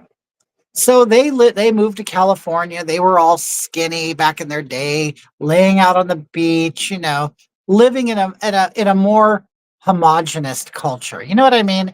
Everybody kind of looked the same, or you know what I mean? They all, everybody, same culture, right? So now those hippies of today, which are like my grandmother's age, all, they grew up, okay, they had good jobs. They had pensions. They had companies that paid them well. They could all buy a house. Even being a mechanic or whatever, you could buy a house. You could buy a house on one income back then. Okay. So now a lot, especially the women, you got these women that are now boomers, right? And they're over 70. They have their paid off homes. They have their husband's pension. Their husband died 5 years ago. So now they get their husband's pension. They have their own pensions. And maybe they're even doing a reverse mortgage on their house because they know they're going to die in 10 years and they don't care. They're going to live in that house till the day they die. So she gets her pension. She gets her husband's pension. She's in her paid off house. She's getting a reverse mortgage on her house, good income. Life worked out well for her. Sure, maybe when she was a kid, they called her a dumb woman and gave her a black eye, whatever, you know what I mean? But, water under the bridge, okay? Your husband may have knocked you around a couple times, whatever. Maybe you were groped in the office, while you were a secretary. Who cares? Okay. Now you're in your 70s. Now you have all this going on. And you know what they're doing? They're going out and holding up signs. Holding up signs. No human is illegal. All of this crap. Singing John Lennon songs. And I'm like, you know who you are. You're the person who wished they were cool back in the Woodstock days. And you weren't. You were probably some square. Maybe you're already pregnant. You already wasted your life. Or so to speak. Okay. So you wasted your youth. You didn't go out. You didn't burn your bra. You didn't do drugs at Woodstock. So now you want to be in that historical picture. Now you want to be an old person holding a sign saying, "Oh, no, humans illegal." While you have profited or oh, screw capitalism. And it's like your whole life was built on capitalism. Your whole life was built on a certain mentality and it worked for you. It worked for you. You now have your paid off car, your paid off house, your pension, your husband's pension, everything. And now you're going to go out in the streets and you're going to pretend to care all of a sudden about these people, lower class people that are picking your blueberries, scrubbing your toilets and stuff. And it's like, all of a sudden now you're a savior. So you're going to leave this protest and then they're going to go to a mortuary and pick out their coffin and the flowers. So good. They have their funeral planned and everything because they know they got one foot in the grave. So as they have one foot in the grave, they're going to ruin it for everybody else. It's like, screw you. Okay, I'm a Gen Xer. By the time I came around, there weren't that many pensions. It all turned into 401ks that you had to fund 100%. Maybe they would give you a couple pennies on top of it. It used to be dollar for dollar. The company would match your 401k. Now it's like you're lucky if you get a quarter on every dollar.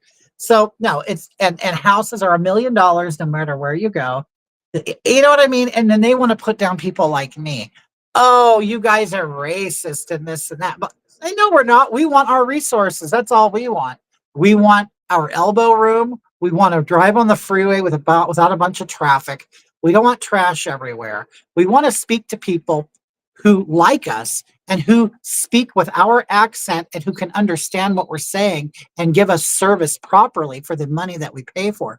No, there's nothing racist about any of that. You've decided to attach racism to it. But no, it has nothing to do with it because I don't care if they're trailer park Polish people. If they're still a scourge in society, I don't give a shit what color you are. No loyalty in the workplace. And it's like, just stop it. I wish all of these old people, the Nancy Pelosi's, all of these people, the old people who missed Woodstock, the people who missed their moment with their fist in the air, on Time magazine, your day is over. And I always say, why don't you have a little bit of class? Take all of the wealth that you probably didn't earn, take all of that wealth and just disappear. Go to Hawaii, go sit on a beach, go. And I've gotten so many arguments with these old people. I said, why don't you have a little class? You have no class. I know you think you do, but you can't sit here and benefit from this system and then turn around and then try to pull the ladder up from the rest of us who are just barely able to feed ourselves. Yeah, everyone fighting to be on top. It's like shit. I'd be happy with just being in the middle, you know. All done. No more dogs. Love to see. Oh, you're done, Mark. Okay. Well, I guess it is later in the day there. But it's like, dude, honey, go put on your orthopedic shoes, get your hurricane, put on your wig, and go sit at some resort somewhere and live out the rest of your life. You can leave the politics to the people who are still going to be here in 5 years. Okay? Boomers are deranged, selfish, foolish asswipes. It's funny because there's two of them, right? There's like my grandmother. She's one of them. She's a good one. Then you got the bad ones, and it's and I'll tell you where the good ones are. Like my grandmother was still working up until like a year ago, so she was 76, still working, but she was working in security, and all these 19-year-olds, they would, 19-year-olds would be working with her, and 20 somethings, and they're all just disrespectful, really stupid people. And what was my point? So she understood. She was still out there in the culture and still out there in the workforce. And she's like, I can't believe this stuff. So no, she has her head on straight politically. But it's all these boomers that lived a good life, and they're the bootstrap people. Pick yourself up with your bootstraps. And I know that there is a point that is true, but at some point you're picking up yourself by the bootstraps, but you're still wading through shit, and it's like, I want to get rid of the shit. And I hate the boomers who want to keep the shit on the ground. My mother is going more than I am. Peace of mind becomes priceless. But I'll tell you this, like me, okay, I'm a 56-year-old woman. I vote for my best interest. I want to get rid of foreigners. I want less traffic on the freeway. I want more resources for myself than for them. I mean, how is it not voting in your best interest when you know that people are coming here and taking the tax dollars, taking the resources, packing the schools, packing the hospitals, packing it with all these people who didn't earn anything, and you and your family have been earning for generations, and they're just getting all the, it's almost like they won a war and they're getting all the spoils of the war. And it's like, well, wait a minute. How can anybody justify allowing citizens that have been here for generations, building this country, paying into this system, making the wealthy wealthier, making the government bigger, and yet there's nothing for you? Lots of money for them, lots of money for the new arrivals, lots for them. Okay, I mean, they're treated so well, they were put up in 5-star hotels. I mean, I don't know if anybody does that even connect or click in people's brains, like how unfair that is. And then you've been trained by rich people. You've been trained by the rich people who want these illegal workers, that it's compassionate, that good people want them here. No human is illegal. It's like, and people's brains are getting fed with this stuff and they believe it. And it's like, you don't even have a pot to piss in, but you're going to buy a pot for them to piss in? Like, it makes no sense. No sense. You know what it is? I'll tell you what it's like. It's like you have dogs at home. So you've decided, well, I'm such a good, kind-hearted person. My privileged animals can go without. So I'm going to feed them Old Roy dog food or whatever you consider a cheap food. I'm just going to feed them that, but I'm going to cook filet mignon and I'm going to put it out on the patio so the stray dogs can eat it. Like, that's what you're doing. And I don't understand why you feel you're superior for having that mindset. It's like, I don't care about my children. I care about my neighbor's children. I mean, I would love anybody to explain to me why that is a superior way of thinking. I don't understand it at all, at all. Or the people who are like, you know what? I don't care what junk is being fed to my children in school. That they're, you know, they're learning stuff. So I don't care. They could learn about butt plugs and dildos and, you know, things like that. That's okay. I don't care. Well, and I think what all of it comes down to, you don't care about your kids, you don't care about your dogs, you don't care about society, you don't, only the lowest of the low. You've been trained to, but see, that makes you a better person. Oh, I'm such a wonderful person and I'm doing so great that I could just give everything up to everybody else and screw me and my family. It's like, what point did that become a good way of saying? I don't get it. I just don't. Do you know, I know people who will go to a park. My mother got caught up in this too. They'll go to a park and feed a bunch of homeless people, right? Your ears can't believe some of the things you hear. It's like, really?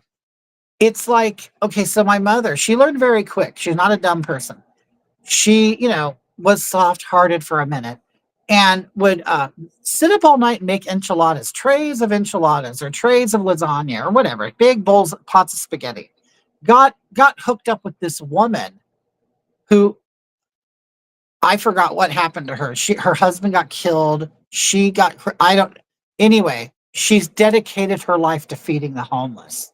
So she lived in a 1-bedroom shitty apartment with several refrigerators in her house that put food in it, right? Her life was dedicated to feeding homeless people. So anyway, she would make this food. Anyway, my mom and her became friends of some kind, and they would go to the park together. So, and my mom would be tired. She would, you know, she paid her own money for this stuff. She didn't take donations. So they're feeding. It was always on a Sunday, so they would go to the park, feed these people. But then my mom, she said, you know, after a while, yeah, you feel good, and you know, people are hungry, or you believe they're hungry, and so, and they were also like kind of scuzzy people. Well, anyway, she said one day I kind of opened my eyes and I noticed that there were people in the park getting out of their cars in their Sunday clothes to go to church with their children and come through the line and eat. And she said, I just started noticing that a lot of these people actually had stuff. And she goes, we weren't feeding the homeless people. We were feeding opportunists, people who were not even hungry, coming to get a free meal. Well, honestly, that's the homeless people in California. Nobody's hungry. You never, ever, ever hear stories about the police or the paramedics picking up a starved homeless person. Nobody's starving, but people have made themselves believe, oh, I need to keep humans alive. I need to spend my last dollar and all my time making spaghetti and all of this shit for these. And it's like, they're not going hungry. Even a single man in California without children, a homeless person gets $250 a month in food stamps. I only get $23 a month. Okay. So I should just say I'm homeless. But then if I'm homeless, I don't get disability. Well, I guess you could if you haven't. I don't know. I know there's a workaround. But it's like, it's almost like people, they've been trained to feel more successful for being kind than to actually build some kind of wealth for them and their family and live comfortably. I don't know who created this culture, but it's awful. But I'll tell you, it's created by rich people. Because I'm telling you, you don't see the millionaires, the billionaires out there on Saturday feeding homeless people. Unless they're part of an organization and they put on the little hat and the apron and they put a few plates together, then they leave and go home. Our news blasted them. Yeah, it's awful. California allows illegals to vote. Oh, they do. They do. We actually have illegal people in some positions. Like they said, well, they could be a community organizer, or you know, they've given them these non-important roles, and it's like, do we not have enough citizens to where? I mean, like I live in California, the most populous area of the United States, and we don't have enough people to fill a community organizing role or whatever. Or I think they actually make positions for them.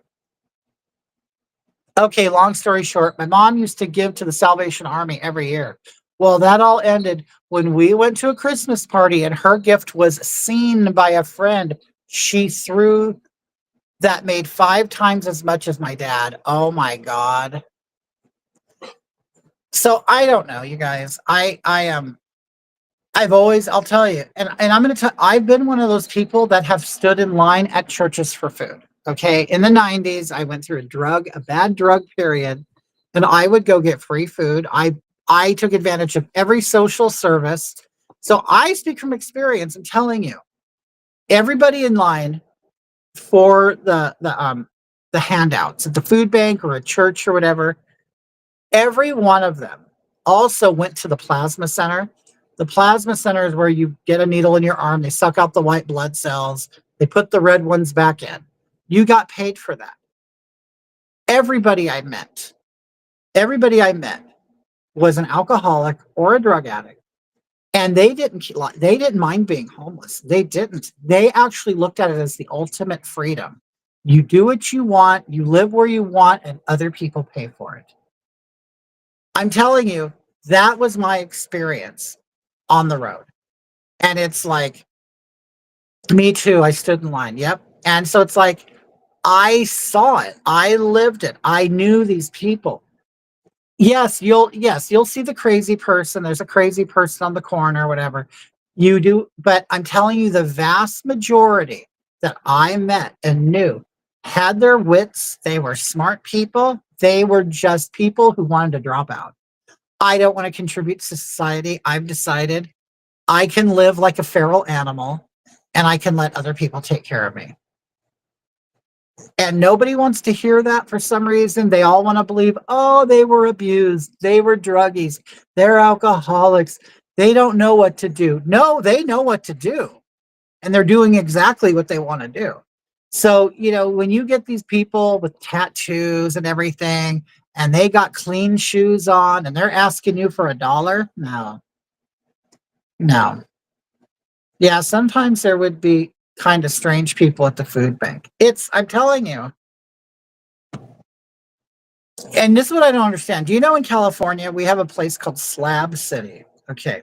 And I always heard about it, but I never knew it existed until a few years ago. It actually is a city of like, I don't know, an area, let's say of 600 acres. It used to be an old military Marine base that has been deconstructed. And now it's just a bunch of cement pads. Why they call it Slab City. You can live there for free. You actually can drive in there, find a place, take rocks, create a border, and live there rent free. You have to have your own power and water, and people truck it in. They do all that stuff. But there are places like that in Oregon, in Tennessee, other states. And it's like, why if these places exist, then why aren't all the homeless people or people who decide they don't want to live in society, why aren't they all put on a bus and shipped to these places? I fully support you being homeless, doing what you want. We're going to move you out over here. Sometimes mental health issues with some of them as well. Oh, I'm sure. But the thing is, what kind of normal person wants to live like that? At some point, we could say they're all mentally ill. But it's like, but at the same time, I don't care. Who said that? Kevin. I don't care because I have my own problems. And I don't, and see, that's my whole point is I don't know if anybody, even if you make $100,000 a year, is anybody really in a position to care? We're not it's like, I understand if we're all wealthy people, but who, seriously, I don't understand the people. Are people just so good and so holy that they actually will go to bed, set their alarm clock for 5 a.m. to get up in the morning and think about the homeless people? They're I don't understand how that works. I'm barely paying my bills. I went to a grocery store and I spent my last 20 of a month to make spaghetti or something. And then you walk out and you see somebody asking people for money. And it's like, and then people feel guilty. They get in their car, they think about it, they go home, you go to bed and think about it. It's like, I don't understand that process. And maybe it's empathy fatigue. Maybe that's what it is. I have empathy fatigue because you can be empathetic about everything in every way, every minute of the day. It's like, I don't understand why it's the job of poor people to care about poorer people. It should be the job of wealthy people to care about poor people. And I just don't know. It's not fulfilling in my life. Like when I go get off the exit of a freeway that is completely packed, and now we know because a lot of them are illegals. Like we'll have on my exit, it will be backed up for miles, and you're in the slow lane of the freeway waiting to exit, but there's so many people. You have to go through like 3 light cycles before you get off of the freeway. And what's on that exit? On your right, on your left driver's side, there's going to be a man or a woman there with a sign, and they're either going to have a crutch or a wheelchair. Okay. And they're going to be sitting there looking like a textbook hobo, looking down on the ground, acting like they're depressed, all this crap, looking as pathetic as possible. Then on the driver's side, there's going to be an immigrant selling flowers or oranges that he has to do to pay off his fee for being smuggled into the country. And then when you turn left to get on the street, then there's a center island with someone there holding a sign. It's either I am homeless or my kid died of cancer and I need money to bury them, or telling you to go to a car wash so they could wash your car so they could pay for a funeral. It's almost like every culture has their own scam going on because they all kind of stereotypically scam in the same way. And that's just on my freeway. So just to get home off a freeway, I'm dealing with that.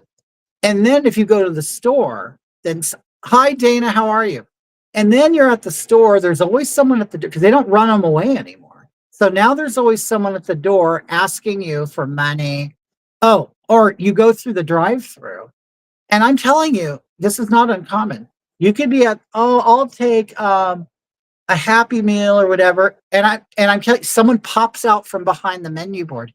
Hey, sir, ma'am, do you think you can get me just a small cheeseburger? And I'm like, I am spending my last $5 on a meal for myself, hoping my disability check gets deposited tomorrow. And you're going to pop out and interrupt my order taking and tell me to buy you a hamburger? Screw you. Like, no. And I'm done being nice about it. It's like so you're coming to me and you're asking me for something that you assume I have and you assume I want to give it to you? No. You're not hungry. First of all, you're fat. Okay. First of all, you're a fat ass. Oh, it happens in Idaho too. See, I tell people that, Boise, I don't know where you live. It's turning into California. There's no, Idaho used to be a place where I would move to, not anymore. I would never move to Idaho now, unless it's northern, out more in the wild, but not Boise, that area. I was a trucker and I liked it. It did remind me of our high desert here, which I don't really care for, but I thought, it looks peaceful and clean. Not anymore. I know a lot of Californians move there. I have given my meal up to person one time. Oh, no, not me. Not me, Kev. Because I know they have so many programs, so many ways to get fed. So people are bending over backwards to be good people. I'm not anymore. I'm done. I only care about myself. That's it. Because look at me. I'm a fat lesbian woman. Nobody gives a shit about me. Nobody. I have to take care of myself. Certainly, none of these losers on the road that I have helped in the past, they're not going to help me. They don't care. They'll never care. So now, I was pushed out of vagina as one person. And I am the person that has to take care of this person. Until I have an abundance or until I'm just bored with having $1 in my pocket, I'm not even going to think about helping somebody else out. I help out in other ways. I actually help. I said, where did the other baby go? I help in other ways. Do you want to know how I help? I help my own community. Right now, I'm caregiving a woman that I've known for 55 years now. I am taking care of my own, just like others do. I don't have the time or the money or the resource to take care of some drug addict down the street who, like me, did drugs in the 90s, but I decided I wanted better. So I clawed my way out of it. They decided not to. And all these years, they've decided to stay there. Well, live it up, honey, but I'm not going to do it. It's your life. I support it as long as you stay out of my way. But the minute you're asking me for money, no, screw you. Screw you.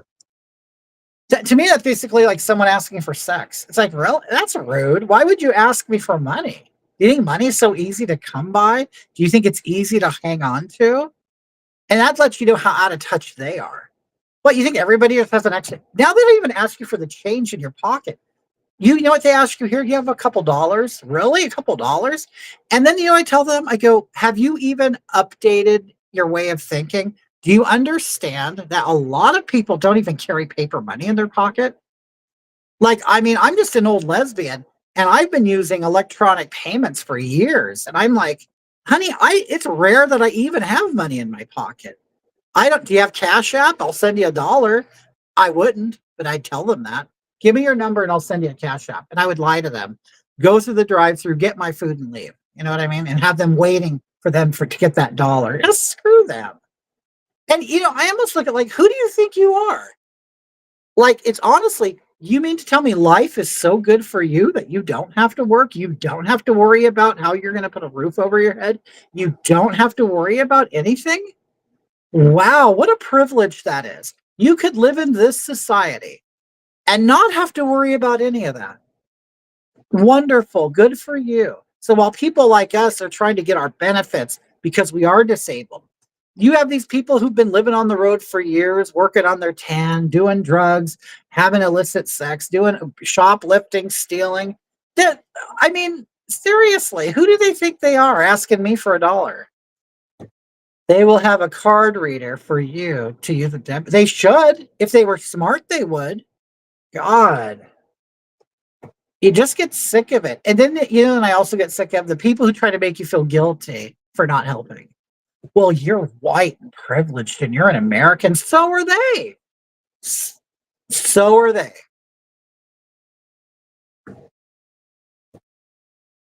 Yeah, but they do need card readers. But I'm so over it. And I'm so over the hippies. Oh, God, just go to Club Med, get on a cruise, go somewhere, live on a cruise ship, enjoy your life, and leave us alone. Leave us alone. Okay. We don't want certain people here anymore. Okay. We've lived it. I've lived here for 50 something years. I get it. I know the culture. I know the issues south of the border. And guess what? I don't care. I do not care where you're from. I don't care about your government. That's for you to deal with. That's for you to vote for. That's for you to protest and do everything that you do there that we do in our country. You do that there and you take care of business, okay? You don't come here. You don't come here and tell us how to run things. That's what pisses me off too. You got these people. First of all, a little history lesson that I didn't get his history lesson in school, I'll tell you. And I can tell a lot of people haven't. You know how they like to say you're on stolen land? Okay. Are you aware that practically everything, if not everything, west of like Louisiana, okay, was not the United States at one time. It was Mexico. Okay. New Spain. Because the Europeans went into South America, Mexico, and all that crap, colonized that, bred with everybody, instilled European blood into the South, and that became the Latinos. And the Mexicans, or New Spain, Mexico, New Spain, same thing, they owned half of what we now call the United States. Okay. They also, people forget to talk about this, they also decimated the Native Americans. Okay. So not only did the Mexicans in New Spain exist way before the United States, and they had slavery way before us. Okay. But they owned, or took all of the west part of the United States. Okay. And it was like that for hundreds of years. Well, the United States is now wanting to expand out of the 13 colonies or whatever rest else they had at the moment. You know what? We want more land. Okay. So they went to war, whatever. They, took what they can, whatever, which is how the world was built. Okay. For some reason, they act like it's some special thing. Okay. How everything was built. Okay. They fought until both sides reached an agreement. Okay, we don't want to fight anymore. Mexico's say, okay, we'll sell it to you for $15 million. Okay, so they get a check from Uncle Sam. Here you go, Mexico. Here's your $15 million. Okay, I now own all of the West Coast. Now, this was already after they had been here and they had killed off a lot of the native population and everything. For some reason, the British and the United States gets all that blame. No, Mexico was a huge part of it. And they owned this before we got it. Okay. We got it through a war, through treaty, and through purchase. Okay. So now we have the United States.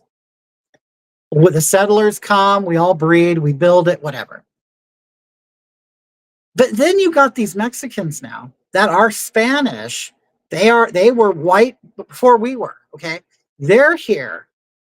And now they climb, they skip over the border and they go, well, no land, this is stolen land. Well, honey, you stole it first. I mean, you want to be technical. You stole it, we bought it. Okay. So they come here because they have no education and they think they're somehow entitled to be here. No, you stole it. No, dear, it was fought for and bought for and built by the United States, not by you. Because if it was built by you, we'd have crumbling buildings, okay? We would have, a very underdeveloped nation. Okay, so no, you sold it and you went back and made piñatas in Mexico. I don't know, whatever you did. Okay. But to think that they actually can come here and claim it as theirs because it was stolen when it was really purchased.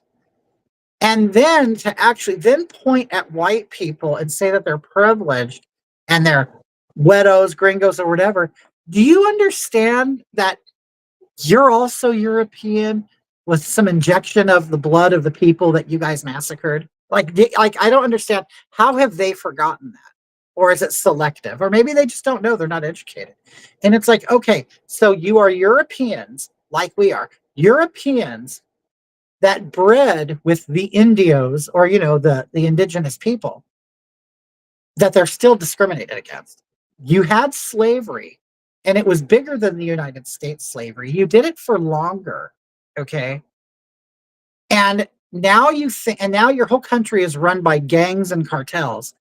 So you think that you're going to create this fantasy scenario in your brain that this was stolen from you and you're just going to skip over the border and expect everybody to pay your way or to get yourself into jobs that are going to pay you under the table, or you're going to pay taxes with stolen social security numbers. It's and then you think because you do that, you're now owed something. No, dear, no. And then you're going to send your money home. So now you're going to earn your money here, then you're going to send it home to enrich the economy of Mexico. It's and white or Americans, not even white, just Americans are oh yeah, that's okay. No, you know what? You don't think it's okay. You're a wimp. You're a pussy. That's what it is. It's these people that want to act like they're peace-loving people, or they buy the whole thing. Oh, no person human is illegal.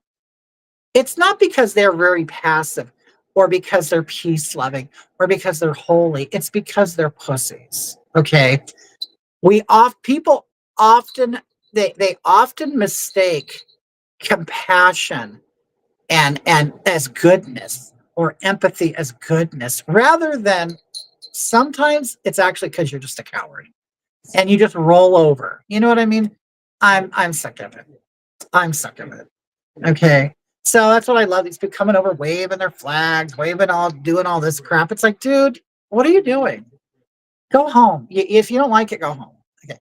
I knew if you want to have anything, you were going to have to work hard. Yes. Yes. Everybody knows that. Especially if you're a family, if you're from immigrants. You know, I got one son of my family that's been here for a million years. Okay. Digging coal in West Virginia. Okay. And they haven't even really rose up to any prominence. They're still digging for coal, dying of black lung. You know what I mean?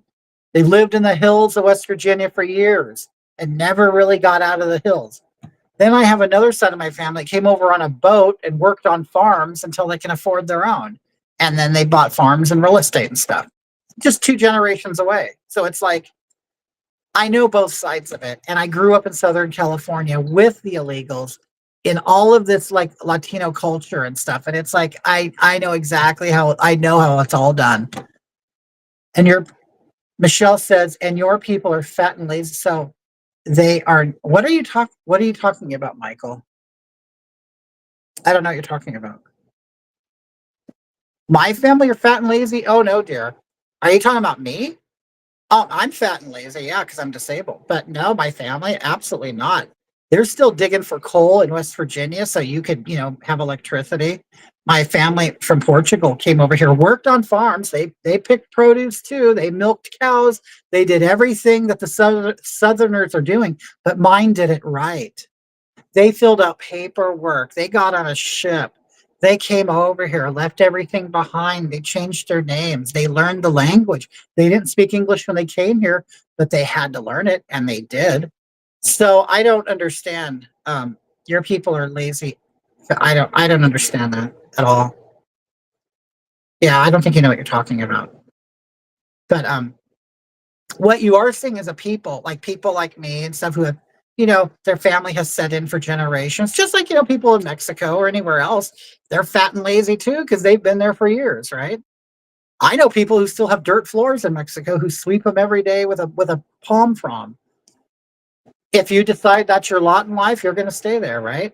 But when you come someplace and you build a life and a history and a culture, and you do pad your family somehow. So yes, I don't have to pick produce. I don't have to do that stuff because 2 generations above me did that.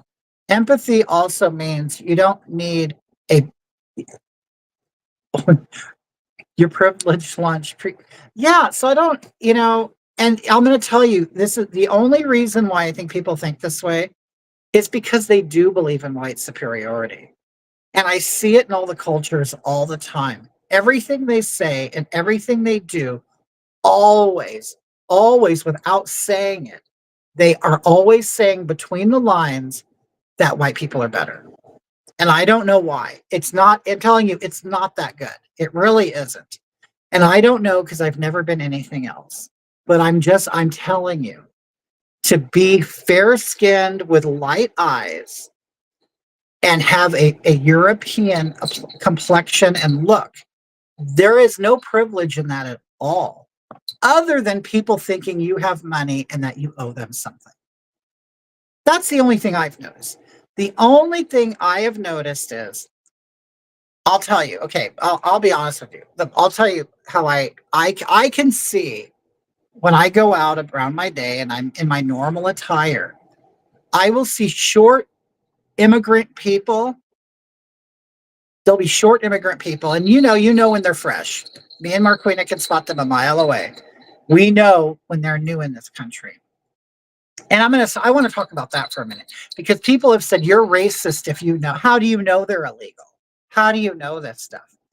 Well, Keys to the gate. Oh, good. Now, we have a new gate and a key. Thank you. You can spot them a mile away. And you want to know what?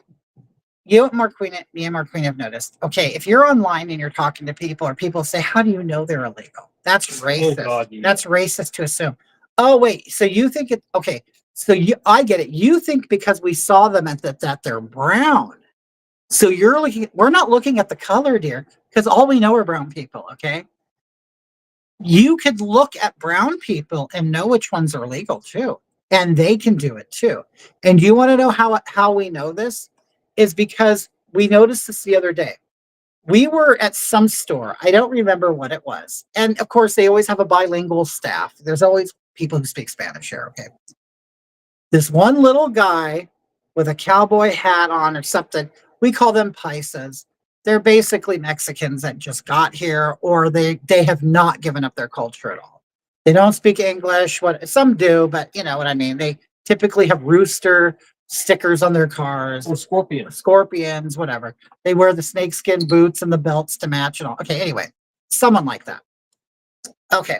And the cell phone holder. Yeah, so we knew that either and they typically have money too. I'll tell you, everyone I knew had a big wad of cash. Okay.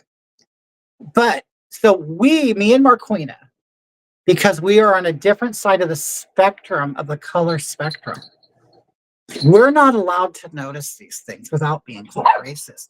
But you know what? When another Latino encounters these people who speak English, you know what they do? They immediately start speaking Spanish to them because they know they don't understand English just by the way they look and behave. Well, guess what, Paco? We have observational skills too. Remember those fresh Haitians we saw? Oh, the fresh Haitians were, I mean, it was just as just as exposed. Yes, it's conspicuous. That's a good word. We immediately, okay, so we got a pack of Asians here, right?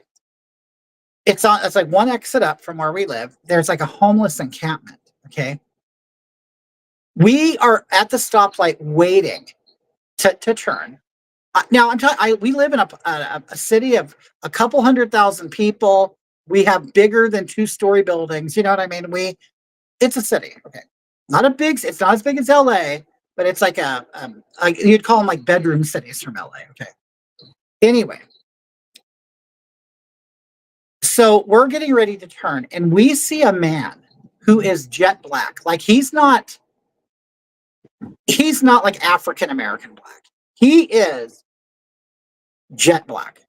He is jungle shiny. Jungle shiny. His features were very sharp, so you could see the sun hitting and highlighting these areas, making them gleam like silver. Like he's so black that there's no other pigmentation than black. Okay, there's no golds, no orange, no yellows, no black.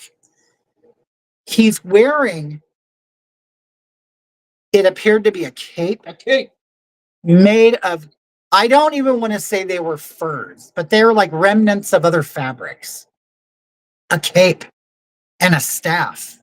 Like he was some sort of tribal leader. He comes walking from under the underpass of the freeway holding the staff. Like, who was it? Moses? Like Charlton Heston? You remember? He wore like a thing and he had a staff. Like he was like some sort of voodoo person. It was me and Marquina look at each other. Zulu. Yeah, Shaka Zulu. And we look at each other and said, oh my God. What the hell is that? What is this? Now, yeah, it's really black.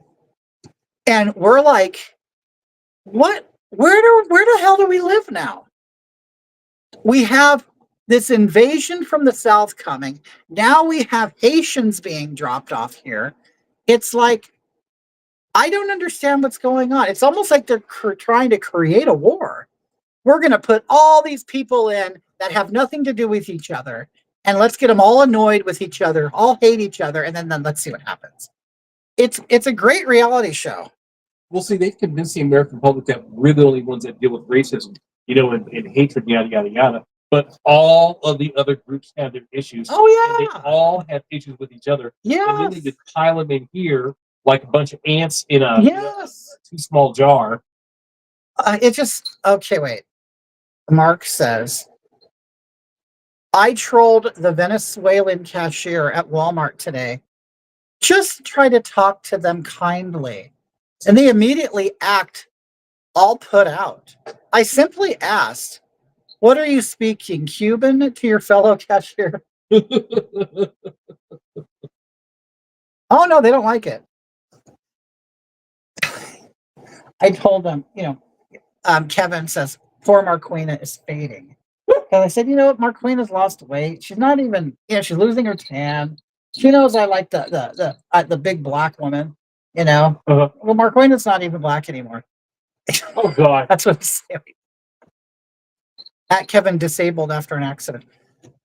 I don't know, you guys. Oh my God, I'm going on 5 hours. You guys. But you know what's funny? Sorry to interrupt you, but when like we were talking, we saw the patients. Yeah. Okay, when you see pure African blood, Mhm. right, and then you see Americans, Black Yeah. Americans, like you really think you're an African? You really think you're? When you see a real African, Yeah. oh boy, so mixed up. This would be a wonderful reality show contest, like a Big Brother type of Survivor thing. You get like the Black Power blacks in the United States that, feel some kind of connection to Africa. They wear the little African hats and the colors. Get them, or the ones that you stole me from my homeland and all that stuff. Took my culture. Took my culture. Well, hi, Booger. What you do is I love that booger. take this group of people and then put them in Africa. Put them in Africa and then record it all. Create a whole reality show. Have drones and stuff that follow these people and create a show. And watching these Black Americans go back to the motherland and live the life that was stolen from them. I would love to see that show. It would be great. Absolutely great.